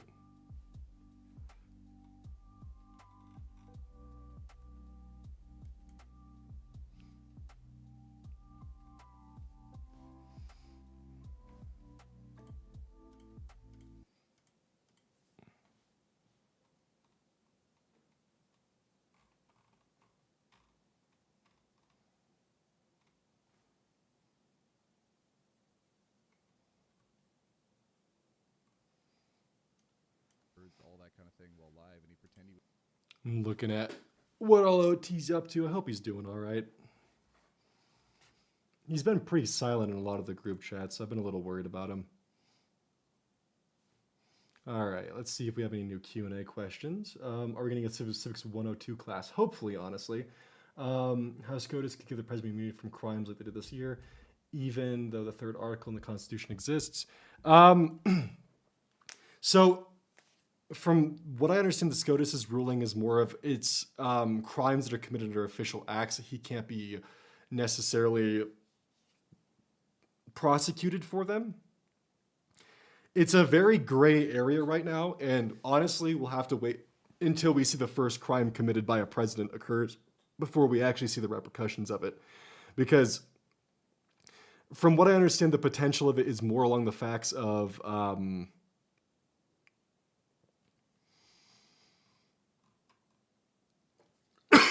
ugh, fuck. Oh, my voice is really giving out.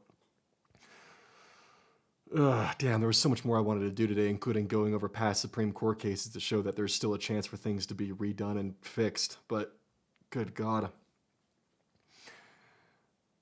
Honestly, when it comes to SCOTUS, we'll have to see what happens when the president actually does commit a crime using an official act and how they enforce that, because it's definitely a really unknown territory. Do you think the government would actually go through something like Project 2025? They might try to. We'll have to just, I mean, that's really why local elections matter, is because they're certainly probably going to try, but it's really all about taking it one step at a time.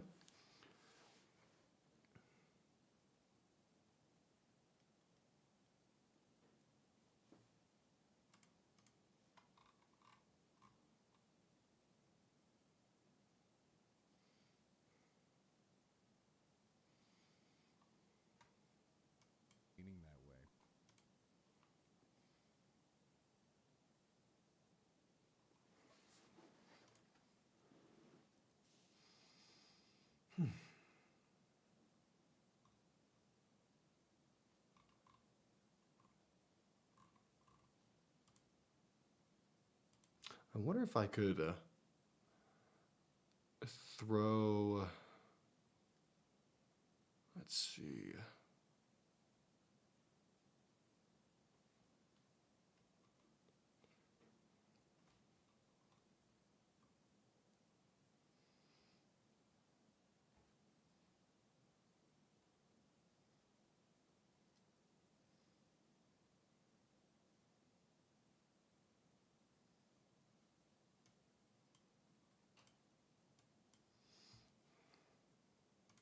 Sorry, I turned the music off.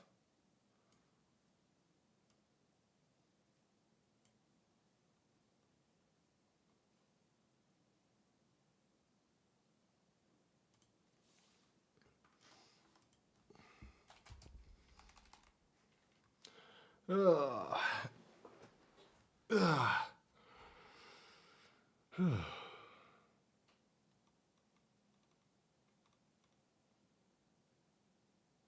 Is this type of hopefully I will be able to. Honestly, I'm kind of getting a little burned up here because my voice is giving out on me for the 4 hours of the educational stuff. But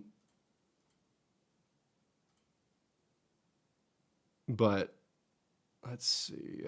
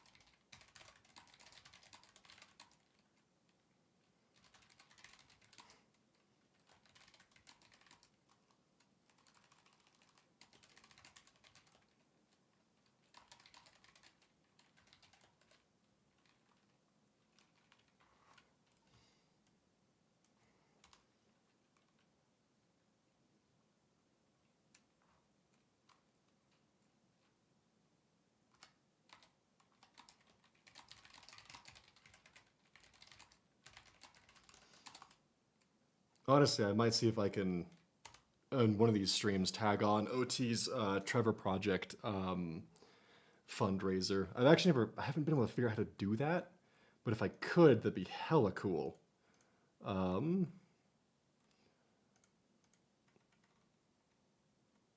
Because I don't actually know how to add a fundraiser to a stream. Because I've been trying to look through right now and see if I could actually find that, but there it is. Let's see.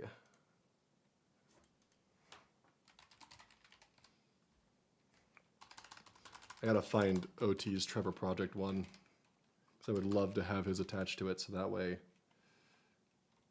Let's see, organized by. I can't find OT specific one, but if I could, that'd be really cool. So I'd love to give him a hand with that.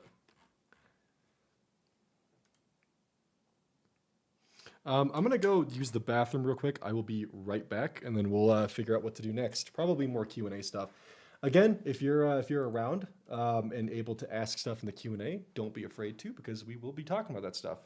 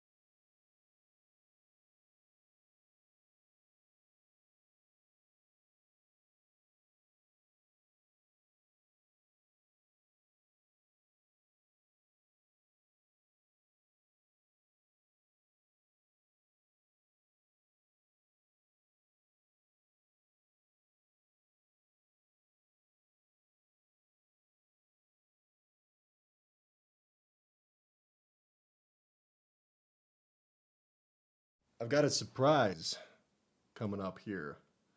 So we got a little something about to happen. Let's see. Gotta rotate the camera here because we're gonna be having a surprise. It'll take a second for the surprise to get here. Actually, I'm gonna move the femboy pride flag for now because some people don't like seeing that. Actually, no, I'm gonna keep that up. Fuck it. We're keeping the femboy pride flag up. All right.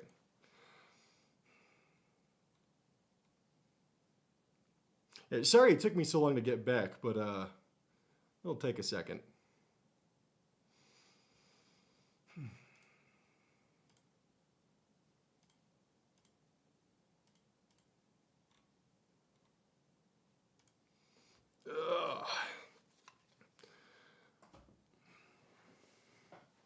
You have a minute to grab food? Yeah, probably. Let's see, we're just waiting for something here, and then we'll be good to go.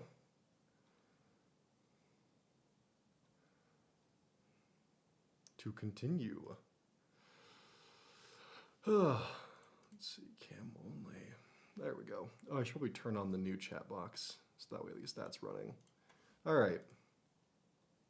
And we're trying to co-stream on Twitch as well, but we don't really do Twitch that often. Come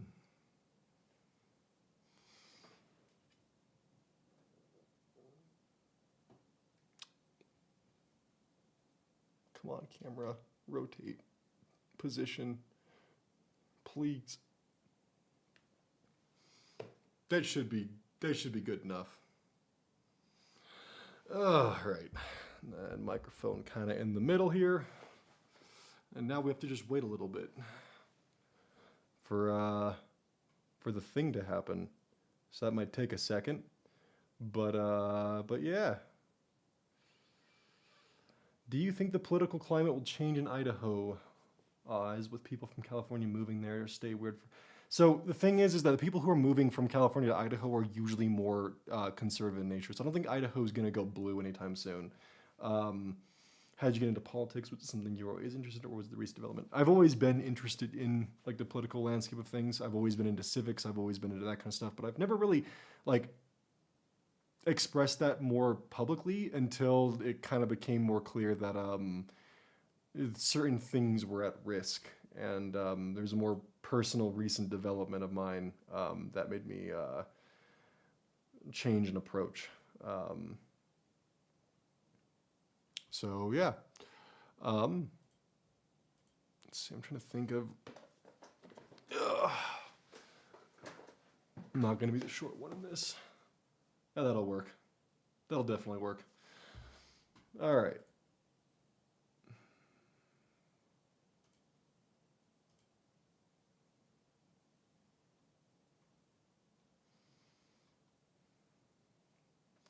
But let's get the lo-fi going back.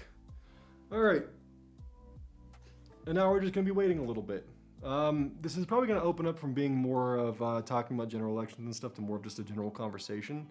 But it's still going to be pretty important for just kind of a general feel.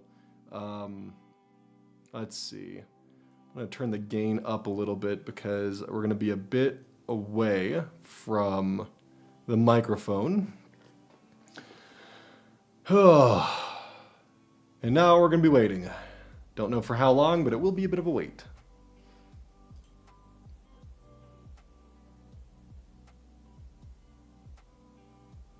Don't know how long it'll take.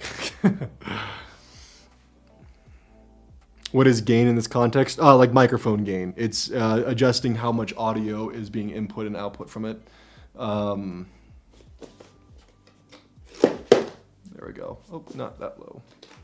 Gotta fix my posture because of how the camera is actually positioned, because normally my posture is shit because I do like a little goblin mode thing. But still, they are taking longer than expected.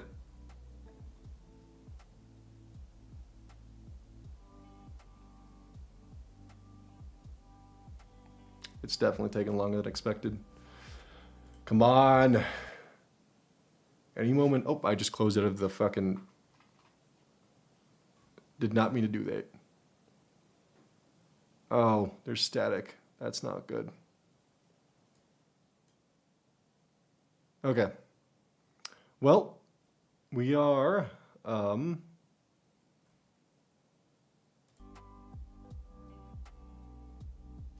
waiting just for a second here. I'm listening for it. We're waiting for it.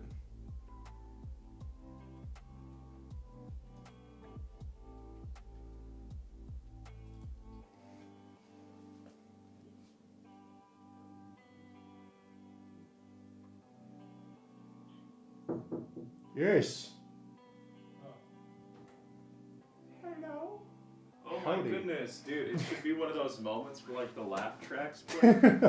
Look, it's my abused dog. Look how much in fear he is. Oh my God, the tail wags in fear. Oh, I got a Snapchat just now. I gotta go. God damn it. Dude, what is going on, party people? Wow, I'm gonna be like 1,000 leagues above we this. even got a dog. Look at that. Hell yeah. Well, he doesn't know anything about the Constitution.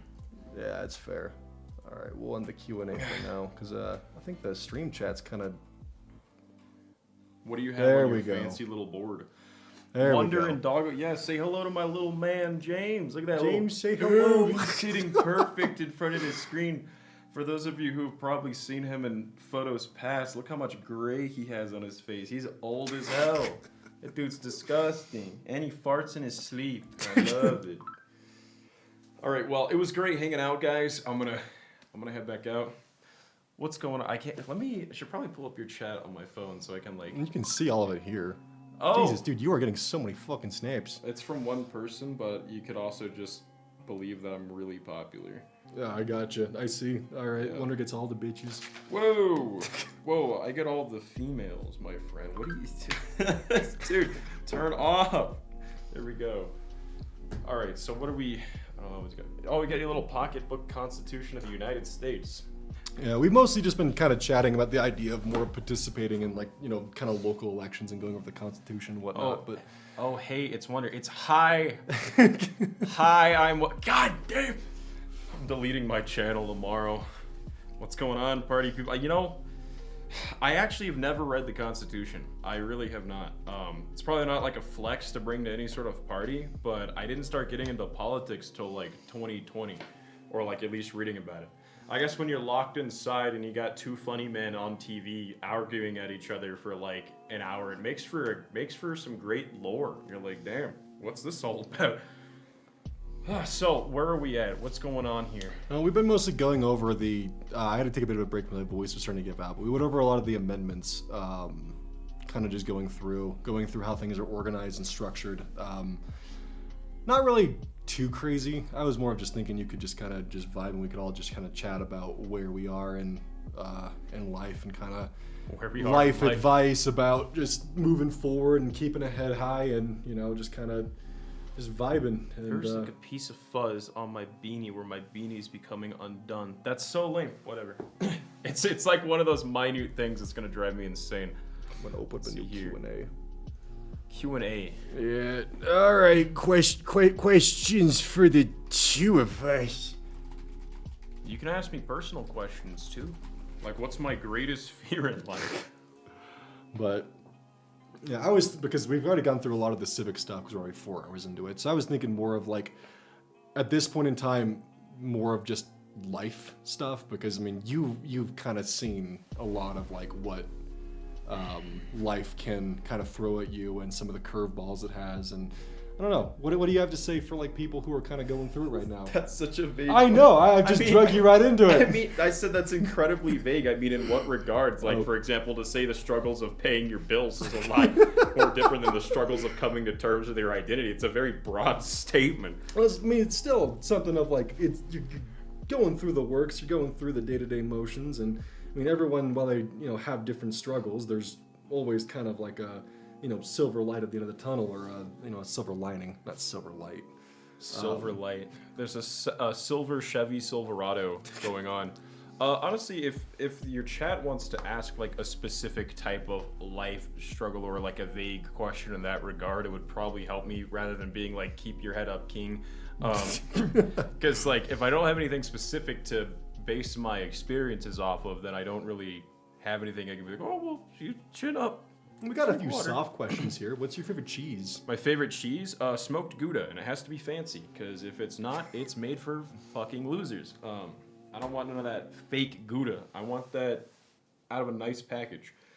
All right, what are the questions we got rolling here? Dog's breed. What kind of breed is James? Hi, James. Disgusting. No, he's a Catahoula mixed with a lab. So, in other words, he's regal and beautiful. Hell yeah, we got NC Anon. Hell yeah, smoked Gouda. That's what I'm talking about. The smoked Gouda fandom is rising. I had literally never had it till I was in Chicago, Illinois, and I put it on an Asiago bagel and cream cheese, and it was so Did you just gas. say Illinois? Yeah. What else do you call it? Illinois. Illinois. It's in You, O-I. you don't pronounce the S. I don't care. Why put it there then? That's stupid. It's French. I don't care. I don't know.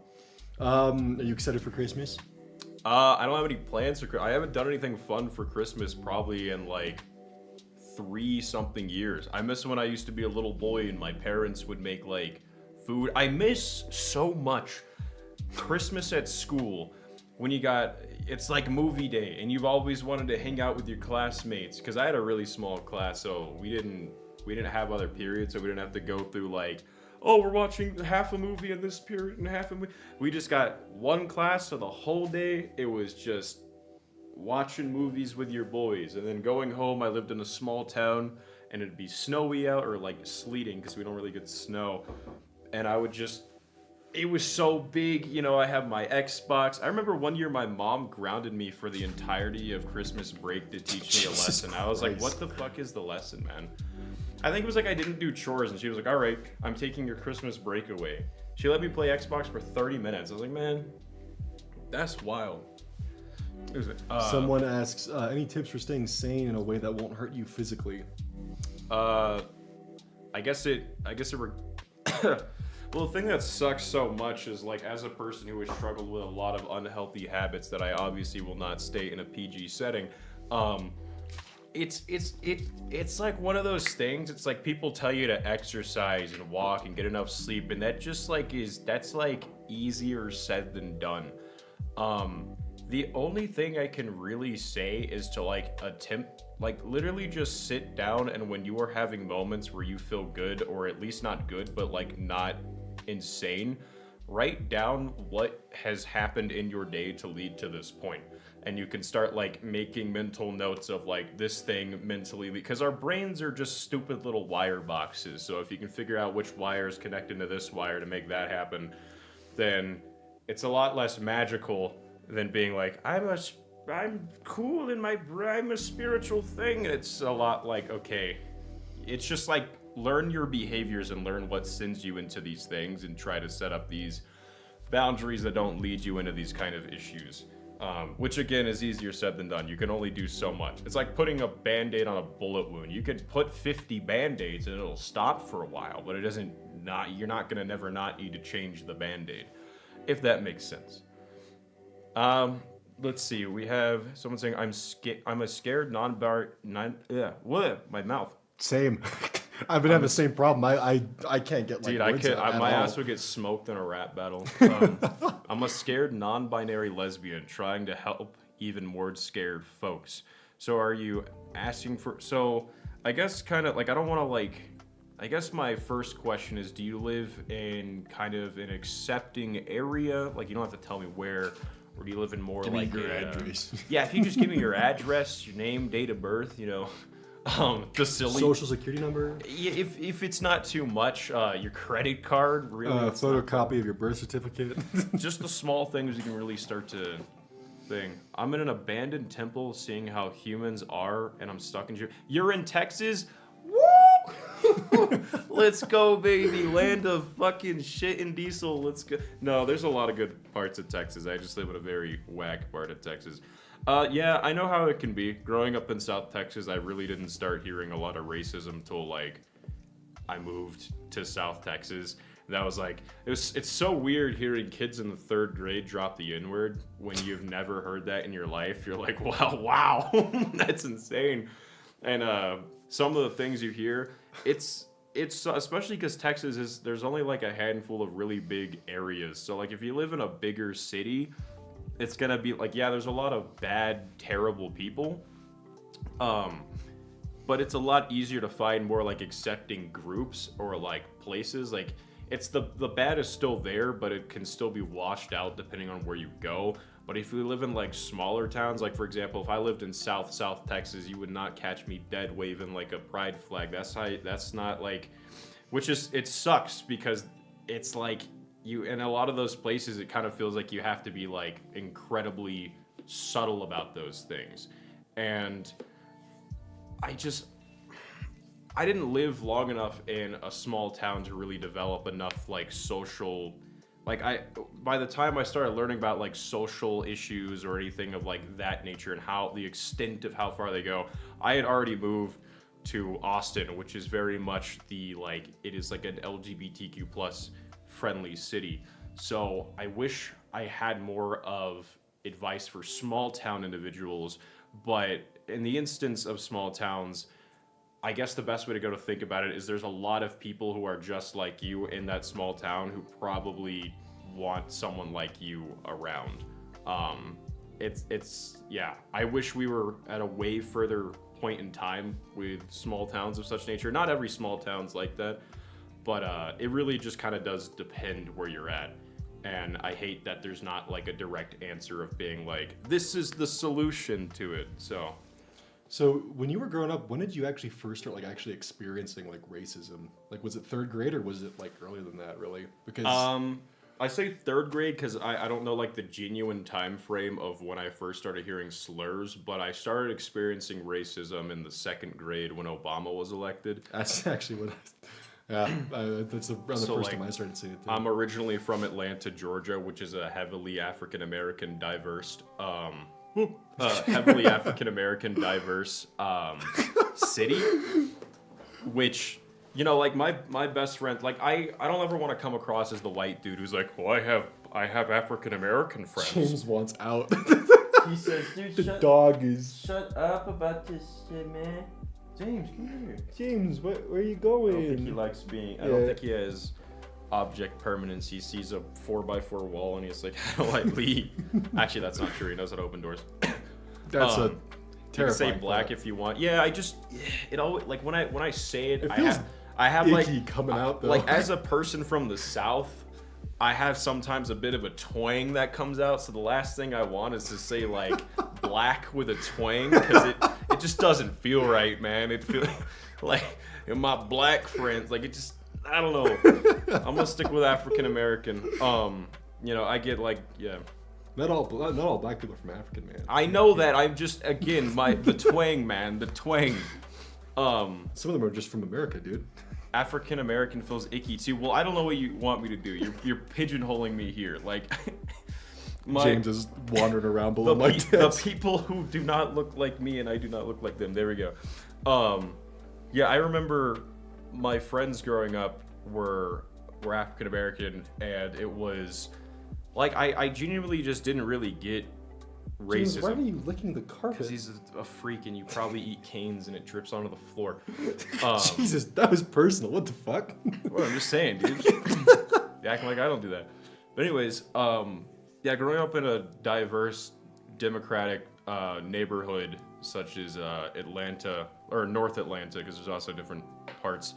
I just was around so many kids that of different colors that I never really thought about it. I remember my dad when I was 6 had to explain racism to me because I always knew where I lived that Martin Luther King was the reason why I could hang out with my friends. I always knew that, but I didn't really know anything past that. So when I looked at my friends, I wasn't like, you're a little different than me. I was just like, these are my friends.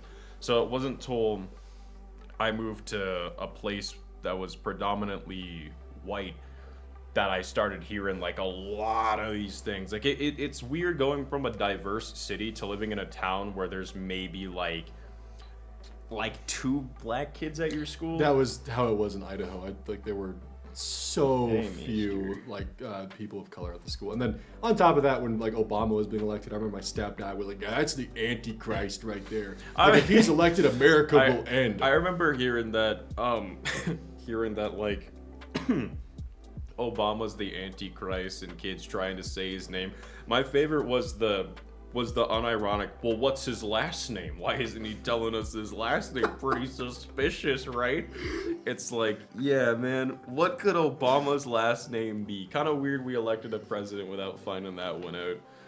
But I don't know. My dad was not a fan of Obama, but I wasn't around and in politics a lot long enough to really know what he did or didn't particularly do for the country. But going after him for his race was kind of like brain dead. Especially, I still remember the number one thing that I thought was kind of wild was when second grade, there was a kid talking to me and he says, "My dad says if you say Obama slow, it sounds like oh bomb us."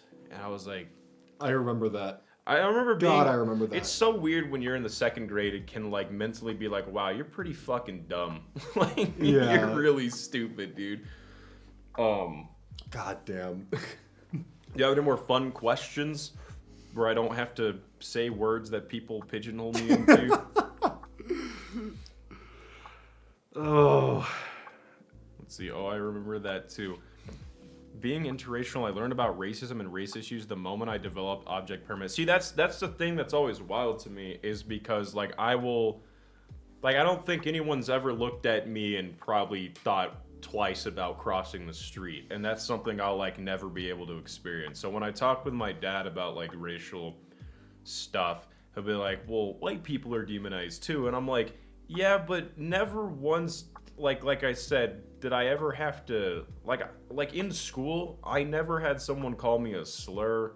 I never had anything like that happen to me. I mean, I got called some pretty awful things, don't get me wrong, but I never had someone particularly harp on me for the color of my skin, and that's just something I don't particularly... I mean, I have plenty of friends who are not white who make fun of me for being white. I roll with those punches, you know, that's fair. I think it's pretty funny. But, yeah, I don't know, like, I've never been, like, a minority in a point where the harassment that I receive is based upon, like, my history. And I've never been, who I am as a person has never been in a... It's never been in a... I'm trying to find the words here. Find them faster. Well, what I'm saying is, like, in terms of racism towards me, like, I've never... Like, yeah, everyone can be racist, but, like... predominantly white people just historically have always been in power, so I've never been on the receiving end of having like another race pretty much kind of throughout history never had to be a minority. have a say over what I do or have the power to kind of treat me like shit. You know, I've never really had that, but yeah. That's actually kind of something that like we never really had to think about. Is like it wasn't really until I actually like came out as being LGBTQ that like I actually kind of started to realize like, oh, so there's like a few things that actually like, you know, you end up getting placed into like as a minority on, where, you know, suddenly it's now I'm being called like a pedophile just for being queer, and it's like that's super great. And yeah, I can't even imagine what it would be like just being born with just a fucking leg behind on everyone else. That is... Yeah, again, like people from all backgrounds have like their own struggles and stuff like that. I'm just, in regards to racism, it's something that I've obviously never had to really deal with in my life. I mean, yeah, there are instances where people will kind of like assume things about me because I'm white, and that really sucks. But also to kind of some extent, like I get it, you know, it's like I get it a little bit. But yeah, and in regards to LGBTQ plus people, I always think it's just like, I don't know. I said I wouldn't get like super political and stuff, but I think it's just kind of, it's just such like people will find instances of things and then they'll point and say it's like the entire group of people. I also see that a lot with media. Like for example, when a demographic of person from either party, side, race, or anything does something, they'll be like, look at what all these insert general population are doing out here. And I'm like, there's like 10 people in this video. You can't judge the entirety of a race, group, or demographic off 10 people in a video, man.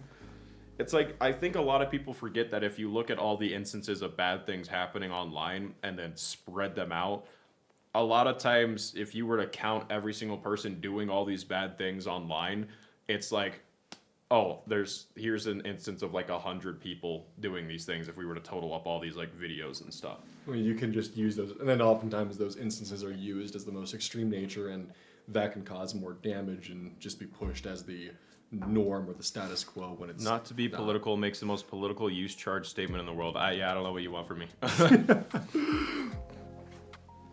Yeah.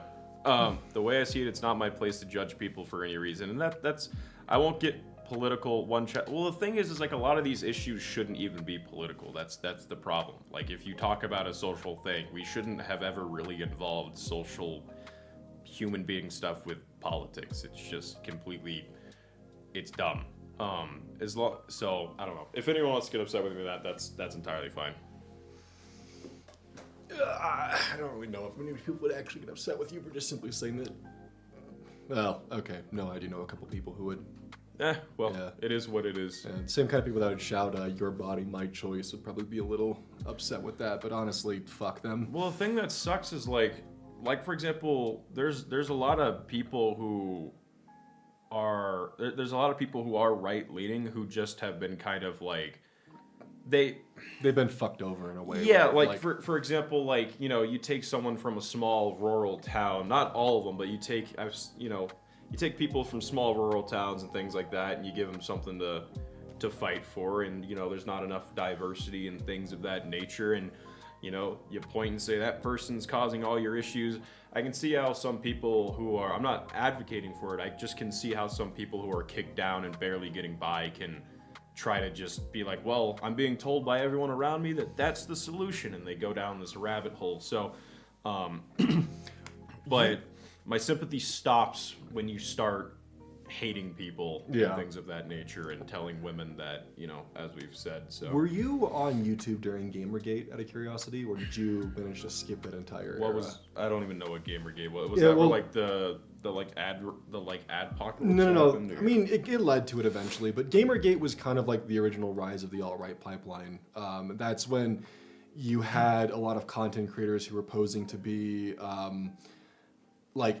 kind of like sensible-minded liberal atheists, and then it was like, well, okay, but now that we think about it, you know, black people do have a different shaped skull than us white people, so maybe there is something there. And then they would just continue to go down these rabbit holes of like more and more like racism and stuff like that. And it went from being like, you know, just like, oh, wait, are they joking? Oh, this is a weird joke, kind of an edgy joke. And then suddenly it's like, wait, you actually believe that.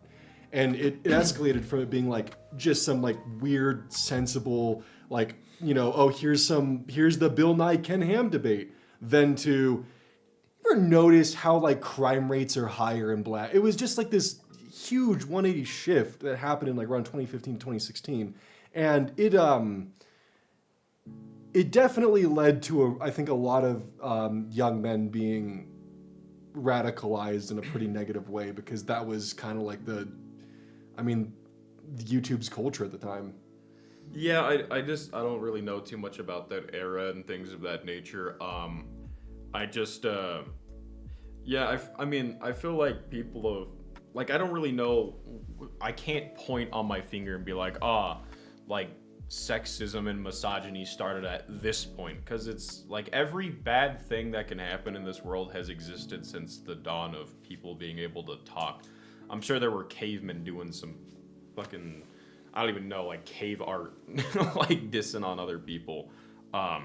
So I'm like rather familiar with that era, but I feel like if I had to add anything to that, I feel like a lot of people this day and age really want to feel like they are able to break out and not be a part of like a crowd of sorts. And so when you know, not particularly relating it to this, but in a different example would be like people who believe in flat Earth theories, right? Oh God.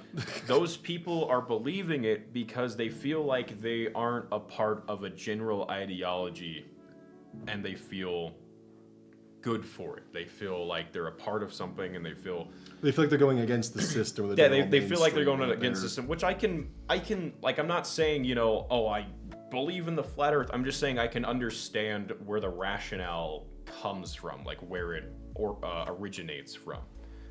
So I can see a lot of people who get radicalized being like, well, you know what, I'm thinking a little bit different than these other people, and it's like, yeah. Any more fun questions? Any more fun questions? I guess I'm gonna get canceled now. Yeah, flat Earth is it's just flat Earth is a conspiracy theory. Fucking canceled. Well, I'm just saying, I've never seen it. I've never seen the Earth ain't round, man. Earth ain't round. I've never seen it. The need for feeling special does some crazy shit. That's true. Placebo is a fun little thing, man. Yeah, it's like when a kid goes in a talent show. They're like, hey, look at him, he's doing something unique, you know? It's like fun, but it's like, what if we had like a whole little club for that? It's also, I guess, like another way to kind of think about it is think about school cliques, like how they're, you know, like people stick with each other, and they, you know, they look for people who are similar to them, and then they get mad and like talk poorly about people who aren't like them. But 9 times out of 10, if you put those people in the same situation, they're kind of just chilling. You know, it's actually kind of amazing. I guess, for example, like you could take people from several different backgrounds and you could put them in a life and death situation in an elevator, and I guarantee you they would not see each other for their skin, ethnicity, or backgrounds or sexuality. And that's what's so annoying about it. It's like if you genuinely just break away from it, even if you don't like someone, it's you connect in way, like if you don't have that vitriol barrier, you connect way easier than you would assume. Here's a fun question. What hobby do you think everyone should have try? Cooking. It's great for you, especially if you know what you're doing. Wonder is a really good cook. Yeah, I've been doing it since I was a wee little lad. We're already in the elevator, so why aren't they working with us? But we're not in the elevator, though. We're about to be. Well, yeah, that's true. That's true. We're very much. We're fucking about to be. If those little percentages get passed on trade, we're very much gonna be in the same boat. I don't know. I feel like, again, going to the elevator, it's not like the people outside of the elevator were hanging out, having a good time beforehand.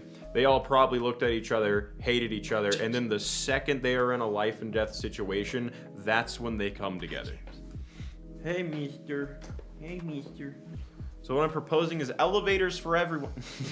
Let's put everyone in a life or death situation and see how they act. Let's do it. It's like Saul, but it's like, congratulations, you passed. You're a good person. Favorite sandwich? Probably Colgate and wheat bread. The fuck did you just say on my stream? I want you to repeat that one more time. Yeah, I don't know if I've deviated too far from the subject matter. No, of it's you were honestly speaking. this is good. This is probably a good change of pace from going over the stuff we've been going. I'm gonna run for office. No. Dude, being a politician probably sucks because there's never not a politician who's just getting dogged on, man. Yeah, because at the same, like, you could do everything perfect and you'll still find someone who, just because you have a different letter party, they'll find some reason to fucking hate you, or they'll make shit up, or they'll like Yeah. I mean, you could literally, like, lower someone's taxes, make their groceries lower, you could lower gas prices, you could fix inflation, you could do all this shit, and then it's still like, well, I don't like him because the letter in front of his name isn't right. Yeah, and that's, I think, unfortunately, and I've talked with my mom before, and this goes for, this bleeds into any person, political party, affiliation, or anything. Statistically, there are a lot of dumb people on this planet. It's just a genuine fact. There are a lot of dumb people. So sometimes it's really kind of hard to, like, logically reach over and be like, hey, the way you're thinking about this is kind of just based in emotion and hatred. And that, again, that goes for all kinds of people. but I don't really know what the solution is. Because, for example, you're never not going to have bad people. We're never not going to wake up one day and there's just, there's just completely like non-homophobic people, non-racist people, non-bigoted or misogynistic people. Those people will always exist. The question, though, is how do we, how do we as a country find a way to bring that to like a small amount, to where it's not like so prevalent? I know a lot of people will say, well, it's just a vocal minority screaming online. I'm like, but it's getting bigger. The problem with having a vocal minority that becomes the squeaky wheel that gets the oil is that they're seen more often than others, and then the people who are more prone to be radicalized by that, or might have leanings towards that, or may not have a full grasp or understanding of how certain systems work, might be more pulled into that echo chamber or into that area without realizing it. And something something I would also say is, and I see it on both sides as well, I've had a lot of, for example, my dad does not lean more in the way that I lean on issues, but my dad and I were able to sit down and actually have a productive conversation. And that's such a thing that's easier said than done. But if you're willing to throw verbal fists back and forth, and to the point where you guys are able to sit down and you're never gonna have a good conversation with someone if you immediately start off and be like, you're a piece of shit. And that goes for any it's actually party. something that we talked about earlier, is that when you enter a conversation with aggression, or when you're talking down to someone, or when you're demeaning them in any way, you're already starting off on a bad foot, and you're not going to win anyone's minds or hearts over by being aggressive or being negative. Yeah, no one's gonna want to hear you. No one's gonna want to be like, oh, I want to listen to what you say because you called me a piece of shit, or you called me a bigot or misogynist and all these things. Now, granted, if someone's being that, then that's one thing. Yeah. But if someone is, for example, advocating for policies on a subject that they're not educated about, that's something being like, hey, would you be willing to have this conversation? And would you be open to, if there's things that I can say that, if, for example, if you bring something up and I'm able to, shed light or give you articles or actual resources that go against this, would you be open to reading that? That was with my dad and I, for example, what? I saw a Twitter argument today, and someone was like, oh, well, here's how, these will, affect you personally. Just the response below after genuine question was, the F slur, immediately, without skipping a beat, just no, because you're a, and it's great, Twitter arguments right there, and it just reminded me of that. Yeah, and it's there's been a lot of times where I've actually tried to talk with people, and they just want to keep shouting, and that literally just kind of proves the point of you're kind of dumb, and yeah. Someone brought up the example of the eco activists who glue themselves with the road or do shit like that, and I know that we had a conversation a little bit ago about how people will protest in ways where they disrupt someone's day-to-day life, and all they do is they create people that will be more in favor of the opposition to that. As an example, Just Stop Oil, they have a decent cause, but they do shit that pisses people off in a way where, they're bringing attention to it, but when they go and they deface Stonehenge, or they deface art galleries and whatnot, they're not winning people over to their cause. They're just pissing people off. It's the average guy is well, fuck it. Why would I want to back this when you're doing this? When you see things like that, and then someone tells you, say, oh, I'm an environmental activist. 9 times out of 10, people are gonna go, oh, brother. Yeah, because you're gonna think back to those instances. Or the times that they were blocked in traffic and were late to work because they were blocking, a road off or something. Yeah, it's not the way to. Yeah, you don't want to change someone's mind by doing that, because you're just going to change their mind to be opposed to the person who made their morning worse. It's the economy is already so rough, and you're going to prevent people from getting money in their fucking pockets and expect them to be like, I'm with them. I'm hanging out with you today. Yeah, it's the thing too is the people you stop on the road could already be leaning into your ideology, and now you've just made them mad. Yeah. A point my dad also brings up as well, and I think it's an incredible argument for LGBTQ plus marriage. I think it is so many people will say that LGBTQ plus marriages shouldn't happen because it's against God and it's, religion. But my dad's counter argument to that, for people who believe that, is marriage at the end of the day is recognized as a legal binding contract. Yeah, you get and tax benefits from it. The government shouldn't have a say telling you who you should and should not technically be doing business with. And I think that is a really good point. It's like, if you want to that is an interesting way of looking at it. Because like even if you're like homophobic as hell, you can't deny that is a legal binding contract between two people, and the government should not be able to come in and say, well, you can't do business with this person. It's like, again, it's a very like non-emotional filled argument for that specific, like, oh, the legal document, but it's a really good point, you know? Plus, there's a lot of like tax incentives that you get from being married, and it's kind of like, well, because you were born this way, you shouldn't have access to these incentives, and that's. All right, continue. And that's just not like, I mean, that's just non-constitutional, is to like remove specific rights or access to specific like, you know, programs or whatnot because of your immutable characteristics. Like the way that, like, I always have such a love for like cultures like New York, for example. In New York, everyone fucking hates you, right? You're hated by everyone.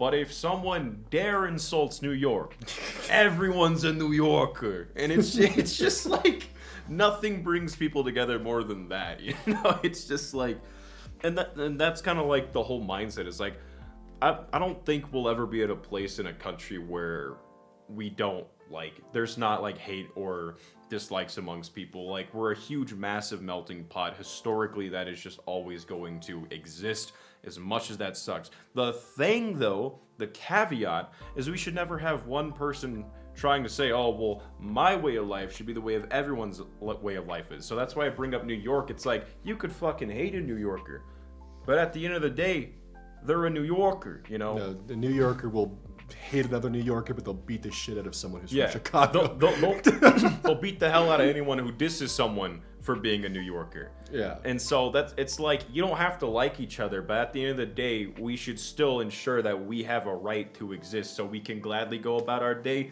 screaming at you on the side of the sidewalk. Not saying that, not, you know, in this analogy, that would be translating to things like homophobia and stuff. What I'm saying is, you can dislike people, but it should never be your place to devalue people. I can't talk shit about my city. But yeah, Well, I can talk about shit, my but city, you can't. Exactly. So like, if we just had that whole mentality As a for New Yorker, your pronunciation hurts. my bad, dude. What are you talking about? Hey, man. What was that? That was a smiling Friends character right there.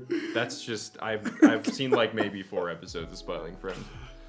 I intentionally live under a rock, and I live with a philosophy of, it's important enough I'll hear about it from somebody. That's, I don't know. The thing is, you know, that normally is a fine way to look at it, but the problem is that we live in an age of both misinformation and disinformation, where oftentimes the things that are important enough are kept from you in ways where you wouldn't necessarily hear from it unless you actively seek that information out. And we've hit a point where something that's very important, could be life-threatening or life-changing, you may just never hear about it. Yeah. It's kind of like the argument I had with my dad the other day. I say argument. It started as an argument, but for example, we came down to a question which I don't think should. I think it's fair to view it from an unbiased lens of having this conversation, not like, well, you're saying something more right, you're saying something more left. I just mean it as a general question for Americans. Is should education be, like, the way that education is funded be and how education can be taught in states be a states' right issue, or should it be a federal issue? And that, we actually did talk about that earlier on stream. Keep going. We'll So for example, my dad, his point, and I understand the skepticism, because the skepticism does make sense, because you say, well, if we give control to the government to teach us every single thing that we want, and decide what we can and can't learn, then that that's bad. I'm like, I can see how historically that would look pretty bad. However, on the flip side, when you have and I don't know the full depths, but when you have a place like Florida where you can't read specific books or about certain histories, and you can actually lose your job for even bringing such things up in a university setting, that's where I'm like, okay, well, if the federal government is just instilling practices saying you can learn about whatever you want, I'm cool with that. But if the federal government were to go and do things like that Florida did, where it says you can't learn about certain things, I don't think, in my belief, that is a very American ideology, because I think even if you, like, for example, going back to flat earthers, if someone believes in flat earth, I can't prevent you from doing that, but at least we live in a country where you can willfully go learn about the flat earth if you choose to do so. It's not my right to tell you what you can and cannot learn.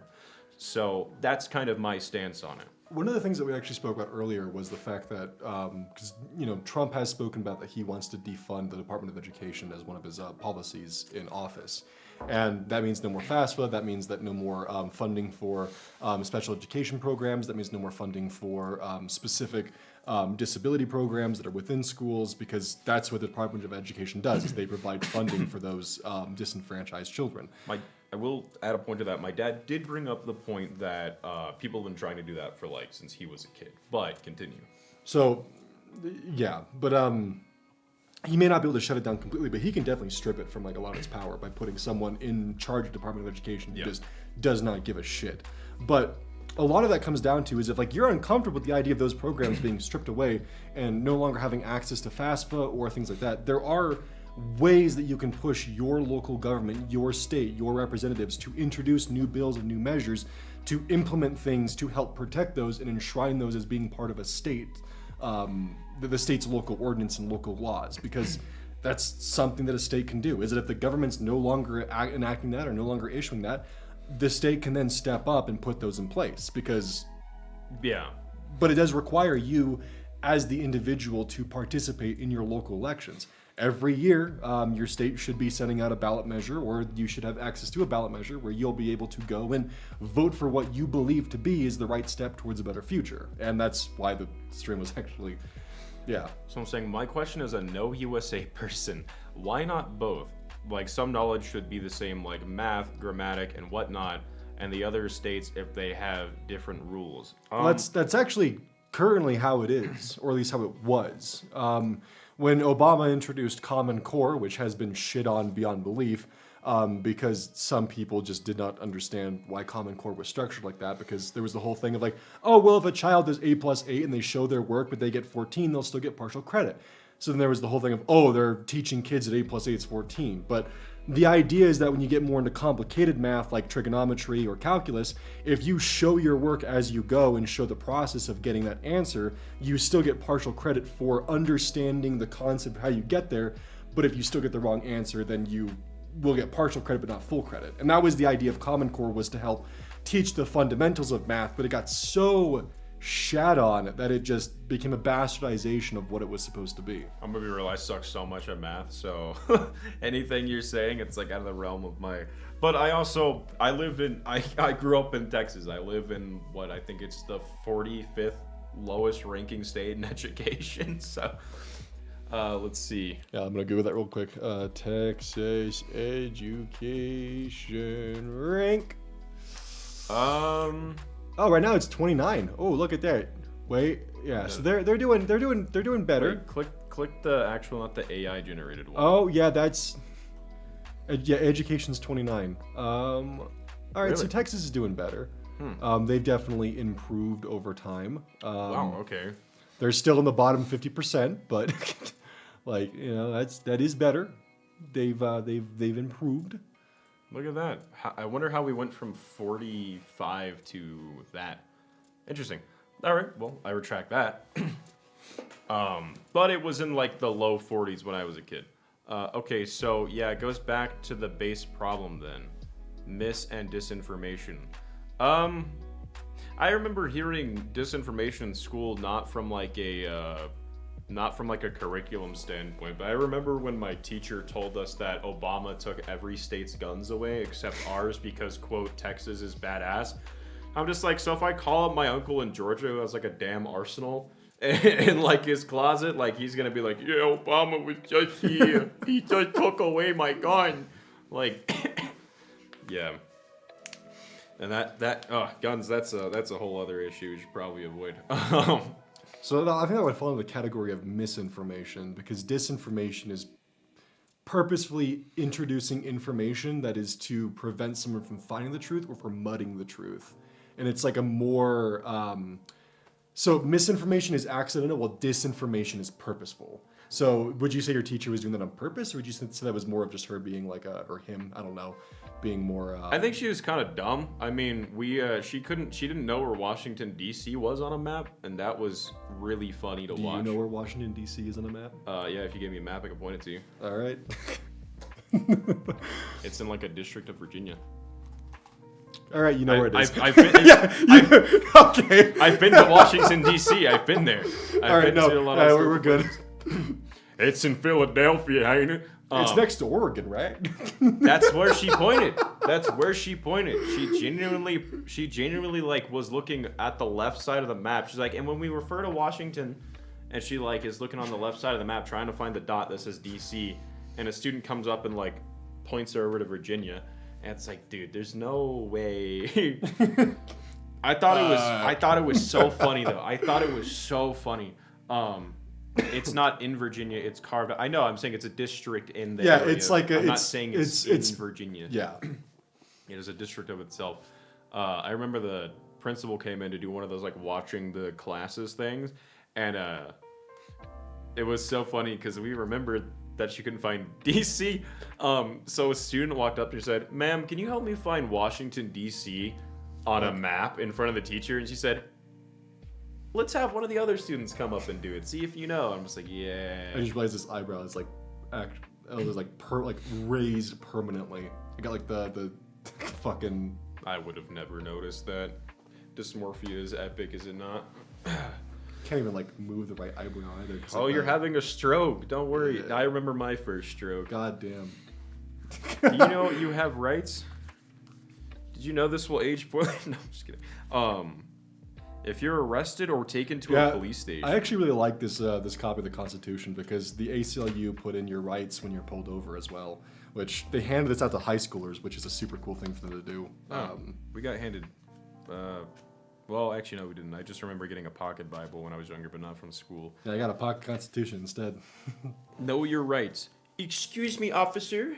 Let us refer. Sir, you were going 90 in a school zone. Just one moment. Aha. What to do if you're stopped by the police? Think carefully. Don't get into an argument with the police. Sir, yeah, I'm gonna need you to step out of the vehicle. Remember, anything you say or do can be used again. Give that back. But yeah, I really do appreciate this because I think that this is a good tool and resource for like students to have. Because I mean, yeah, that's fair. Nah, I wouldn't even bother reading it. I got Chat GPT. Chat GPT.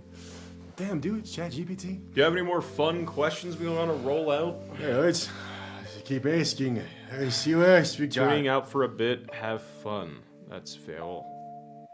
Whoa, is that number correct at the top left of your screen? So I'm pretty sure Twitter is actually bugged because I'm streaming on Twitter as well, and I think Elon has Twitter set up to where if someone tunes in, it doesn't take away the number. Yeah, I think this is 10,000 or not 10,000, 1,000 views in total, and not like in general. So I actually think that Elon's bugged the system specifically to make it look like there's more viewers on there. Which is kind of goofy, and I realized that pretty quick with Elon's incredibly goofy. Yeah, that's one way to put it. He's a little guy. He's sweet, I guess. I don't know. Have you seen the photos of like what's going on with his like? I think he actually has a like seeing those photos. It looks like the condition. It's the opposite of pectus excavatus, which is where your chest goes inwards, he has the opposite, which it's layman's referred to as pigeon chest. It's where your chest Sure as hell go looks like out. it sure as hell Yeah. looks like that. It can actually kill you if it gets too bad. It looks pretty bad. Yeah. It makes him look like he's built not very.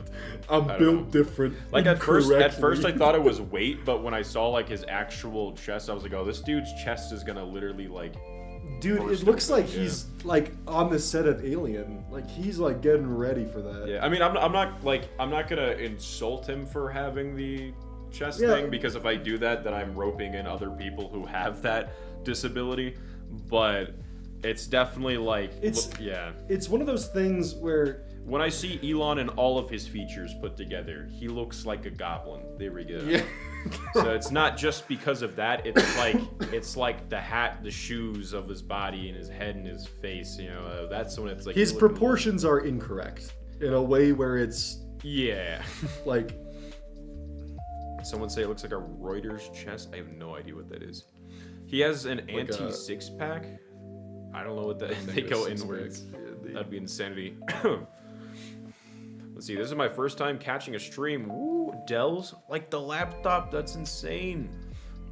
Very well could be from whatever sketchy shit he took to get his hair back. Oh, he just had a hair transplant. Yeah, That's there's normal. a common procedure. They take pores from the back of your head and migrate them to the front.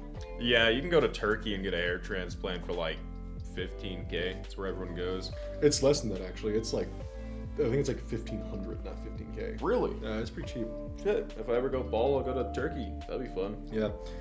Medical tourism is actually fuck, dude, I can't talk with the damn. Medical tourism is actually a pretty big thing where you can go to Spain, like get like a knee transplant, like have like a 3-month vacation and then come back to America, and you would have paid less doing that Yeah, they than go you good. would have That's actually why just. living in Texas, a lot of people when they need to get prescription drugs, or They things just like cross that, the They border. just go down to It's like- Mexico. Yeah, but My dad, he had to go to, when he was in Mexico, he had to go to a doctor's office, and he had to do like a whole checkup and everything. And when they gave him his bill, it was $5. He was like, "Is that right?" They're like, "Yeah, it's $5." It's like, that's insanity. Meanwhile, here they're like, "Let's see if your copay covers this yeah, it's idiot." like, oh my god. Yeah, I actually I can't afford my ADHD medication right now because they switched me from Adderall to Vyvanse, and my insurance is like, no, we're not covering that. So I went from paying like $30 for a bottle of Adderall to fucking $450, and it's like, holy shit. The way Wonder says you can go to Turkey, I thought he was gonna say Great Club. We can, dude. Just walk. It's like, dude, just go there, man. What are you talking about? Did you know that Turkey is the only country to naturally have black roses grow? It's very interesting and cool. Yeah, they're the only. It's incredibly rare, but Turkey is the only place where you can find a naturally grown black rose. Did you know Turkey's named after a bird? That's fucked up. That's messed up. Actually, I actually don't know why. I was how the actually connection I was is gonna made. wonder if Turkey has had its history longer than whenever we classified turkeys to be turkeys. So I wonder which actually came first. I think Turkey might be the like American pronunciation of it. Like, you know, we have Germany, but they call it like Deutschland. What the hell you just say? Is it Deutschland or is it? I don't know. German people in the audience. Was that close? Shout out to all my German people in the Shout out audience. to all my Germans. All my Germans. It'd be like that. I tuned in and have the good news of finally having Blaha. Hell yeah! That's the shark. Yeah, I know Click says it's pronounced not Blaha. I don't believe him. I think Click's not even Swedish. Yeah, he's Dutch or like Finnish or. He's stupid. yeah, You know? I don't know. Smells bad and looks really handsome, and I hate him. I'm in Germany, damn however, it, I dude. don't know German. Turkey equals Turkey. Turkey. I never had that at Thanksgiving. I have 3 of them. I always think it's so weird when I see like turkey characters and like Thanksgiving art where it's like, oh, we have the turkeys and they're like hanging out in the yard and they look like characters from a show. I'm like, in your in-lore universe, you are mass-produced and killed. Like I We don't are know. on like a totally different tangent Yeah, here. sorry. I was thinking about some decorations I saw. All right, does anyone have any more fun questions for little old me? Or all about Oz. Wonder. It is all about me. It's all about me. Why would it never not be about me? I couldn't understand such a concept. Someone's gonna clip that out of context for like an expose video. And Wonder was a fucking narcissist. Why is it never about me? I don't fucking understand it. He was on an Oz Media stream, unannounced appearance. Hey, I have talking about himself. I have some narcissistic qualities, but my empathy shines a little bit above. And all the budgets in the intros, like little typeface, like text thing, where it's just narcissist across the stream as you just Clip it! Don't you dare clip it! How are you doing, Wonder? I'm doing okay. I'm working on a video right now. I came downstairs to, because I'm like audio editing it, which is fun. I had a chapter of it get deleted, so I would have actually been done probably today, but no. So that's fun. Why isn't this your channel, Wonder? It's all about you. That's what I'm saying. Where do you think the fucking O in Oz Media comes from? It's from mine. Where does it come from? Oz looked at Wonder, saw the O, and said, "Oh, I'm gonna be slick about that." Like, all right, man. What the fuck, dude? How's it been switching gears into your new content style, by the way? It's been great. I love actually being able, because I was always great at writing in school, and in my for hobbies and stuff, I would always write. To get myself through a depressing 3 years of high school, I wrote a 500-page book just to do. Yeah, no, like, that's like the one, like, I'm terrible at school. Let's not pull up my channel while I'm here. I don't like looking at my stats. Thank you. Ooh, you're close. Ooh, I don't want to look at my stats. Thank you. I'm pin your channel so people can scare me, man. Scare me. Scares me. I'm gonna pin your channel so people can check you out and like. That's my number one fear is I don't like looking at stats. But thank you, my dudes. It's really nice seeing you two together. Yeah, we still fucking hate each other. No. I fucking hate this guy. If you guys want to see my channel, it's right there. It's not my old Wonderstruck Guy channel. I've been doing a lot of deep dive documentary content. But yeah, going from I felt towards the end of like me doing Reddit, I was very obviously demoralized for a lot of reasons that I'm sure you can find plenty of videos on. And I also, like, as I got older, I felt like it wasn't really for me. I saw people like Oz, Click, and OT, and they did it way better than me, and I always felt like I had to kind of force myself into this caricature to pull things off. So finally, once I took a swing at doing a video that was kind of like a dive, and it wasn't, people were really receptive of it, and then finally I had a use to actually put my writing as a person to use, and I was like, oh, I wonder how far this will go, and then people have just been consistently really receptive of it. So I've been able to utilize all my skills from all angles of my life into making content, and that makes me incredibly grateful because people are really receptive to it. So to be able to strike gold twice, it's not something everyone gets to do, and to do it the second time in a way where people appreciate all of your talents, that is incredible. Nah, dude, they just like how handsome you are. That's true. That is very true. That's why I get subscribers, but it's always the voice. I got the corpse light voice. Wonder, how do you feel about fish? What's your favorite kind? I like salmon because it tastes fucking good. See, I have a non-boring answer. I like anglerfish and blobfish. Someone says it just sounds you grew up. Yeah, that's probably like the best way to word it. I used to be very hyper and like if you compared my first video to my first. Let's do that right now. Also, why when you pulled up my channel it didn't show my here? Let me pull something up. I just want to make sure that something didn't obviously get removed. I don't think it would have. Didn't show what? I didn't show my most recent video when you pulled up my... This one? Okay, it did. Okay. Yeah, that's right there. Okay, cool. I don't think I'm ever gonna change my background. My background is really nice. Idiot. Yeah, I don't think I'm ever gonna change it because I did it. How was Wonder not married? You gotta, I don't know, man. But thank you, my sheep. I appreciate it. I cook. I clean. I ball out.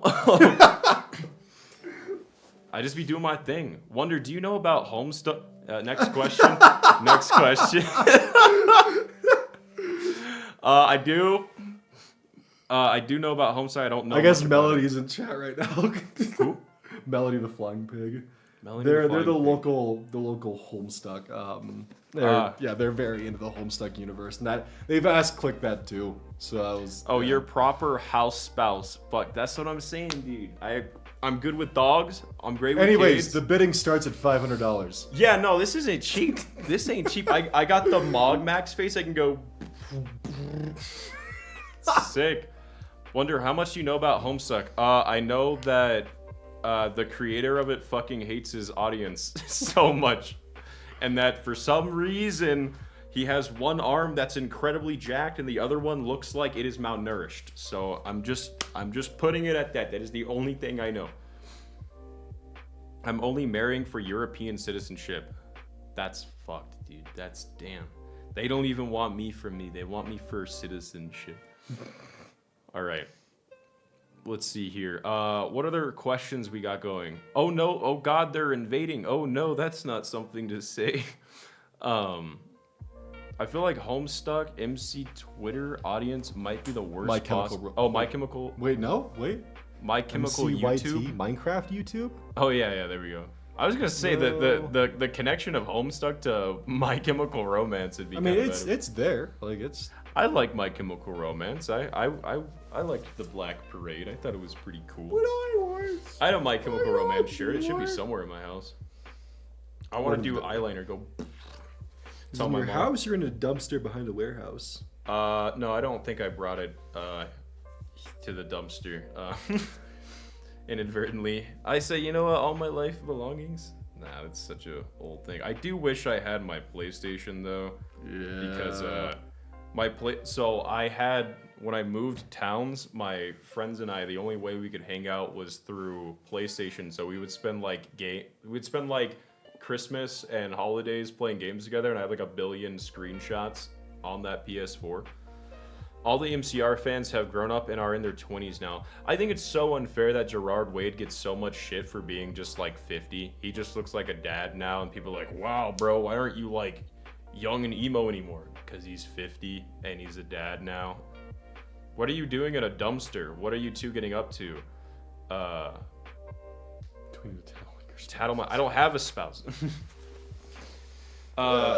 Dumpsters, schmumpsters. That's all I gotta say. There's to that. some history with that. Hi, James. Look at this. Hi, Look James. at him. Oh my god, he's so. Look at the dog. He's so Look at the abused. dog. He's He's so he's abused. so. Oh, look how sad he is. Oh. Old Flash webcomic. All right, we all got older. Lol. I'm in my 30s now. That doesn't make any sense. I'm gonna be 20 forever. Me too.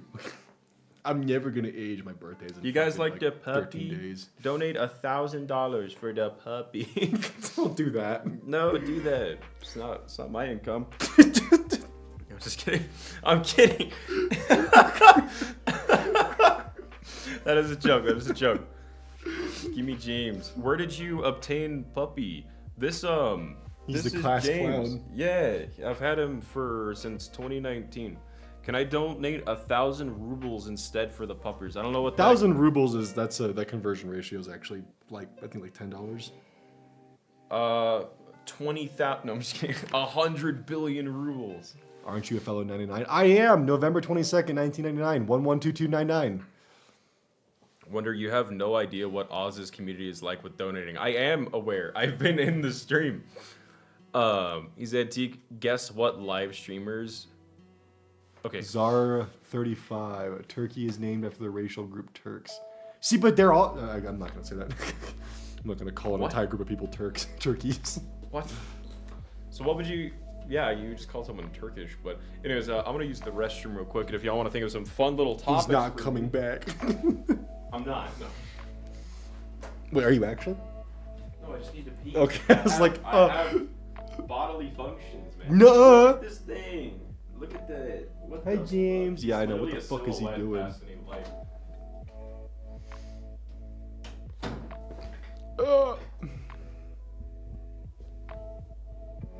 So yeah, Wonder's in town for a little bit. I think he's leaving like tomorrow or the next day, so he's gonna be out about again. But he's been here for a little bit, so yeah, it's been cool.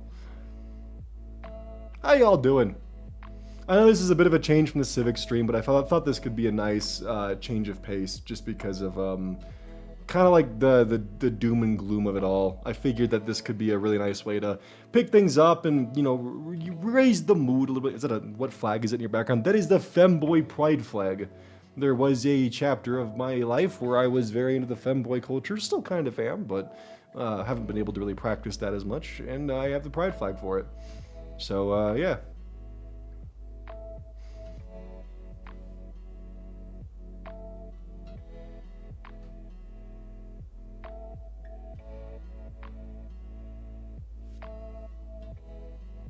James is... Hi, James. Hi, James. He's all mine now. Hi, James. Oh. James is a good boy. He's such a good boy. Yeah, you only eat dead birds, don't you? Yeah. Yeah, I didn't like that being brought in, was the dead bird. Yeah, I found a dead bird outside. Don't know how. And brought it inside. Or at least he tried to. That was... Yeah, bud, you and your little dead bird. Yeah. Look at that tail wagging. He's a baby. Will you be Schrodinger's Catboy for Halloween next year? I don't know what I'm gonna be for Halloween next year. I can hear him singing in the bathroom. Oh my god. He's fucking going for it. Oh yeah. Yeah, James. Oh, look at you go. He's having such a good time. I actually have no idea if he's having a good time or not. He's vibing.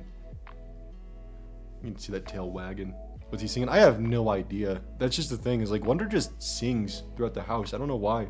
I'll just be like vibing, I'll just hear like a in the background through the walls, and it's like, oh, Wonder's awake. He's got to deal with the fact that I have on like some fucky sleep schedule that makes no goddamn sense. So, hi James. Hi James. James. James. Hello, James. Oh, here he comes. All right, guys, think of questions to ask Wonder. I should probably open the Q&A category again. Start Q&A. Q for us. Hey, you haven't paid rent in like 4 fucking months, man. Good, get out of my room. I watched your streams, man. You haven't paid rent in 4 fucking months, and you paid enough to pay off this whole fucking apartment, man. Yeah, dude. Let me scoot a little. Hey, yo, Mr. White. Hey, Mr. White, like...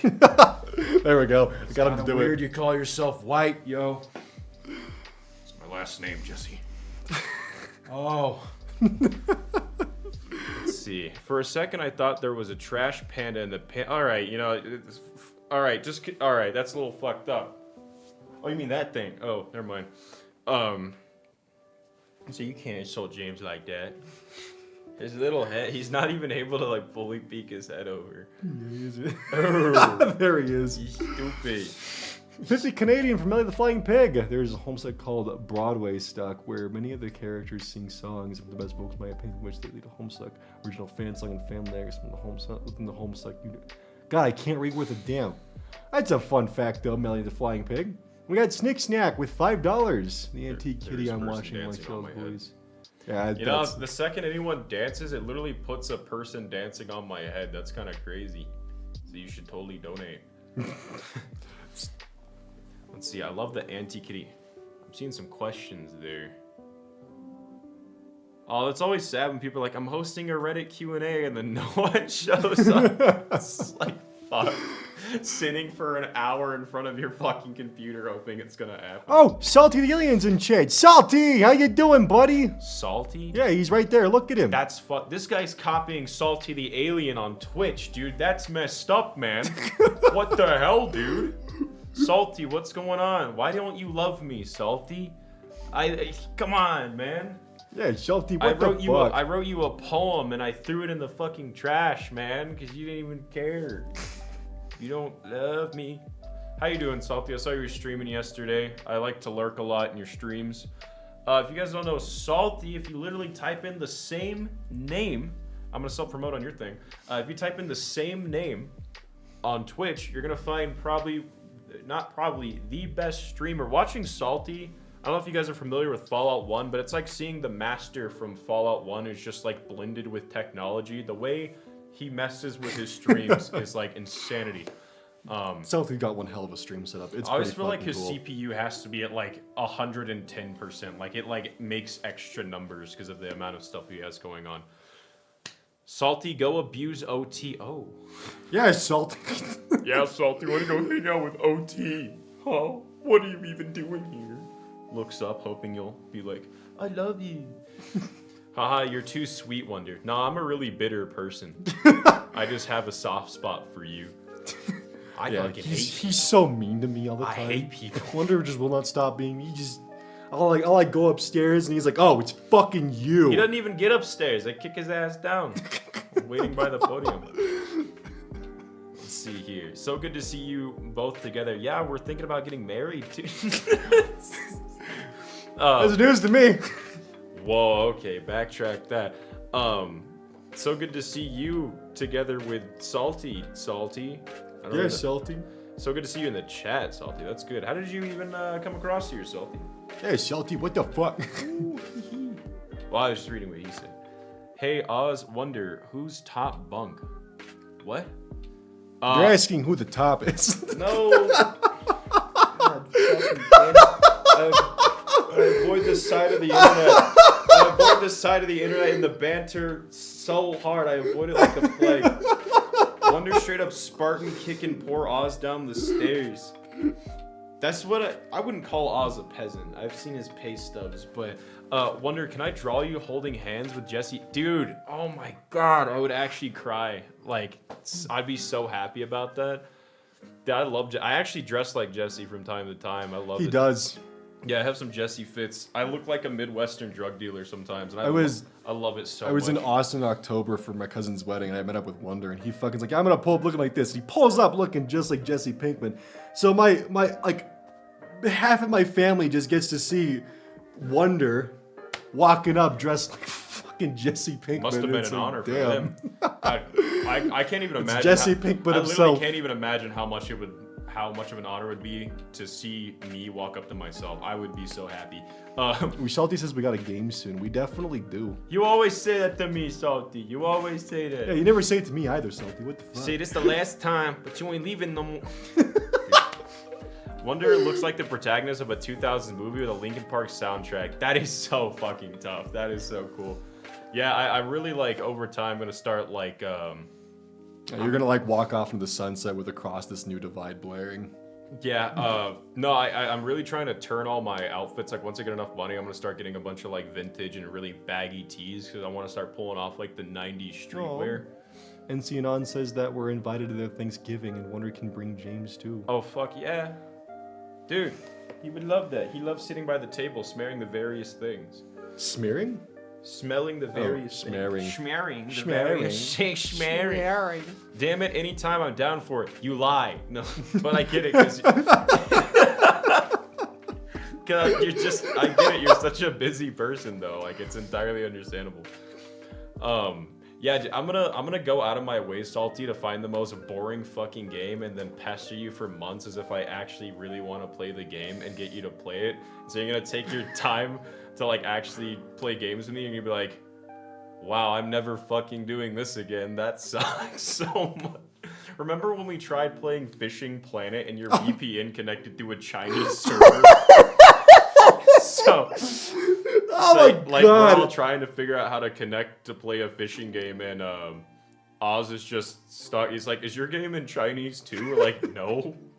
What the fuck are you talking about?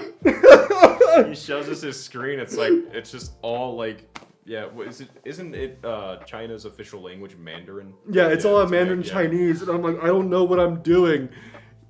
Wonder, I'm starting the ship art, dude. If you did like the same. Okay, I'm not gonna ask someone like, cause I don't know. I'm not gonna ask someone to make not safe for work fan art. But if someone is of age and made not safe for work fan art of Jesse Pinkman and I in the same way of that Mario and Sonic gif, where Oh my god. that would be, I would hang that shit up on my wall. That would be insane. Wondered, Oz, did you hear about Hazbin Hotel Season 2? I have never watched Hazbin Hotel. I am avoiding those currently. So don't spoil it, or I will. Oh, good. No, I was just saying don't spoil the leaks. Knowing my grandma, James would get a whole bowl. Well, my dog doesn't smoke, but I appreciate that. Wonder, can we see your sweater? I think it's rad AF, but I need to start buying more clothes. I'm always so worried about it. But yeah, look at this. Look at this shit. He's Boom. worn this for 3 days in a row. I've been switching between various clothes, and because your laundry machine does not Oh, de-wrinkle my clothes, fuck, so I have yeah. like a handful of clothes. I need to empty the fucking dryer. I keep forgetting that. God damn it! I now have to draw that. Absolutely. Oh, that goes so hard. Yeah, I love getting a little jolly. I want to get a big fluffy cat Christmas sweater. Ooh, I need to show you mine that has the cat Christmas ornaments on it. I'm gonna try to grow my beard out again, so whenever I wear extra things like that, and I give people like the angry look, and they see like the baby ass sweater, it's gonna look so cool. Remember the Mariah Carey shirt? I don't know where that is. I don't even think I could fit in it anymore, because You could try. I mean it would literally like Real squeeze cute, me man. like a baby, but it'd be like you put on that sailor outfit. Will said, boy. Put that on. Will said fan art be available publicly? If I start hanging up fan art on my room, yeah. I haven't had fan art in a long time just because my type of content doesn't usually bring updates in. on Oz being able to do a backflip. I will never do a backflip. Wonder, can you do a backflip? Fuck no. You want to try? No, I took gymnastics and left that shit so fast. I have dude. 911 on speed dial. If you break your neck, we can Oh always... yay! If I break my neck, I'm glad 911 can at least come and shovel my paralyzed corpse to the hospital. Let's see here. I think I'm going to leave and read for a little. Oh. Fine, yeah, just abandon us. Dude, you're I guess. gonna be Yeah, intellectual? What the yeah, fuck, dude. dude? Fucking read a I book. love reading, dude. Whatever, man. Go read your Magic Whatever, Treehouse dude. books. What the hell? I remember I had a girl come to my house one time, and she said, "Your room reminds me so much of the Boxcar Children," and I just said, "They were homeless. They were fucking homeless children."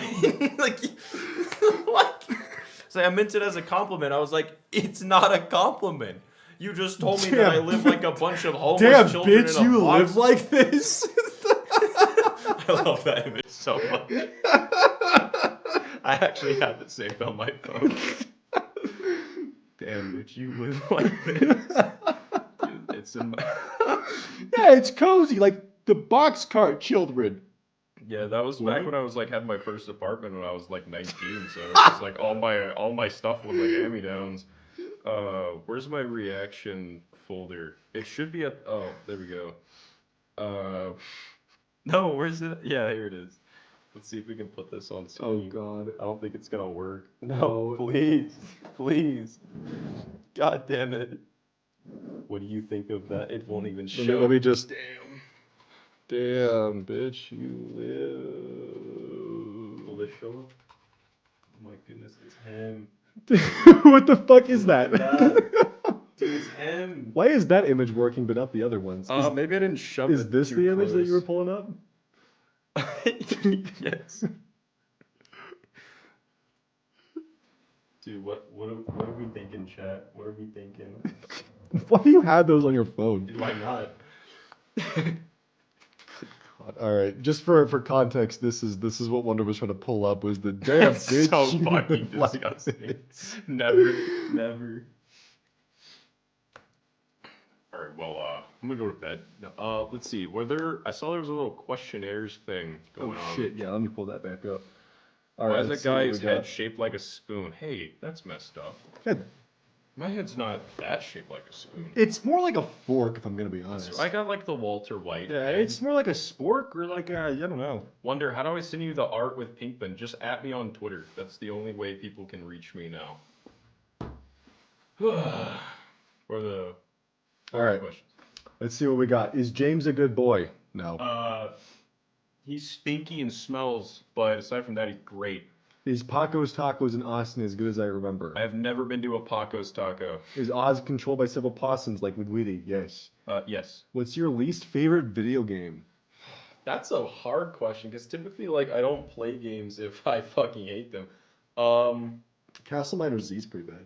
No, I love Castle. I'm just fucking with you. The fuck? I put 22 hours in one sitting on that fucking game. Jesus Christ! I know. It's one of the longest times I've ever sat playing a game. With Oh my Castle. god, Yeah, dude! my friends and I, we sat down and gave it a shot one day, and we had like 6 people on, and we just played for like 22 hours straight. It was insane.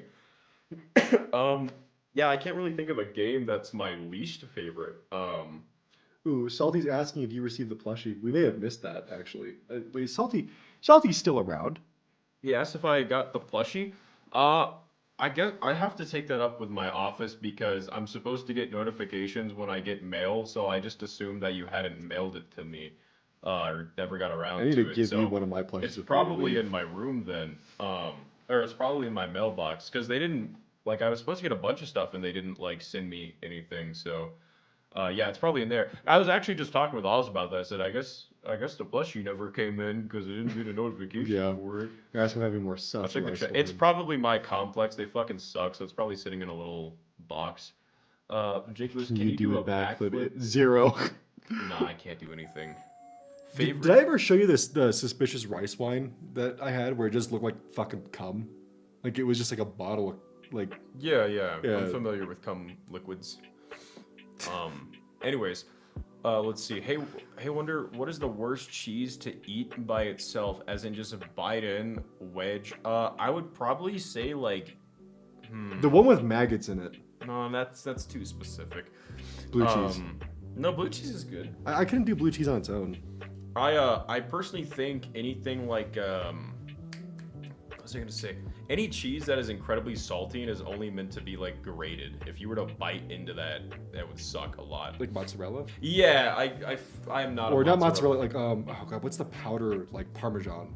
Parmesan's fine. You can't bite into a thing of Parmesan. Like getting I could actual try. Parmesan's pretty good, but if you get yeah. Does James have the last name? It's well technically James is his last name. Because remember his name is Baby Man. Oh yeah, I forgot. When we were fucking getting him his tag, I put Baby Man on there. Yeah. Baby Man James.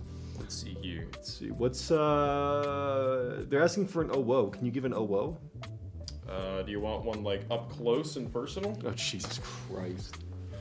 Look in the camera, like this. Oh god, it's gonna be used against me so hard. But I guess Damn right it will be. I make my own fate. God, dude, this is... You don't have to do it. No. It's okay. You're a coward. It's okay. I understand. Bring it back. Bring it back. I do like a certain presidential candidate with the with the mic. Oh woo. There. Jesus fucking There. Christ. There. Peer pressure me. Oh my god. It's gonna be clipped to hell and back. That's fine. I need Damn Spread right. my Damn name right it around. will. Damn right it will. I shouldn't have shame. It's one of the worst things you can have as a human.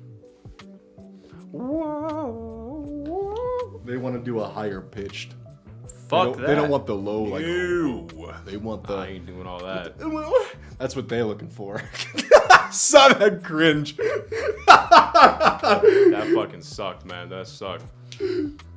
All right, let's see how an expert likes what. Oh, I see. Now let's see how an expert like. Oh fuck, we already. Oh did no, that. I forgot I just did that shit in front of Salty, man. Fuck. Damn, that's like worse than like peeing yourself in front of your crush, dude. That sucks. Dude. Oh my god, look at the view Not that count I've after ever done that, that. dude. Oh, look what you did. What is that really what happened? No, it's just delayed. Oh, I was gonna be like, fuck. Maybe that helps answer the whole. Shut the. God. The who's top bun? The top one. Who's the fucking top in Doomerism? Stop it. Wonder if you were stuffed. Whoa. If into an animatronic suit, which animatronic do you want to be stuffed by? Wait. I want to be stuffed by. Are you Foxy. asking which suit I want to be stuffed in, or who I want to kill me? Because that's two different Both. questions right there. Both. It's both. Fuck you, man. I don't know. Chica, dude. That makes sense. How is Chica gonna stuff you? I don't fucking know, man. I've played one FNAF game. Yes, so have I. Fox, yeah, I know. Unfortunately, that video is not gonna see the light of day, I guess. Oh, what? Well, we don't have anywhere to put it. Well, we could still put it up Nah, because I eventually. did all Oh, the but work dude, for it. that, come on. I did all the work for it, guys. We talking about stuffing Wonder? Jesus fucking Christ, bro. This is. Oh, we gotta talk about that. The FNAF video where I ran through FNAF in one single go. Like, come on, that's gotta see the light of day. Well, there's nowhere to put it, and I did all the editing for it. Still, It has a home. not me. Come I'm on. Holmes. Come on. You should at least give me the copy of it. I did a pretty good job cutting my own hair yesterday. Oh, you actually went through and cut it? Yeah, like I sanded that shit down. Oh shit! All Yeah, right. I gotta get like a. I mean, my hair's all fucked up because I've been in a beanie all day. But No, yeah. good shit. So the razor actually worked. Yeah, I just went through Nice. and did all that. I like having my hair like super short. Yeah, we're like the polar opposites. I've got the fucking like. Yeah. It's what's so great about light is like half of my like head doesn't show up on camera because I have fine blonde hair. But it's epic. Let's see. First time catching you live. Hope you have a good day. Wait, Welcome to my stream. Why is he kind of? Who's taller? Oz, dude. I got critical height, man. I'm Yeah. fucking baby, man. You wanna compare? You wanna stand up? You want to compare sizes? Let's go, dude. Looks good, Wonder. Thank you. Yeah, I'm like if I were to like grow the beard out and gain 20 more pounds, I'd probably just go for like the full buzz and then the 90s shirts. Cause man, there's this guy I follow. He's like this guy in Japan, and he looks so fucking cool. And I'm like, I want to be like that. Wonder, how would you kiss Jesse Pinkman? Passionately? The open mouth, like where it's like the. Yeah, like with tongue, aggression, verbal slander. It's my little meth dealer. Oz has more masculine That's not energy. true. Wonder. What? No. What? I don't know about that. Let's see. I wouldn't call it twink death. That's the bad ending. Yeah, I'm not gonna. Yeah, let's kill the twink in me, dude. You should see how I looked when I was 18 to now. It's fucking crazy. Pretty sure you can't compare sizes on stream. No. I mean, dude, I remember this kid did that shit at my house. This kid came over and he said, dude, we should compare sizes. And I was like, no. And then he like went into the bathroom and then came out with his finger on the ruler. And he was like, dude, your turn. I was like, you didn't like actually do that shit, right? And he got super self-conscious. I was like, there's no way he did that shit at my house, man. There's no way. I only watch Oz's videos. No clue who the beanie wearer is. Well, I have feelings, but he seems chill. Thank you. My name is Wonder. I once upon a time did. Wonder was a kid during the story. Yes. No. Yeah. Whoa. I thought that was a fucking given, dude. What the hell? Yeah, I do a lot of like documentary type content on like creeps and things like that. I told myself once I hit 100K that I would switch it. I would start doing like other stories, but I do a lot of like hour to hour plus long dives. His on channel's people's- currently pinned right now. If you want to go check it out. Brr. Yeah. Oz and I have a bit of a history.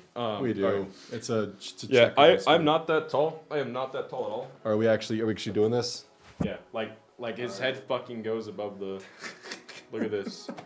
I'm just like born to be small, but that's okay. I mean, I'm 5'10", but can I see the possum? Height comparison? I'm subbing to Wonder right now. Better watch all my content. I've heard it's really good for watching. Wonder's an amazing content creator. Well, thank you. He's a phenomenal content creator. I don't ever feel that way sometimes, but a lot of times I do. I do with the content I make now. I feel very, like, I like looking back and seeing my writing in, like, a physical format. I'm like, wow, that's pretty fucking cool. Oh, wait, my chain isn't even popped out. Boo. Why he kind? All right. You want to do some Joji karaoke? Okay, whatever. As 5'2" tiny boy, I envy both of you. Don't worry, Wonder, you're still taller than me. Let's fucking go. Oh wait, I should probably scoot this. James, move your little head.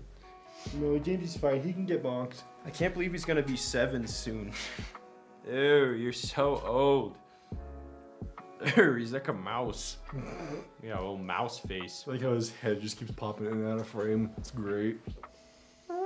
Until today, I didn't know you had switched channels. I thought you ditch the YouTube altogether, Wonder? I tried to after certain events, and then I couldn't not do YouTube, so I made a private channel, and I just did it for my own personal use, and then it just started doing really well after a while, so I got very lucky again. It was great to know that people didn't just like me just for like, because when I did my channel, a lot of people would come over through my association with other people, and this was a project I had of my own that I built from myself. So the only people coming over from any sources were when larger channels would talk about my content. So that was pretty cool. Wonder, I'm gonna have to theme every account and personal page. I have to Wonder Pink. Oh, that's pretty big. I'll make it my phone background. You should, let's see, the ship name would probably be, I think, Winkman. Or... Pessy Winkman. God, I love Jesse so much. I wish I was Jesse. Pinder. Pinder. That's the ship name, Pinder. No, I like Winkman. Thought that was a phone ringing. Let's see. I've officially shrunk to 6'2" according to my doctor. How do you shrink? Spine compression. Now I know. Oz is over a foot taller than me, so that's cool. James, you can't even, no one can even see your head. You're just hiding behind it. Where are you? Where's my hand? Oh, it's over here. If you're always slouching, do you count your slouched height? Do we do a little slouching? See, if I correct my posture, then I'm like 6'4", but I slouch, so I'm not. I'd say I'm more of like a 10, personally speaking, but you know, you're allowed to downplay yourself like that. Opinions on milk? I fucking love milk. You bought a fucking like gallon of eggnog yesterday. Oh shit, let me actually get that.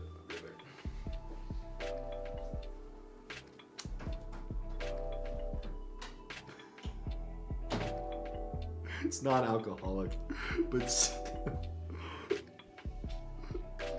James is just like, James, you waiting for him to come back? Oh, look at James. Yeah, look at James. Look at James. Oh, who's a good boy? Ugh, my posture sucks. I don't even know how to like properly like sit without looking like a fucking freak. Because this is technically how I probably should be sitting. But like, I feel so weird. Just like, so I just fucking slouch. I'm sorry I forgot to drink this morning. I drank my other one yesterday. Jesus Christ. Well, yeah, because this whole thing... Oh shit, Salty Saint 7 chat. Oz, did you enjoy the new Age of Mythology? I bought it, but I haven't played it yet because it's just the back of my thing. I saw you playing it a little bit ago, and I was like, oh shit, I hope it's actually good. Like, did they actually properly remaster it, or did it fucking suck? Good God, dude. That shit is so fucking good. Coffee boy. Oh, that's the good eggnog. What I love so much about this eggnog... Let's play. I'm down to play sometime, Salty. Hell yeah. It's half the amount of like a half gallon of chocolate milk, and it's more calories. This whole thing is 190 times 8, so whatever that is. Pretty fucking good. So that's pretty much 600 calories. I mean, it's 1,520 calories. 1,500. That's great. Yeah, especially as like a base thing. Drink the white gold. Lamar, it's all the heavy cream. I know, I don't even care. Dude, this with cheesecake every day, I would be jacked. I would be jacked if that was my star. I love cheesecake so much, dude. Dude, that's like so many calories right there. Oh, my bad. Sorry. I'm on my way to 165, dude. It's good to know that's good, Salty. That's exciting. That's exciting as hell. So now I'm 5 hours late, but could I get a recap of what's been said? So the stream started with me going over Civics. So we went over, I started with going over, like, how to participate in your local elections and the fact that, like, you know, there is a path forward with our current electoral system. Then I went over the Constitution. Jesus fucking Christ. I'm just giving a thumbs up to what you're saying. What? Oh, my bad. I enjoy calories. Damn. You've never had the problem of being 120 pounds. But now I am not. I'm 160, and I will continue to do this. But yeah, we went over some stuff, and then after my voice went out because I was pretty much yelling for 4 hours and trying to teach for 4 hours, I dragged Wonder into stream so he could help entertain Chet for a little bit. Yeah, I'm doing a bad job. Let's see. I'm so glad they didn't read my previous message. That's just trying to get us to read your previous message. Let's see here. I'm allergic to dairy. I used to be lactose intolerant, but I drank so much milk that my body just adjusted. Also, red velvet cake. That's huge. That is a good opinion. That is a great opinion. I love how Professor Oz is just trying to give an actual recap and we're just in the corner chugging eggnog. That's how it be. It's wild how, like, some instances like that, it feels like the dynamic has not changed from when we were like 19. There's those moments. I mean, really, it still is pretty much the same dynamic after all. Like, even after everything. I mean, Whoa. god damn it, dude. Such a thick, viscous liquid, dude. That's crazy. A white, thick, viscous liquid Yeah. that you got on your lips. Yeah. Nice. Y'all are doing great. This is very fun. Well, thank you. Let's make this very bad now. Let's make this suck ass. All right, you start by saying your favorite slur. Oh, well, actually, here, let me pull it up on. Cracker. That is such a weak slur. I know, All it's honesty, so dude. fucking weak. You Wait, chugged shit, that I'm white streaming on gold. Twitch. I might get banned for that.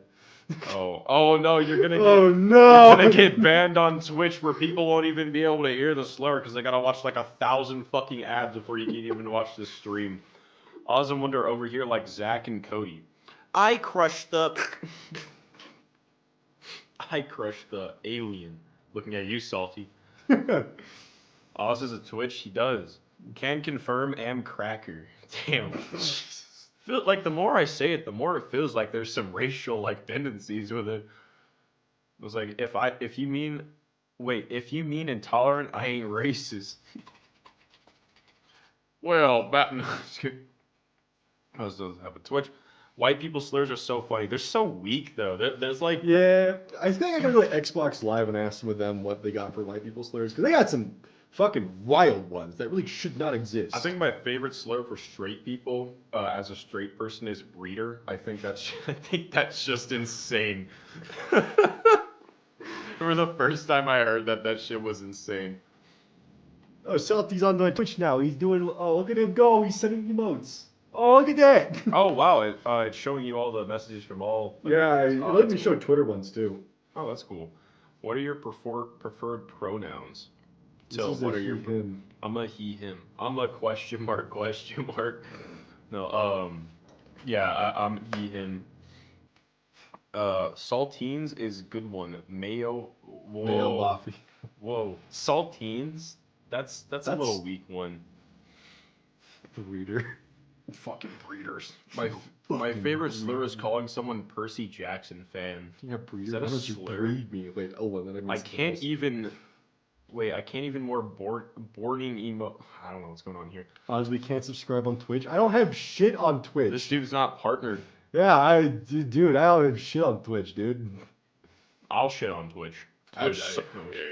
Twitch is one of those websites that you can't even get started on if you're like a new creator anymore because it's just so fucking hard.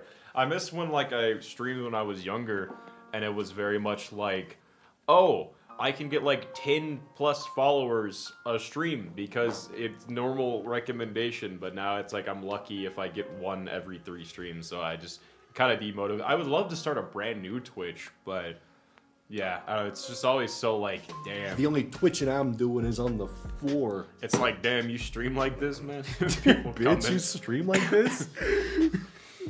It's fucking- from the window to the wall. Is that Asmund Gold's actually cleaning his house? Yeah, Like, it's amazing what happens when you're banned and can't use your fucking computer. Yeah. Besides the Tesla robots, we are just being controlled by dudes in VR headsets. Oops, my bad. Clinker was specifically for battle droids in Star Wars, not exactly I don't know. Are you into Greek mythology? I had a mythology book, and then I read the story about the hawk that removes organs, and I fainted. So I kind of stopped there. I fucking hate organs so much. I hate them so much. I don't even like to think that I have them. It's like when you go to church and they like, play the organ. Shut the fuck. Shut the fuck up, man. I just think it's what I need. What you know about love? What you know about love? Boomer is a generation name. Someone asked if boomer was a slur.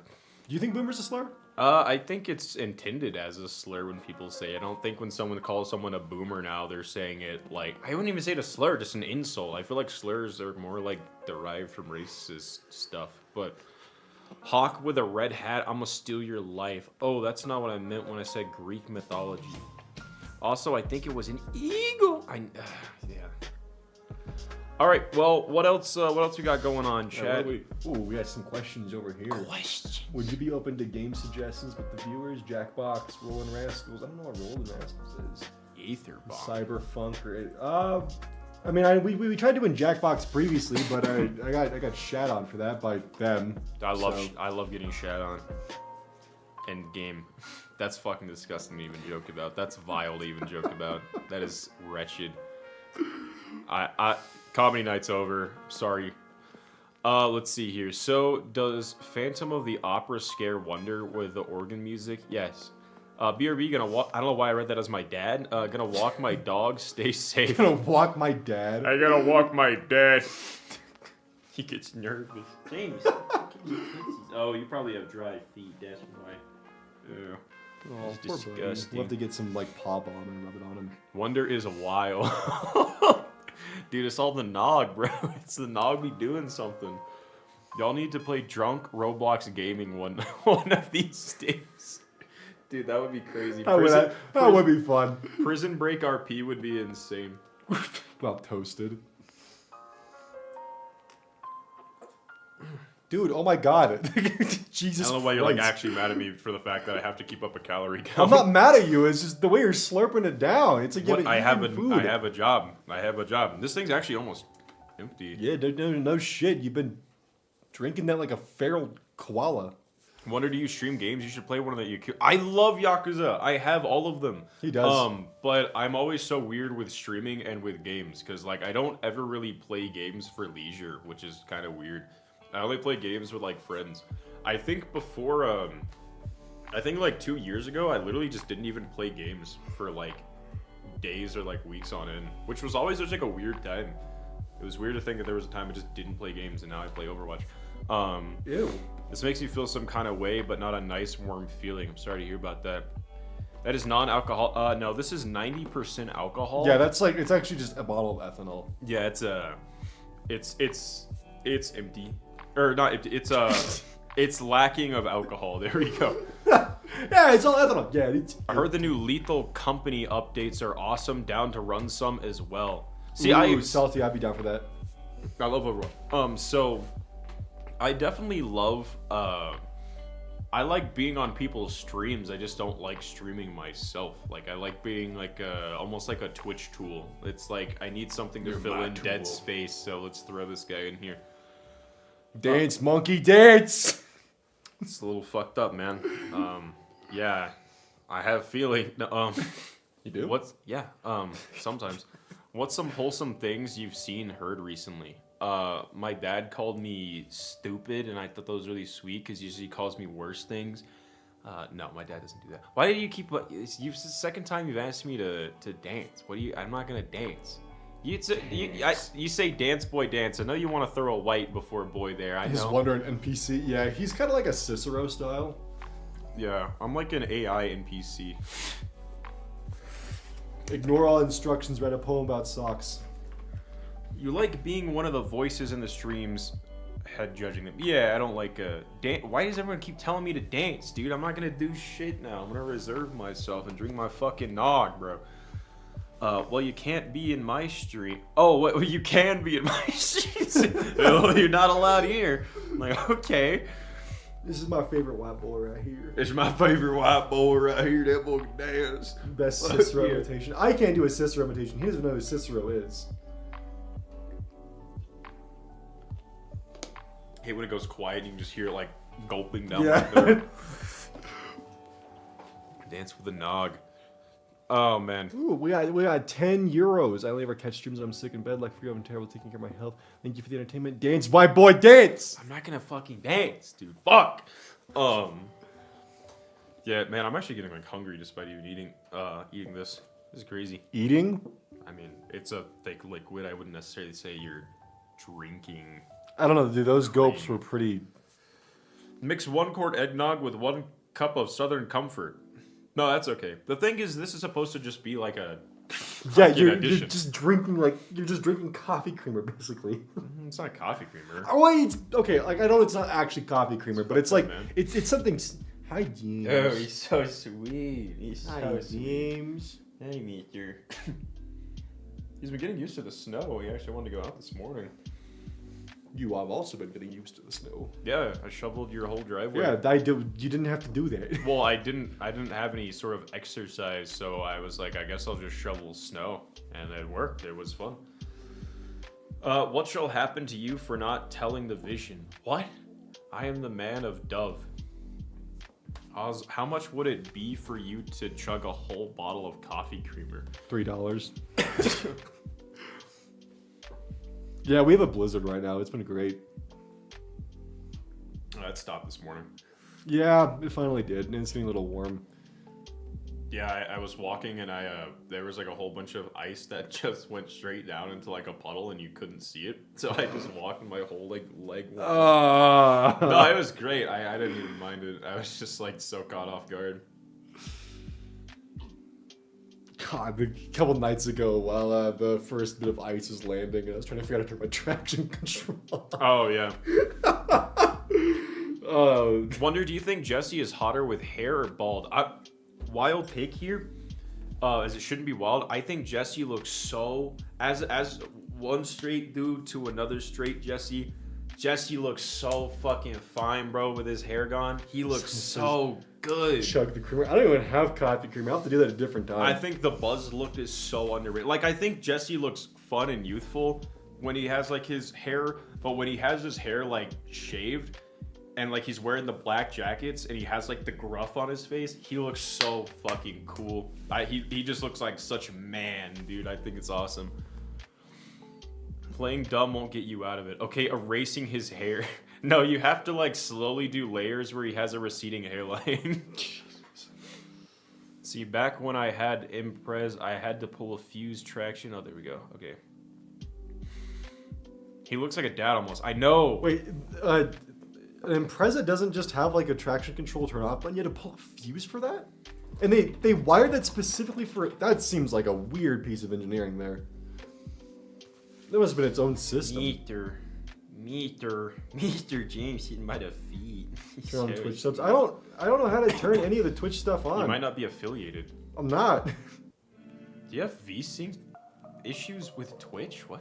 I just have VSync issues in general because of how long my my cables are. So like every monitor I have has VSync issues. Dude, why don't you have 12 billion followers on Twitch, dude? What the fuck? Because I'm not good at streaming. Salty has 100 quadruple billion. I know. streamers. Salty's so cool. I always love watching Human One streams and Salty streams because I feel like I mesh with watching their streams as a viewer. Don't some cars still have this TC with press the button? Satan is my dad. Oh, I didn't know Click's your dad, but glad to hear. Get on Salty's level. Yeah, dude, you're slacking. All right, we need something to spice things up. We need something to... I can't stay forever because I do probably need to eat something. God, I would love a pizza. God, a pizza sounds awesome. That does sound really good. Holy shit. Wait, someone replied to me on... What? Okay. Hi, James. Oh, okay. Salty sent me the...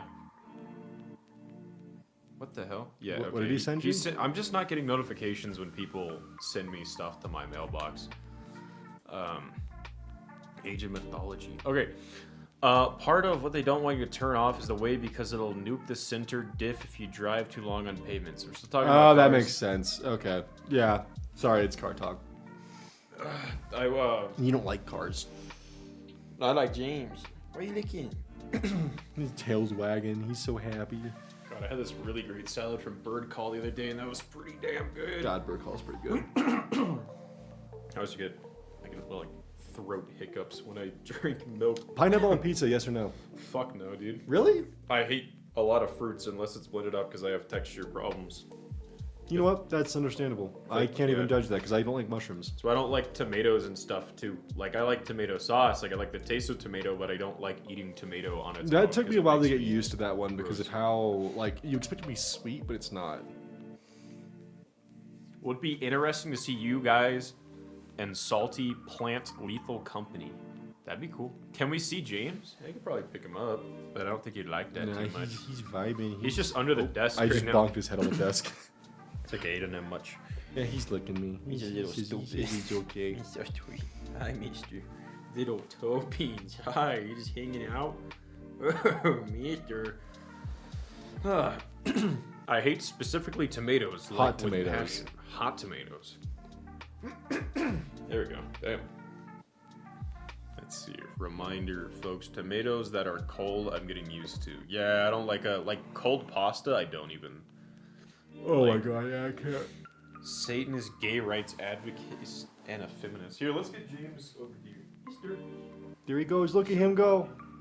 Well, he wants to go. He's like, oh, look at me go. Oh, okay. Relax. Relax, bro. Little man. Little man. James. James. James Baxter. Yeah.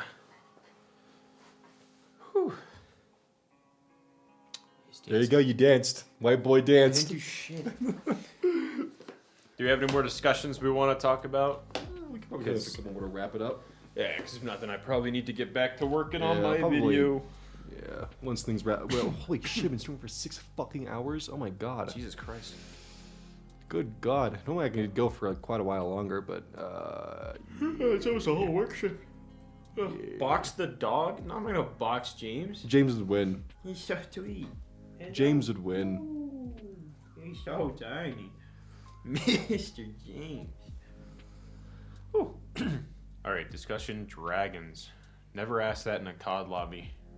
Only dragging 6. my balls. He is only 6 years old. I know. He is about to turn 7 though. His birthday's in January. You're so stupid. And the story about him being the class clown's one of my favorites. Oh yeah, when I went to adopt him, they had a sign at the saying that he was a class clown, and I thought it was cool. He used to look a lot bigger in a cage, but now you don't. You look small. Because you're starving him. I'm kidding. I am he's starving. well fed. I am starving him because people don't know that catahulas are lean in the fucking back, no matter how much food you give him. Whoa. I remember the first time I saw him bloated, where like he just gets like a barrel chest, and the back of him is like little skinny. Wonder I have discovered I have no idea how to draw Justy Pinkman. Damn. That's okay. Just let me down like that, you know? Build me up to let me down. No, one puppy stare and wonder is cooked. Dude, look at him. Ooh, he's stupid. Oh. You try your best, but you don't You succeed. just want to grab tweezers and start plucking your facial hair out. Why? I don't know. It just seems fun. Okay. That's kind of fucking weird as shit. But okay. I love having facial hair. Hi, Papa. Just looks so pluckable.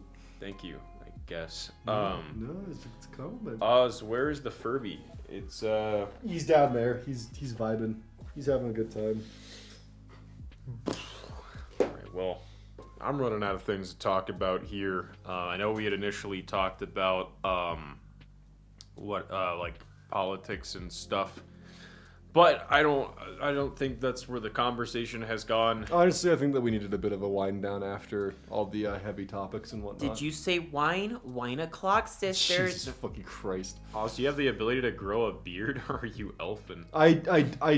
It's like I do, but it's not thick enough for it to be full. So I usually just give it like a good old like razor shave. I actually go against the grain, Wow. which is Yeah, aren't you different? yeah, it's not recommended, but it gives. different. Well, they recommend that you don't shave against the grain because it can cause ingrown hairs, but I don't have that problem, so I will go against the grain, and it provides a very close shave. OMG, Wonder, you seem like a huggable teddy bear. What the hell, man? No one's ever defined me as huggable. Oz has never plucked his eyebrows, and it shows. Do my eyebrows look bad?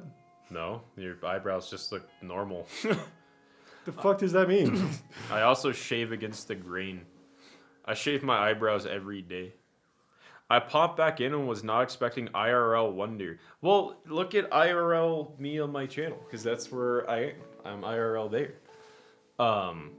This was actually a really clever green screen. He's not really here right now. Yeah, I gave permission to use AI for my appearance, and this is insane. Yeah, he's not actually here right now. This is actually just a tech demo.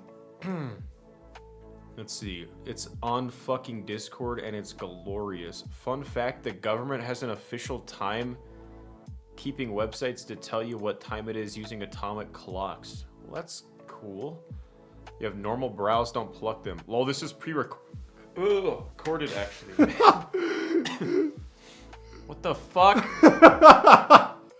It's like two potatoes fighting for one. It's great. There we go. This wasn't done by Zakiros, or I don't know how to say your name, but this is definitely This feels like the same drawing as like the yellow guy from what's it fucking called? Smiling Friends. Peb, I think it would be good if you donated $1,000 to Oz's stream, Peb. It'd be pretty good. Charlie. No, I was doing my dad, but that's cool. It's whatever. Well, I'm pretty fucking hungry. Yeah, I am I don't too. really have anything else to say to you people. Just kidding. Fuck you. Will you try on James? Oh wait, no, this is what Zekroy's made. Oh, never mind. Okay. So this is what they made. Fuck yeah, that's Yeah, what they I just sent it to my mod, and then my mod sent it to me. I thought my mod did that, so I was like, oh, look at that. deleted it. They said, "Ooh, it's pretty bad. They can't have that type of content in here, man. It's pretty sexual content. Is that Jesse Pinkman? Is that Jesse Pinkman No, and thing is is- that Wonder? That thing is so great. I'm glad I have that to my name."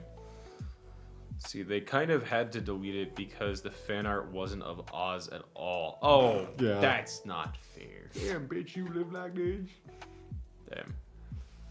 Y'all go get that pizza. No, oh, I get it. You guys are encouraging us to eat because you don't want to hang out with us anymore. I get it. God, people like that, dude, and they find like a reason that you're hated in every aspect. This looks like a Xbox remote you would win at like a laser tag place. This is kind of cool.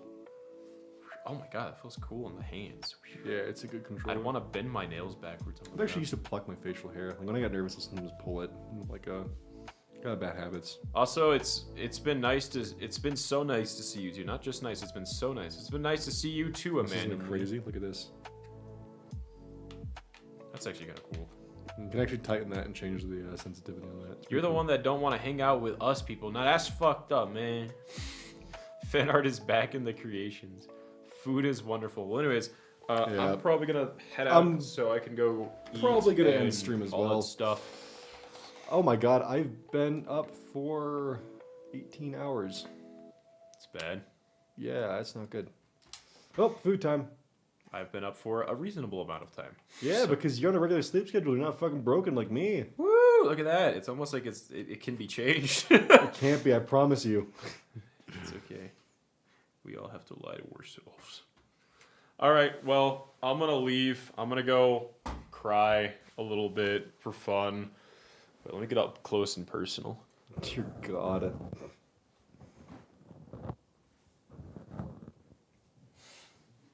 I had to. Wonder, don't leave me. Have fun in your food adventures. I'm sorry, I gotta leave. Papa was a rolling stone, as they say. All right, everyone. Thanks for tuning in. This will be VOD, so you'll all be able to go back and watch all this. So yeah. All right. Later, everyone. Bye! Bye! Shut the fuck up. What? Just say bye!